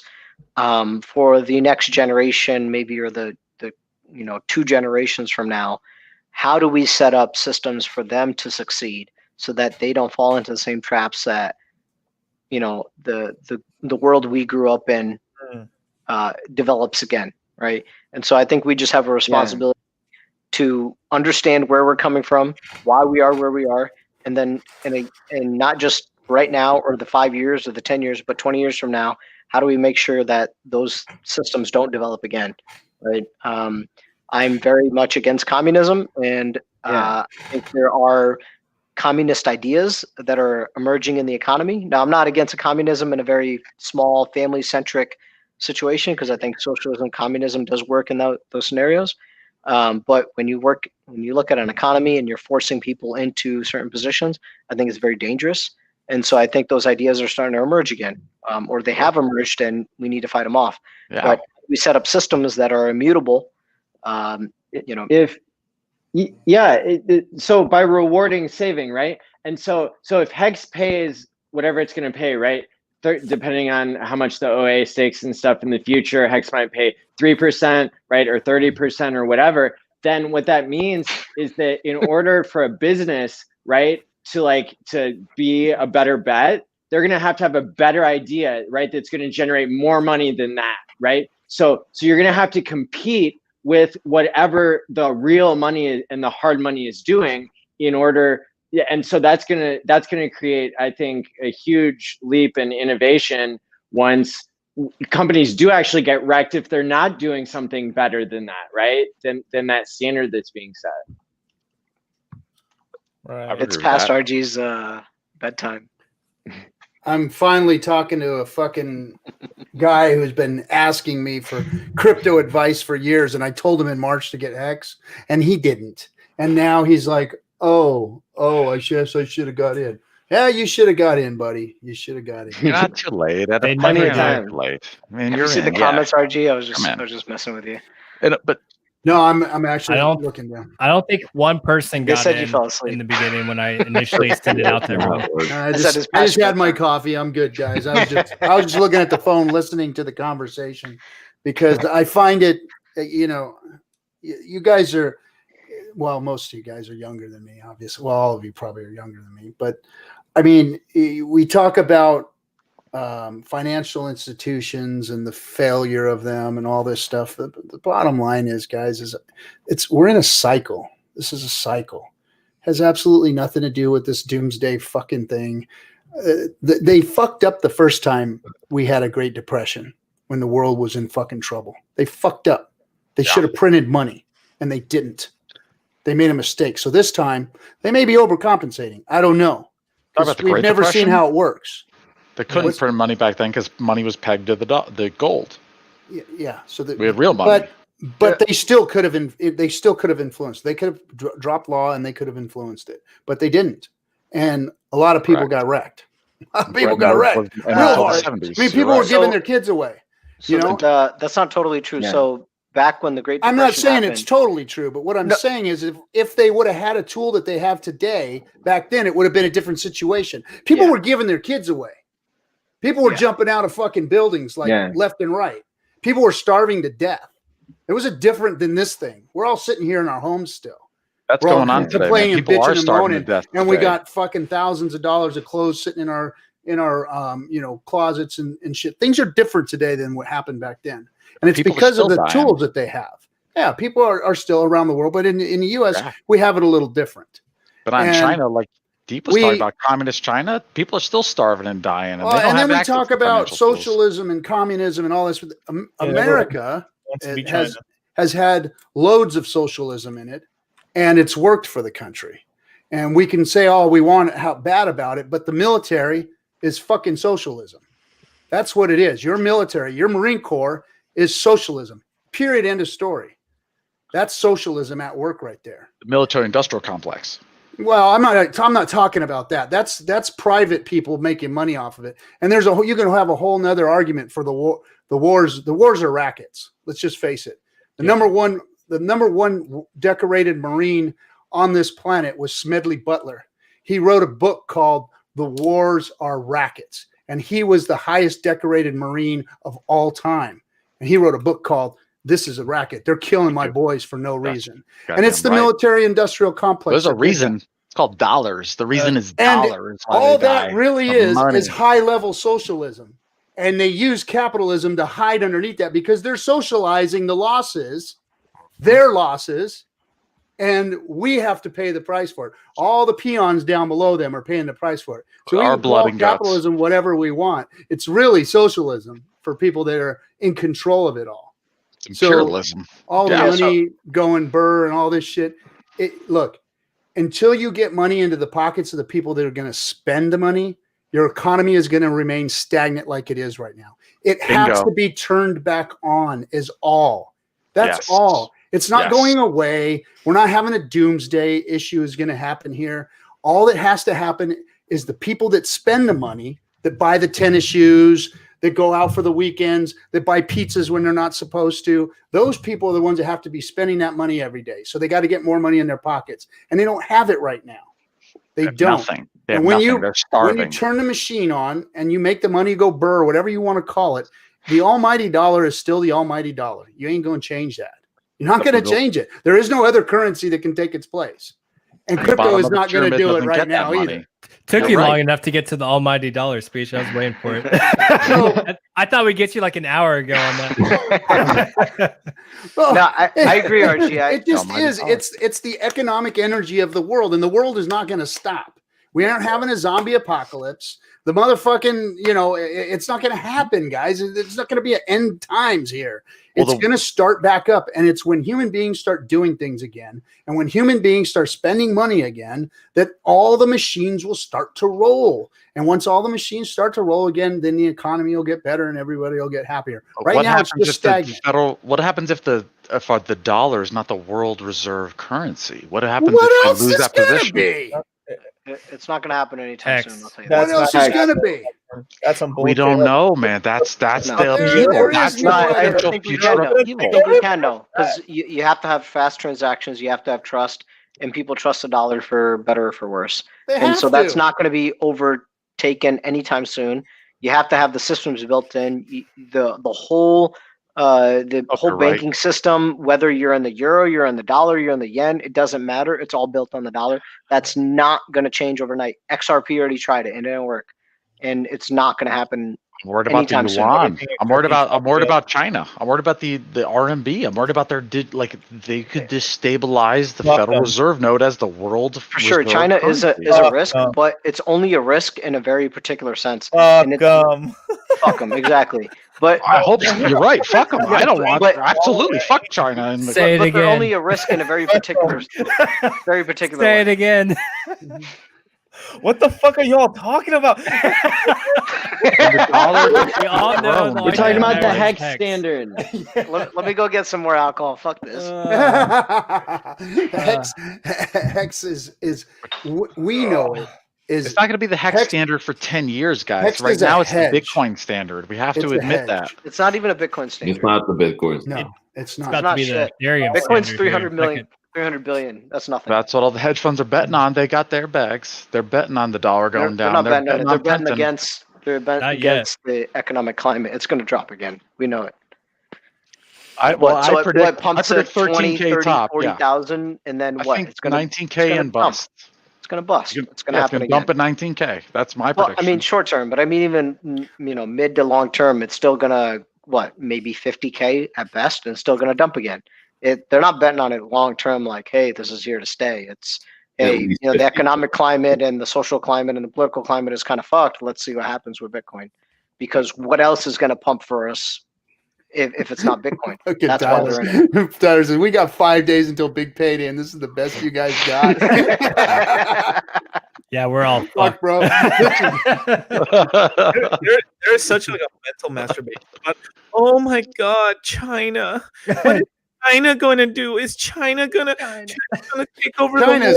China has screwed themselves, man. They're in so much trouble. They have made a mess out of themselves. They are screwed, but like they also are like, if you remember the They've infiltrated America more than you know, man. And now with our new potential president-elect potential, he loves China. What do you think's going to happen then when they get in here?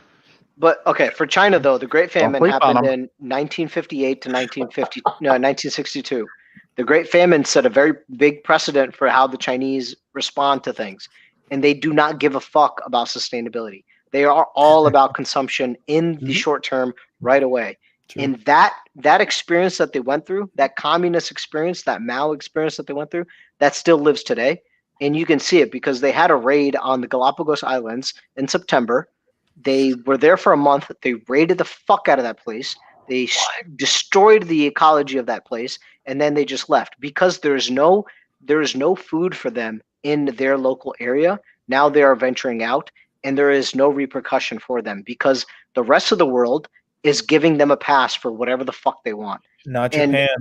Not Japan. Well, not Japan, because Japan's always been against China, and good for them. Japan's our ally with America. Good, absolutely. That's the fucking ball, bro. Fuck. But even America has not been holding them accountable, and so even the Chinese Sea, like Taiwan, we need to back Taiwan, man. If we let our allies go over in that sea, China's going to take them all over, man. You want to lose Japan? You want to lose South Korea? You want to lose Taiwan? You want to lose your best producing allies, America? Then you're going to get fucked. And then I don't think that's going to happen. Comes in you're not going to lose Japan. Yeah, you're not going to lose Japan. But I'm just saying, World War III before we need to be cautious. We need to. I hope so. Absolutely. South Korea. Those Nintendos. Yeah. Absolutely. And South Korea, yeah, exactly. South Korea. Yeah, man, we got to defend ourselves, boys. Like this ain't they no don't joke. like them and Chinese. China's coming for us. China's coming for America. No, they're coming for themselves. They're out for themselves. They don't give a fuck about anything else. Yeah, dude. Oh man, they ain't coming for nothing, man. They ain't coming for nothing. I'm not going to get political stuff. The U.S. will not give up their position in the Pacific. No, it'll never. They will not. Ever. Good. You better hope not. You better hope not. Otherwise, our political life goes down. Even with Biden or Trump, they're not giving it up. It doesn't matter who it is. They'll go into World War III before they give it up. It's not going to happen. You can't have kinetic warfare anymore. Warfare is financial and subversion and copyright theft, and it's crypto and it's hacking and it's ransomware. Like we can't have kinetic warfare because China and America, we got too many nukes.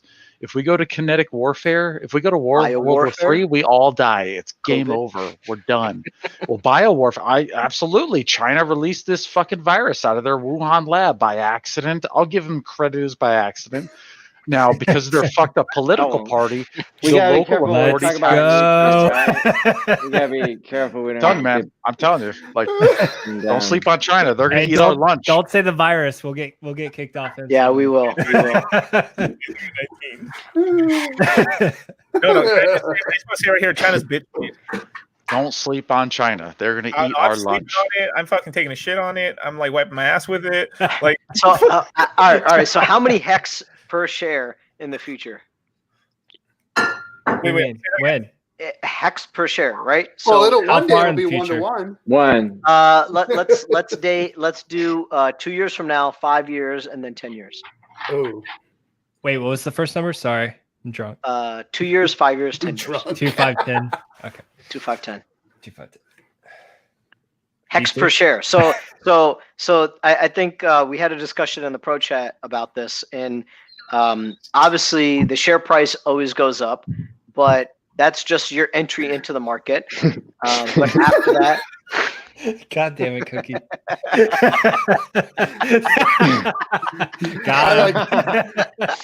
I like Children of the Graves answer there. What he say? The one on top of Cookie. World War IV, we fought with sticks. Well, it will. They're not by humans either. There won't be humans around to fight World War IV. The world will be on Mars, bro. Yeah, you like Elon Musk? Okay, Papa I like Elon will Musk have too. us. I hope so. Richard Hart doesn't have much Kilgrave, faith little in do Elon you know. Musk. Richard was talking shit about Elon the other night on his video the other night. So here's a really good book that you should read. It's actually an audiobook too. It's by this guy named Peter Zion. He has a book. He has a book about all this stuff and everything. He goes through the entire demographics and the military that they have. Like, you just look all across the world, dude. China's about to get fucking dick slapped. Like, dick slapped if the economic system, if it actually breaks down where it's like we're going to war, right?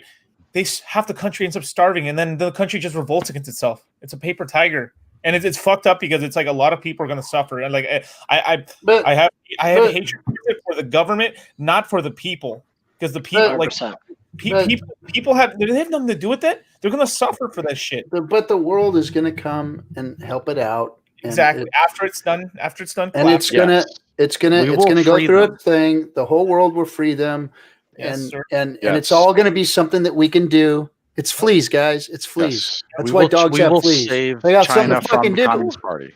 We've got CCP must be dethroned. Yes, we will save China. Your belief in Mao is so deep. I'm very worried about that. Even if we come to save them, their belief in Mao is so fucking. But this shit's been being disgusting. talked about for fucking eons, man, eons, and the scorched earth shit that all you fucking kids are talking about is just bullshit, man. You don't know. It ain't gonna happen. None of it's gonna happen. None of it's I just think the ideology is going to continue, regardless of the fact that if they fall apart and the U.S. comes changing. Yeah, that's what I'm getting at. Just like we ain't changing. I agree. And it's people. And guess what? People give a fuck about their kids, their fucking house, their old lady, their fucking mistress, and the food they eat. That's what people fucking care about. Period. End of story. All this other bullshit is just fucking puppeteering going on. And all of this internet bullshit, this fucking fear-monger, crazy zombie apocalypse bullshit that's going on these days is crap, guys. I'm telling you, it's cycles. This is all this shit has happened before. Only they didn't have an internet to scream zombie apocalypse. Trust him, God. He was there. He was there. It's all just like the Soviet goddamn Union, you know? Yeah. When I was elders, a kid, everyone. it was the fucking USSR was coming. They were going to fucking turn us all into commies, and we had to get under our desks because they were going to fucking drop nuclear bombs on us and shit. Come on, man. This is all crazy talk, man. The world's going to turn back around, man. Come on, man. Duck and cover. It's worse than you think. Fucking nuclear bomb they were having us get under our desks. That's a good move. And we thought that was going to fix things. I hope you're right, RG. I pray. No, I am right. You don't have to hope shit. I am right. I agree. No, man. Fuck you, I am right. Everybody just chill the fuck out, homies, because it's RG's cool. eye candy agrees with RG, so I think that just says as much as we need to hear. Valiant Brand agrees with RG3, so that's case is closed. That's it's done now. I hope you're right. Where is Brand today? I know you guys are all pessimists these days. I would be pessimist too if I got my ass beat on the internet my whole life. You guys are all fucking internet whooped. I'm telling you, you guys have had your asses kicked in all these fucking chat rooms all your life. Pussies. You know, that's what's happened. You know. I'm glad I just learned what all this shit is, to be honest, because it's like fucking go out in the real world and fucking deal with people, with real people, and quit fucking fearing the shit out of each other. I mean, motherfuckers really believe there's going to be a zombie apocalypse out there. There's really motherfuckers that believe that shit. It's not about a zombie apocalypse. It's about the Amazonian women. Don't you dare try and explain it as zombie apocalypse to me. Amazonian women. I like that tangent. Let's go with it. Afraid of the Chinese Communist Party. You should be afraid of them, man. They kill more Muslims than the Uyghurs over in the west of China. They kill them by the millions. And they harvest their organs. If you want a new liver, if you're an alcoholic like me, you need a new liver. You smoke cigarettes, you want some new lungs? You can go to fucking China and you can buy it for $50,000. Who do you think they just cut that shit out of? They cut it out of some Uyghur, some Chinese Muslim from the West, or that's people being that tested positive decimated. for COVID. So, Yeah, okay. or Also, or possibly the Falun topic Gong that could followers get right us now, taken man. down on YouTube. The Chinese, Oh, whoops, question my mark. bad. the Chinese Communist Party has killed more people than the Nazis, and they're still around today, and we're doing business with them, man. These are Nazis times 10, and they're our enemy. You know who the worst Nazis were? Droopy titties. Actual You know who Hitler modeled his This chat is fucking hilarious right now. destruction to kill the Jews? You know who he modeled it after? The Italians, No. Have you ever read Mein Kampf? Mussolini. No. I don't know how to read. The U.S. You know what he said? You know what Hitler said? Yeah, if I can handle my Jew problem like the Americans handled their Indian problem, I will win this war. Well, then, how did that work out? What I'm saying is this happens all over the place. Your beloved America has done it too. Yes. There's yes, millions of dead Native Americans because of this. So Absolutely. don't give me no bullshit about the Chinese are going to do this. It's been happening forever. It's a fucking cycle. They're 10 times better than we are at what we do. You're right. The American Empire is evil and it kills a bunch of people. The petrodollar murders the military industrial concepts of America, kills a shit ton of people. And that's how we're in power. The Chinese Communist Party is way more efficient and they do a way better job. And they're going to replace America. For sure. And I think that's what RG3 is saying as well. That that we don't have to like FUD life, right? And like you got to enjoy what we got, right? Or just like I want to keep enjoying positive. So fuck China. Don't let all that stop the communists, man. Stop the communists. Exactly. Guys, we're causing hex to go in the wrong direction right now. I'm going to buy. It's not pumping. Okay. It's not pumping because of the right now. Buy hex. We're in the red, guys. I'm sorry, Richard. I'm sorry. Did you see? Hex is going like, "Fuck you, idiots!" Like, shut up. Friday night. Stop drinking and go to bed. I'm going to buy Uyghur's liver with my hex. I need a new liver. That sounds like a great investment to me. Like shit. Oh my god. I'll drink to that. RG3 is a commie. DCC, you need to take control of your stream, bro. This is on you. My stream, bro. Yeah, bro, this is your stream. You need to take control. All right. No more China talk because obviously China's going to lose this war. Anyway, China's already lost. They've already done it. Lost. America, fuck yeah. You know why you the last thing on the whole China thing. You guys are listening to too much fucking news about like all this dude. If let's just say you are, this is because all this comes from the left side, right? And a little bit from the right too, because they play into it for the war stuff. Like it's all this cocksucking up to like oh my god, the Chinese and AI. Have you ever used any Chinese product and how dog shit it is? It's all crap. Like TikTok's pretty shit. crazy. And they copy all the United States and stuff. Like I'm not saying there isn't talent there it's and all everything. from China. Everything I have is from China. What? And This is what Amazon sells. It's from China. Yeah. Okay, that's not what we wanted. But that's not innovation. That's not innovation. It's consumerism, and that's what we wanted. Yeah, but that's a lateral. That's lateral. Hex doesn't care what country you're from. Right. Unless you got the Hex of stake. Right. And I hope all the Chinese Bitcoin farmers switch over to Hex, and I hope they convert their Bitcoin to Hex, and I hope they stake it till they make it. It's not about what country you're from, right? And that changes the narrative too, because then it's not protectionism and it's not populism, right? It's Hex. Oh my god! If every Chinese person bought Hex, holy shit! Hex will be #1 tomorrow. Boom! If every Chinese person got 10 Hex or put in like they did for Bitcoin when Bitcoin pumped in 2018 with the OneCoin scam, of America to buy it. I'm so hungry right now. I have not eaten dinner. Fast, bro. Just grab a snack, bro. What are you doing? I got a steak that I salted earlier, so I'm waiting for that, and it's ready. It's primed. I just got to throw it on the cast iron, and we are good to go. I'm vegan, so how dare you do that to Hex? I used to be vegan, and thank God I saved myself. Good move. Yeah. That guy, that box mining dude is a fucking tool. Box mining, man. I used to watch box mining, that and guy. you're right. He's a fucking retard, dude. I used to think I thought he was cool. He's a dumbass. He's a dumbass. He blocked me on Twitter. What a fucking moron. Yeah, I got He has blocked. yet to block me, and I just talked shit about him recently. I'm in that club. Dumbass. Too, so yeah. Dude, I used to Who is listen to this guy? him. Dumbass.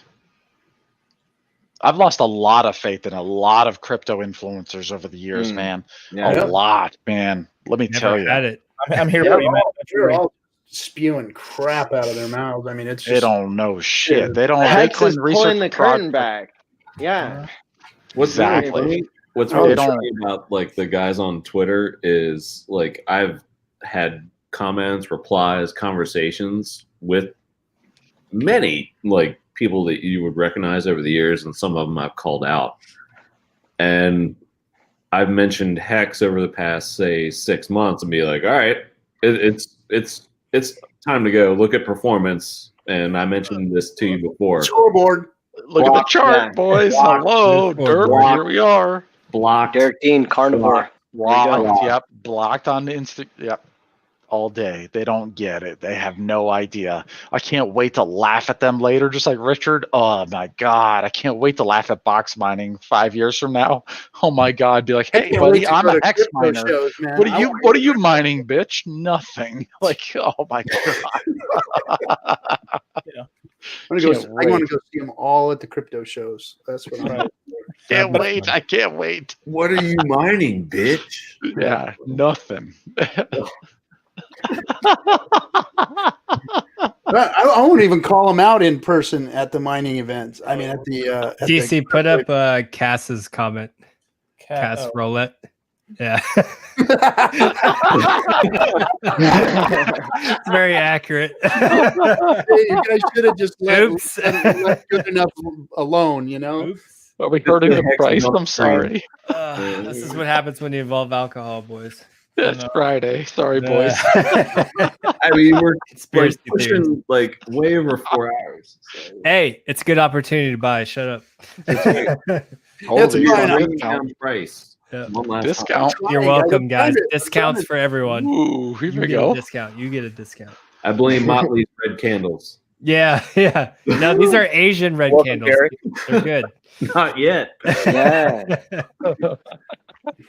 You should dig Hex, Derek. You actually got lucky getting in here today because That's awesome. you have a unique opportunity to get in before a very, very unique macro event happens in the next couple of days. It is the biggest event in crypto history. It will be the Yes. biggest event in crypto history.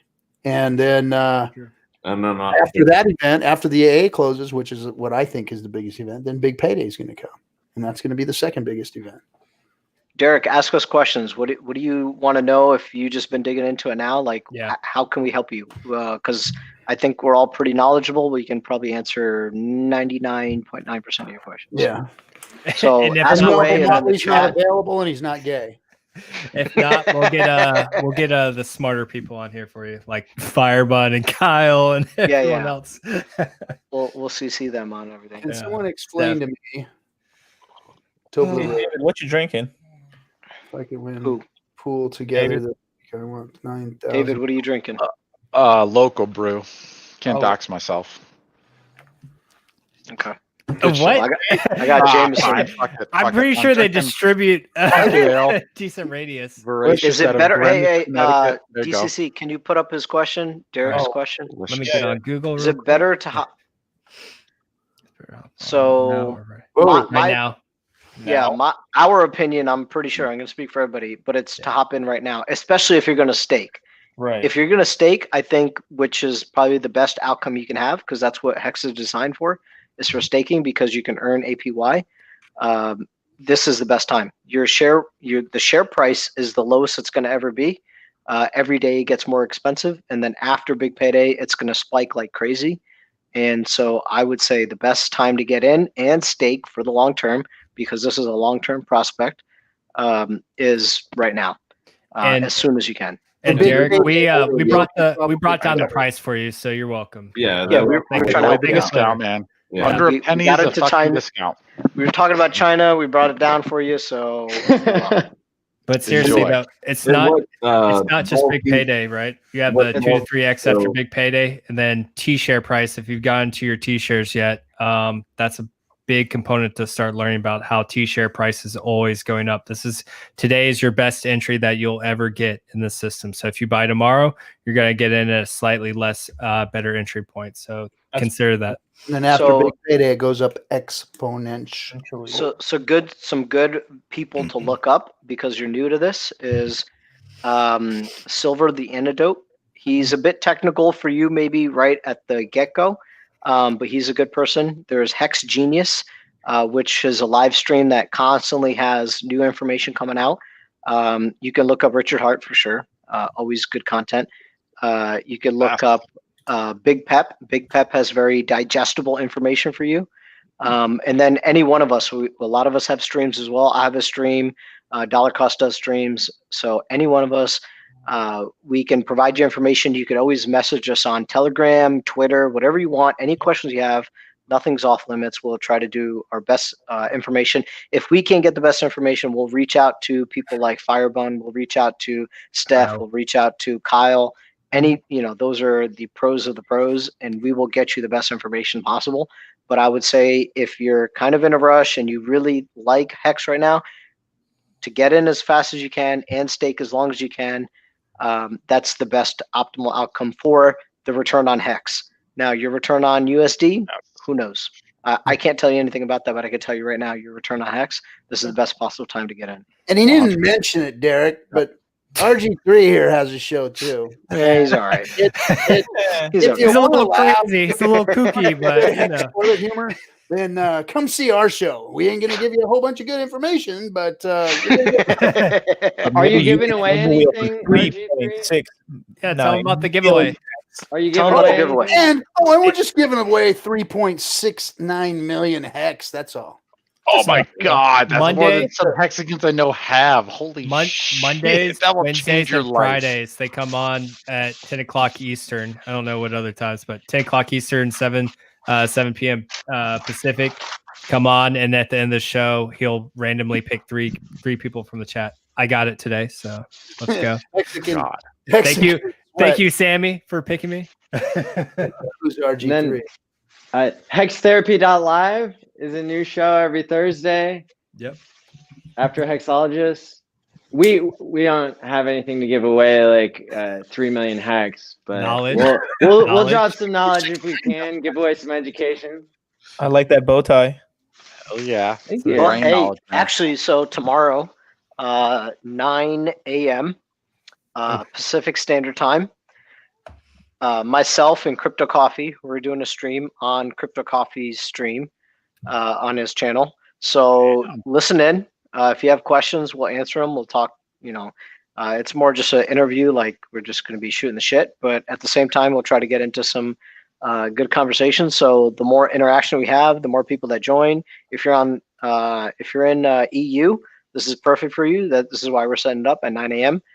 So come through. I'll add the link in here for you guys and stuff. But yeah, that'll be a good time for you if you can jump into that. That'll be Derek Dean. If you have time, that'll be good.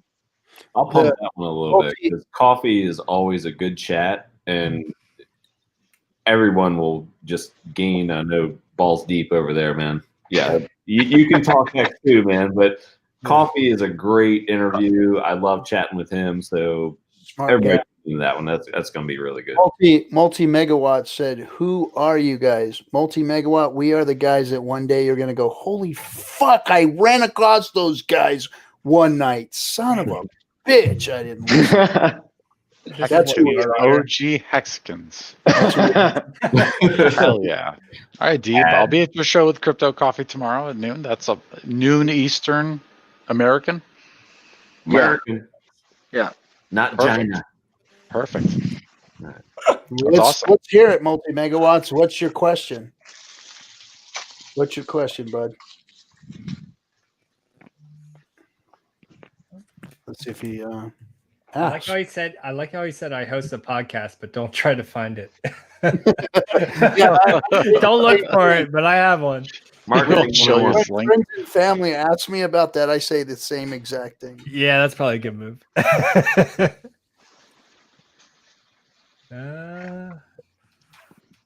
see what they're. I ain't gonna be able to sleep tonight. Oh. reading it, Oh my God, I'm Derek, honored. definitely keep reading. Do your research. There's a lot to consume in a short period of time. Yeah, Richard Hart just retweeted gotta me. hurry up. What's Oh, that? God. There you go. Richard Hart just retweeted me. Doesn't that feel This is so amazing. good? What was Doesn't your that feel so good? He told my story on his live stream last night with that guy got interviewed. He talked about some dude who turned $750 into 35K of hex. That's me. Like, I'm living proof, guys. Like, it doesn't take much to become a Hexican. That's really that's the doesn't. only thing more rare than T-shares is getting retweeted by Richard, right? Hell yeah. That's like our Lord's. Yo, honestly, Richard and he unfollowed me. yo, We're when not a cult, everyone. We're not a cult. when the guy from the founder of Ripple, when he became the richest man in the world for one day, I'm predicting, let me just call this out. I think Richard Hart might be the richest man in the world someday. And we're his followers and we are his disciples. And he might be the richest motherfucker ever. If Hex beats Bitcoin and we become number one in the cryptocurrency space. Okay. Are you David, saying I'm with Richard? you. Are you Like, saying Richard has hex? I don't know. I didn't know he had If any Richard hex. is the most richest person in the world, like I'm totally okay with that. There are some things I do disagree with Richard on. They're very minimal, so they're not really worth discussing about. Sure. Like his at diet. least not right now. Sure. Well, diet. There's a few like political and economic issues that I do disagree with him about. That's not to take away from him. He's a very smart guy. He's probably smarter than me, but there's a few things I disagree. But yeah, not. If he's the richest person, that's Nobody great. agrees with He everything deserved it. anybody has to say. That's Dude, fine. I'm telling you, great. Richard That's Hart great. might be the richest person in the world. Well, not even Richard Hart. I'm saying it wrong. It's like the OA. Like whoever is the OA might be the fattest wallet in the entire planet, boys. And it might be numerous people too, which we've discussed before. Absolutely. It's probably a whole multi-sig whole setup. Absolutely. I mean, whatever. Like, but honestly, if Hex tops Bitcoin in the future, 10 years from now, as it's designed to do, as it's proposed to do, Richard just unretweeted you.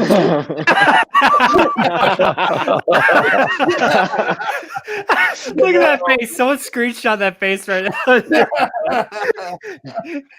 Did he freeze? He's like, how much did that mean to you? All right, I'll take that away. He froze. I love Richard. That shit's awesome. Good stuff. Good stuff.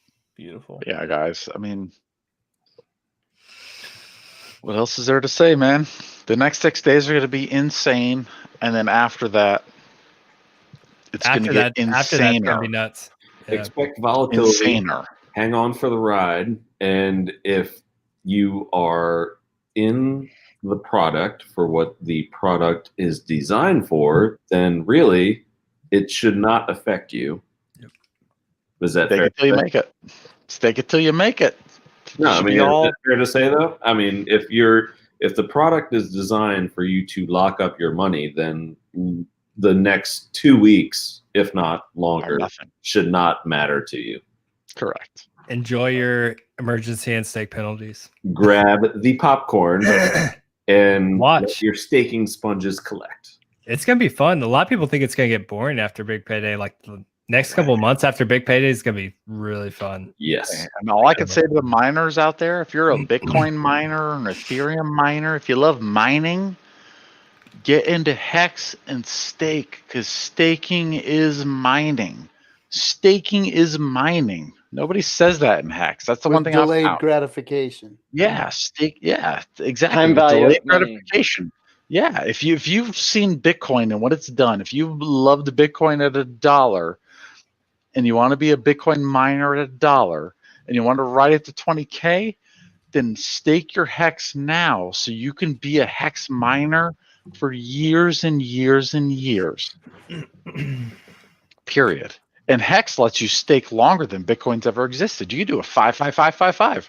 In the Staker app, I hope they come out with achievements. I want a day one FOMO achievement because I was there. I FOMO day one. I bought millions of Hex for 1 Ethereum days later. I want some kind of like dolphin achievement. Like David's gonna be like that guy on Call of Duty with all like the gold guns. I want them achievements, man. I want that big trophies. payday unstake achievement. I want all them achievements, man. Yeah, dude. If you like video games, which I don't anymore because Richard Hart got me out of them. I used to play WoW. I played EVE Online. Like I have a whole other personality for streaming for video games and shit. I gave that all up. I quit that life. Why? Because Richard Hart showed me there's a better way to spend your time and to invest in your family and your fucking future. True. Quit video games. Stop wasting your fucking time. Get involved in crypto. Do something that fucking matters. Like invest in your future, people. Like stop wasting time on games that make other people money, man. Like that's the biggest thing. Richard Hart really changed me. I was a gamer. I'm an IT guy.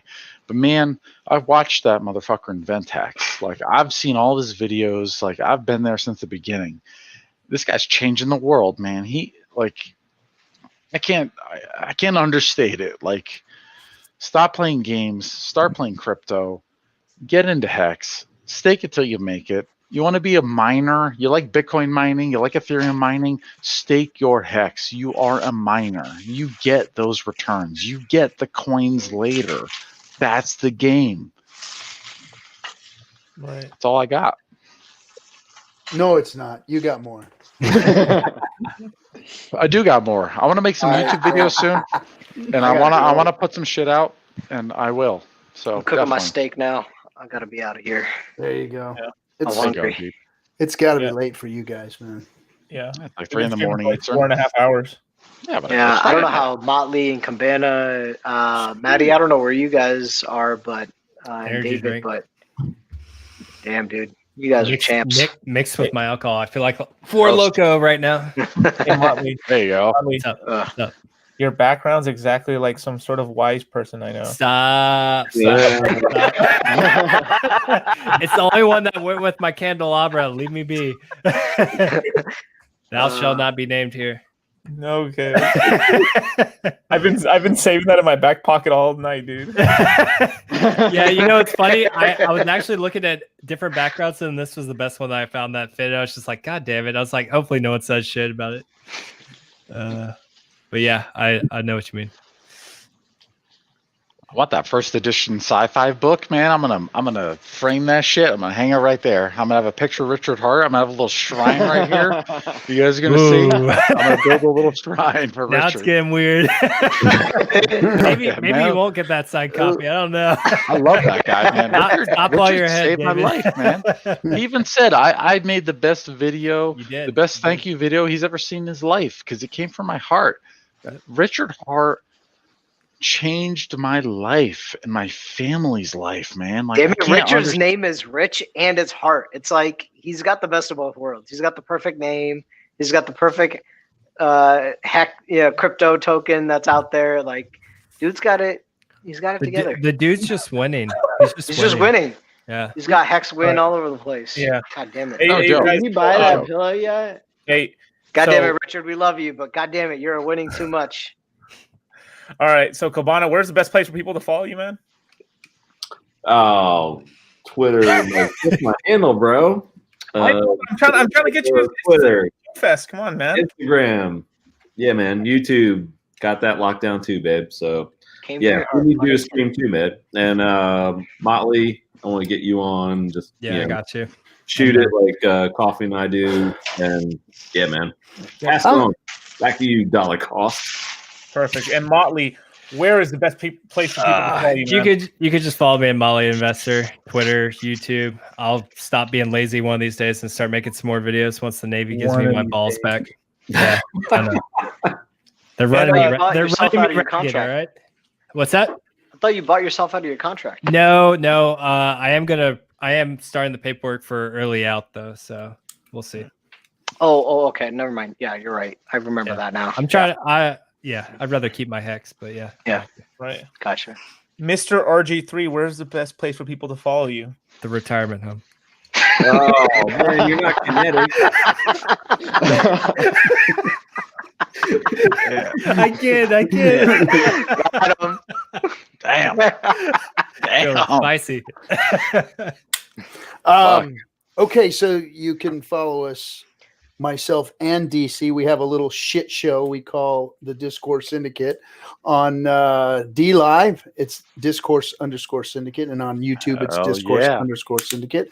And on Twitter, I am RG3_pirate. And if you follow all those things and subscribe to our YouTube, you have a chance to win 3.69 million hex. And we're going to be streaming probably every day between now and Big Payday. And then we're going to spin that fucking wheel on Big Payday and give that money to somebody, or give that hex to somebody, I should say. Oh my God, that's so much hex. So Cast Roulette, nah, man, don't worry about it. The OA isn't going to stay, man. I don't think the OA is going to stay. I don't think so. Don't worry about it. I don't think so. And the other thing is, every one of you motherfuckers, I put all of you guys on stream, and not one of you invites me onto your fucking streams. Wait a second. I would be honored. We want you to get your rest. We know how hard you work. You're always inviting each other on stream, and nobody ever asks the old pirate to come on stream. You come on my stream. RG3, you got one of the best shows out there for sure. Hey pirate, I want you to come have brunch with me and. I'm gonna come hang with you guys. I'm gonna come. Yeah, I'm coming to LA. I'm gonna come see you guys. That's for sure. So you will not leave without me coming to hang out with you guys. Well, you know what? I'm gonna front run you and have brunch Motley on that Saturday. That's right. I'm down for it. I've already met with a bunch of hex. Twitter poster, it didn't happen. Got you. We got you. We can. Hey, we can work out afterwards too. Yes, sir. Cool. Oh boy, hey, don't ever work out with a Navy boy, or be real careful. Oh shit, you're right. Maddie, so where is the best place for people to follow you, man? allmylinks.com/all-in. All in. Allmylinks.com/all-in. I got 15 links on there, all my content. Cool. Perfect, man.